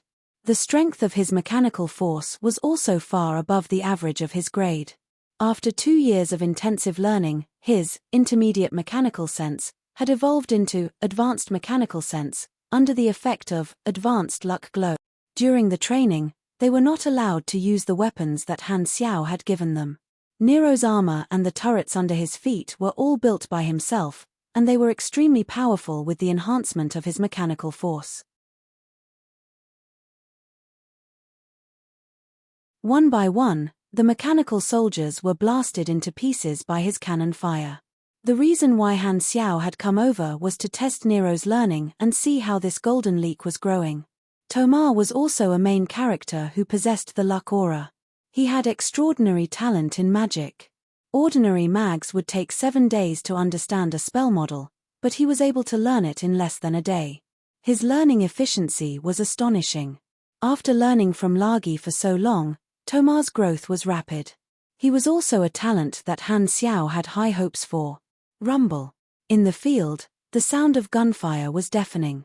In the stands, Han Xiao touched his chin and said to Reynold, who was beside him, "His mechanical ability is not bad, but his close combat skills are not that great. As soon as the mechanical beasts get close to him, he will be flustered. He still lacks experience. This is my negligence. I have been focusing on mechanical learning and neglected his close combat skills. In the future, I will increase his close combat skills," Reynold said with a serious tone. "Increase the intensity," Han Xiao said with a heavy tone. "His mechanical learning cannot fall behind either." Understood. Upon hearing this, Bennett's remote projection revealed a gratified smile. Fu Ding could not stand it anymore and said helplessly, "The weakness of a mechanic has always been close combat. Black Star, not every mechanic is like you. Don't have such high expectations." Han Xiao laughed and said, "As a person, one must have dreams. There's nothing wrong with having high expectations. He was extremely happy in his heart. Nero's mechanical sense talent had already reached the advanced level, and perfect mechanical sense was just around the corner. Thomas' improvement is also great, Han Xiao added after thinking for a while and patted Lagi's shoulder. You taught him well. But what's the use of that? One day, he stopped talking. Han Xiao's face darkened, and he covered Lagi's mouth with his hand. Not long later, Nero's ammunition ran out, and Thomas' magic reached 0. The mechanical soldiers stopped at the same time, and the combat training ended. The two of them were drenched in sweat and panted as they returned to the stands. Han Xiao nodded with a smile and praised, "Not bad." Bennett also had a look of relief on his face. "Your Excellency Blackstar has taught you well. In a few more years, I probably won't be your opponent either." Hearing the praise, Nero's face flushed red, and happiness was written all over his face. Upon seeing this, Han Xiao nodded inwardly. He had high hopes for Nero. Not only did he want to obtain perfect mechanical sense, but he also hoped that Nero would become the backbone of the new generation of the army. After a few more words of encouragement, everyone stepped onto the short-range spaceship and returned to the headquarters from the second satellite.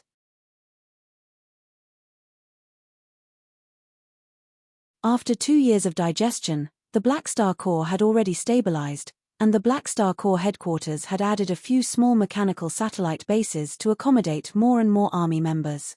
As soon as he returned to the headquarters, Sylvia came looking for him. "Teacher, many partners are asking when the Black Star Party will be held this year." Han Xiao raised his brows, thought for a while, and said, "In a few months. We can send out the invitations now." The banquet that the Black Star Corps invited partners of the Evolution Cube to hold had already been held twice, and it was becoming more and more formal. Many organizations were looking forward to this opportunity to build a relationship with a higher civilization and called it the Black Star Party. It formed a competitive relationship with Heber's Tyrant Party. The Evolution Cube did not only bring about money, but it also allowed the Black Star Corps to be involved in many different industries. The army had a strong brand, and not many people in the starfield could compete with the army. The benefits of the evolutionary totem were like a catalyst, allowing the Black Star Corps to grow like a snowball. After 2 years of digestion, the Black Star Corps industrial chain had been consolidated, and they already had the attributes of a financial group. Due to the evolutionary totem, the Black Star Corps had more and more partners, and the influence of the Black Star Party had increased tremendously. If the restrictions of the evolutionary totem were lifted, the benefits would multiply many times, but the pressure would also increase. Han Xiao was quite satisfied with the current situation. The pressure of the totem business had basically been transferred to the dynasty, and the army had avoided more than 90% of the risks. "Okay, I'll go draft the invitation immediately. By the way, there's one more thing. There's a non-partner that wishes to participate in this Black Star Party.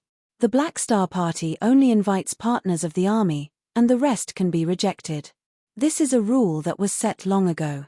Why are you still asking me? But this organization has a huge background, and it's not easy for me to make the decision. That's why I'm here to ask for your opinion." Han Xiao raised his brows and was a little interested. "Who's the other party?" "The Limitless Financial Group." Hearing this, Han Xiao's movements paused, and his eyes narrowed. His thoughts quickly turned. Sorokin's Limitless Financial Group? The two parties once had a hidden conflict. Sorokin had once sent his subsidiary organization to test the army players, but he was beaten up by Han Xiao. Now, more than 2 years had passed, and the other party suddenly wanted to participate in the Black Star Party. Who knew what their motive was? What's their reason? Han Xiao pondered. The Limitless Financial Group wishes to cooperate with the army in terms of business, saying that it's related to the flickering world. They know that after the first phase of the dynasty's development, they will divide the territory for their allies. This time, they want to discuss cooperation. I see, that makes sense. Han Xiao understood. Although the Galactic Financial Group could not be the first to share the flickering world's cake, they would definitely be involved in the subsequent construction. The profits of the new starfield were extremely high, so perhaps the Limitless Financial Group wanted to seize this opportunity. However, although this reason was reasonable, because of the previous conflict, Han Xiao was still a little wary of the Limitless Financial Group. He thought about it and said, if that's the case, then send an invitation. Since that's the case, send them an invitation. Tell them that I wish to use this opportunity to meet Sorokin. A few months later, the Pro League would be over, so Han Xiao was not afraid of the Limitless Financial Group causing any trouble. A face-to-face meeting was also beneficial for knowing the enemy. Understood, I'll take care of it. Sylvia nodded, turned around, and left the room. Retracting his gaze, Han Xiao poured himself a glass of alcohol and dealt with the backlog of chores while drinking. After a while, he took the time to open the forum. Today was the day of the first round of the international finals. The first round was between the first-ranked Rivervale and the Tomahawk Club. The number of viewers in the competition channel reached a new high. With 3 Chinese teams entering the top 8, the players in the Shattered Star Ring were extremely excited. The way they saw it, if Dynasty, Long Sky, and Rivervale all won the first round, there would be 3 Chinese teams entering the top 4. This was the greatest glory. However, at the same time, a portion of the audience who did not have high hopes for the Chinese teams did not stop. With a rebellious mentality, they could not help but mock the Chinese teams, saying that all 3 teams would probably be defeated in the first round, and none of them would enter the top 4. In the final circle, all the teams would no longer hide their trump cards, and the competition would be even more intense. Han Xiao was also quite curious about what ranking the Chinese teams would obtain this time. Recently, the Divine Beast has woken up. Brothers, please take care of him. The starting point system has been upgraded. All books will only show this chapter for the past 3 days. It will be restored after a while. Remember the mobile version of the website, M916 Advanced Mechanical Sense, a visit from the Limitless Financial Group. Page 11, bookmark for easier reading.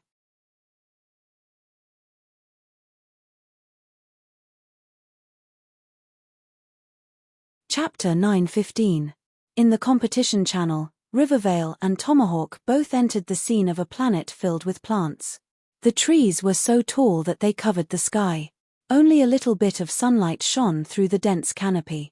The light was cut by the swaying branches, leaving light spots on the ground.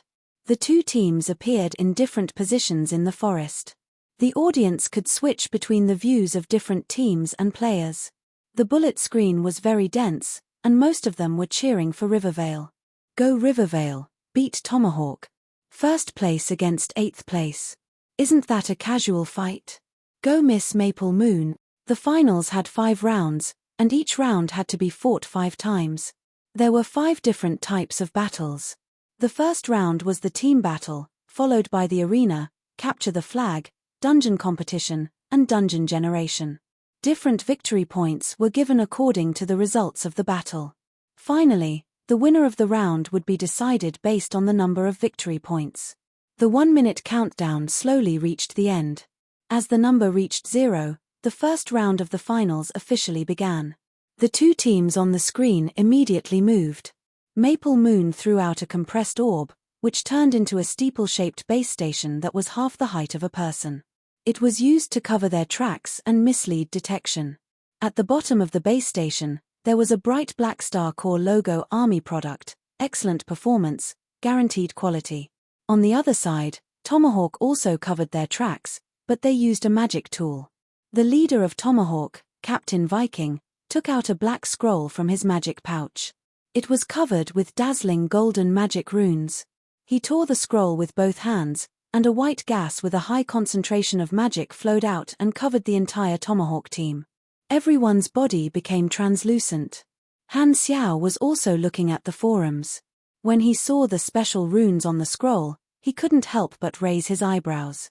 Oh, this is a supreme magic scroll? The material of this magic scroll was very rare. It could contain more powerful spells, and it had to be made by hand.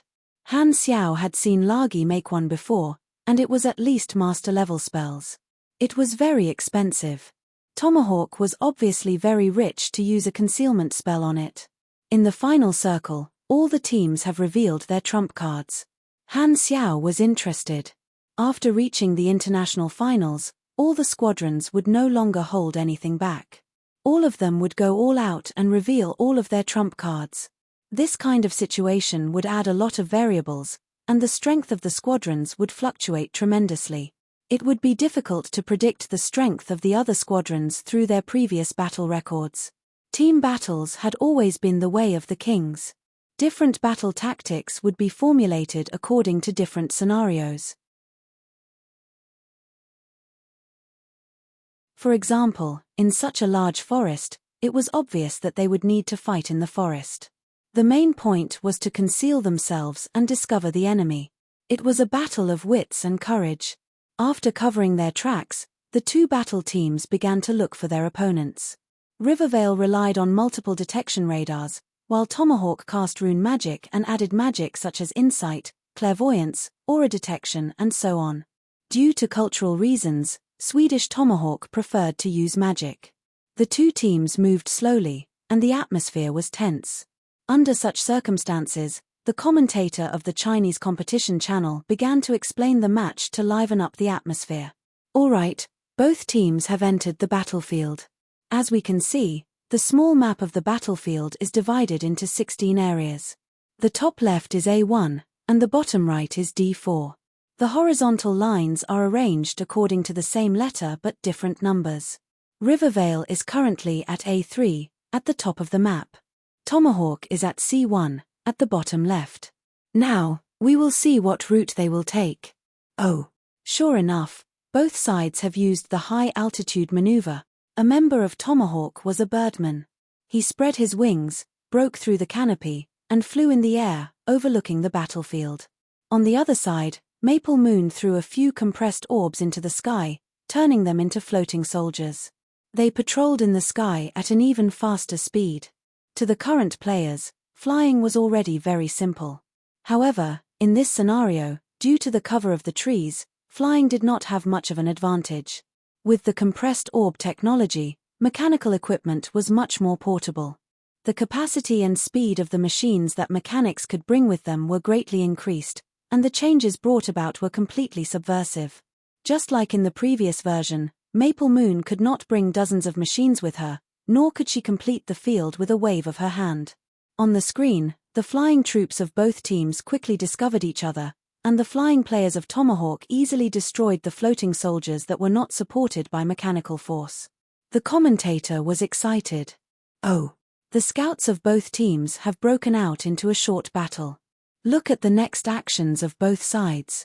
It seems like Tomahawk has adopted the strategy of sprinting, and the entire team is rushing toward the position of the scouts.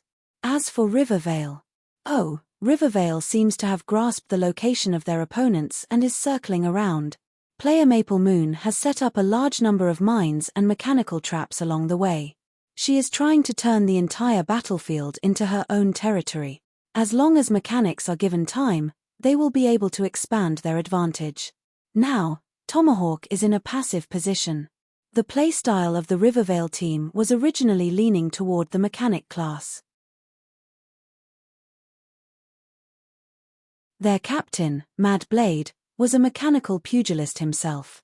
After Maple Moon joined, their playstyle became more and more cunning. The scariest thing was that not only were they good at scheming, but they were also better at shooting than you. The Tomahawk team was soon hit hard. They encountered the mines set up by Maple Moon, and they were blown up. Under the rumbling chain of explosions, the lush forest turned into a sea of fire. At the very least, in terms of scene destruction, the mechanic class was the undisputed number one.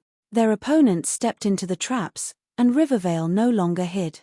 They changed their route and attacked directly. The players of Tomahawk were all equipped with mana-powered armors, but compared to the army's products, these high-quality mana-powered armors were completely inferior. Mad Blade dashed left and right, and all kinds of mechanical weapons danced in the wind. The other members cooperated well, and after sacrificing 2 people, they successfully wiped out Tomahawk and won the team battle. In the competition channel, the Chinese audience was in a good mood. Haha, I knew it. Rivervale will definitely crush Tomahawk. First place in the regular season is not given for nothing. The people of Tomahawk have experienced it. This is what it feels like to be in the version. With the addition of Miss Maple Moon, Rivervale is not just a little bit stronger. Miss Maple Moon is strong and gentle. I'm a fan now. When are you going to release a picture? Aunt Rainy Kim is already an old woman. She's not as young and beautiful as Miss Maple Moon. Sorry, I'm going to fall in love with someone else. It's not that you're not good enough. It's just that my standards are a little too high. You've forgotten about your wife now that you have a new lover. Scumbags who like the new and hate the old are just trash. Amidst the ruckus, the two teams finished their rest and began the single elimination tournament. Tomahawk sent out an ordinary player to scout ahead, while Rivervale's selection made the spectators excited. The first to go up was actually their captain, Frenzied Sword. Now that Rivervale had won the group battle, their captain was the first to fight in the arena. It was obvious that they wanted to completely suppress their opponents in terms of aura. They wouldn't let them off easily. The audience could feel Rivervale's confidence and dominance from this ranking. The commentator's tone was excited, and he spoke like a machine gun. For the first battle of the group battle, Rivervale's captain, Mad Blade, has requested to fight. Although it's a pity that he didn't make it into the top 16, he's ranked 18th in the international regular season. If he's lucky, he might be able to make it into the finals. Now, let's look at the battle situation. Oh, as expected. Mad Blade defeated his opponent effortlessly. The mechanical pugilist class has the advantages of both the mechanic class and the pugilist class. In this version where the mechanic class is strong, this class has a huge advantage. On the screen, Mad Blade adopted a tough fighting style. He did not dodge and directly attacked. He threw out compressed orbs, turned them into different mechanical traps, and controlled the opponent's position. In terms of control, mechanical pugilists were much stronger than pure pugilists. After easily closing in on his opponent, Frenzied Sword unleashed a flurry of combos. The style of combos was very different from the melee combat of pugilists.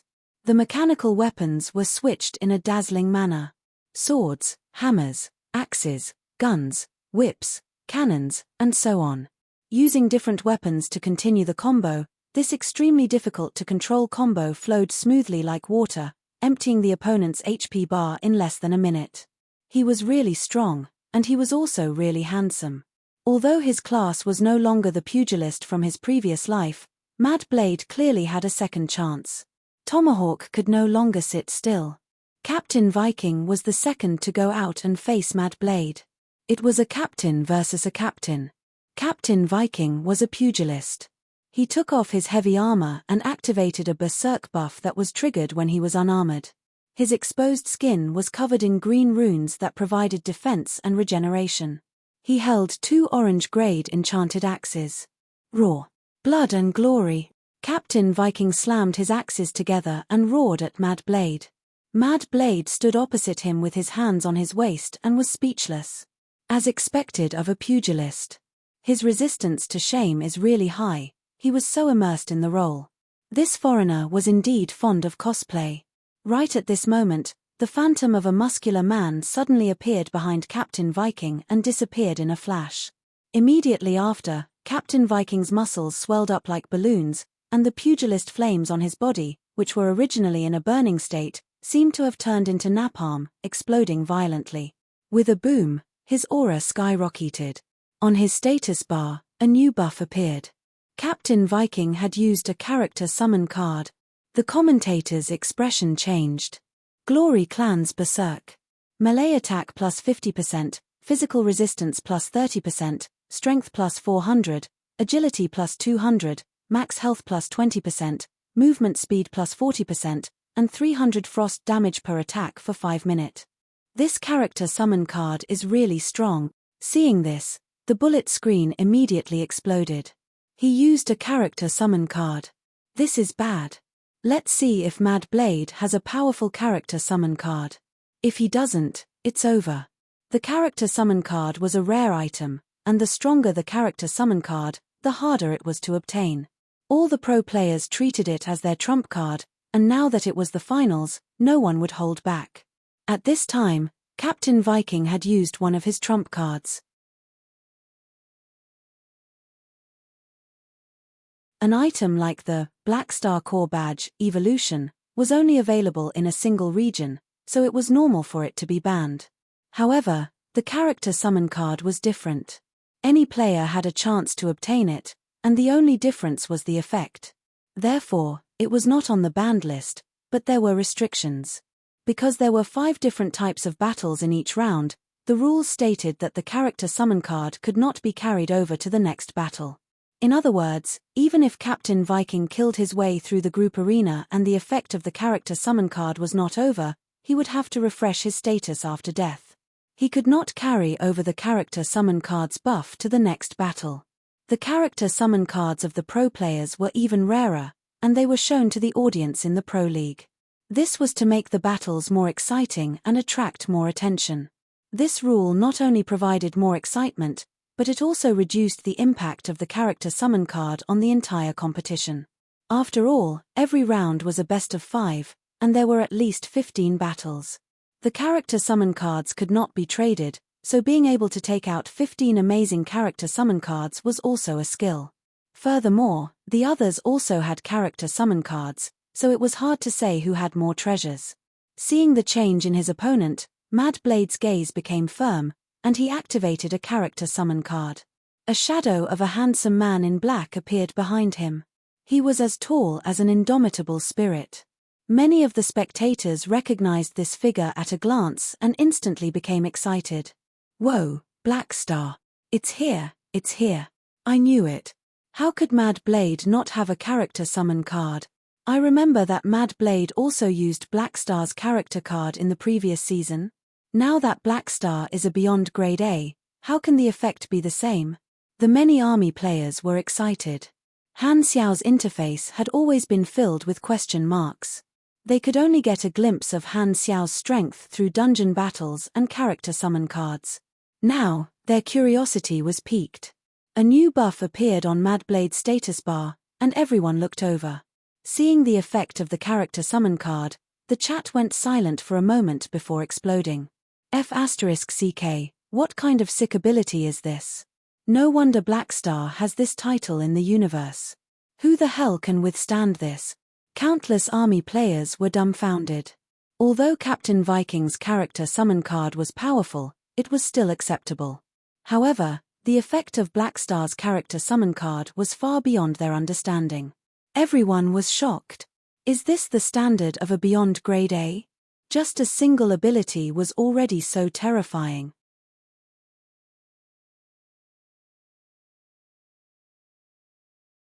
His damage output was high, he had many minions, and he was incredibly tanky. With Black Star's ability, let alone now, they would not be able to kill such a terrifying boss in the future. Why does he have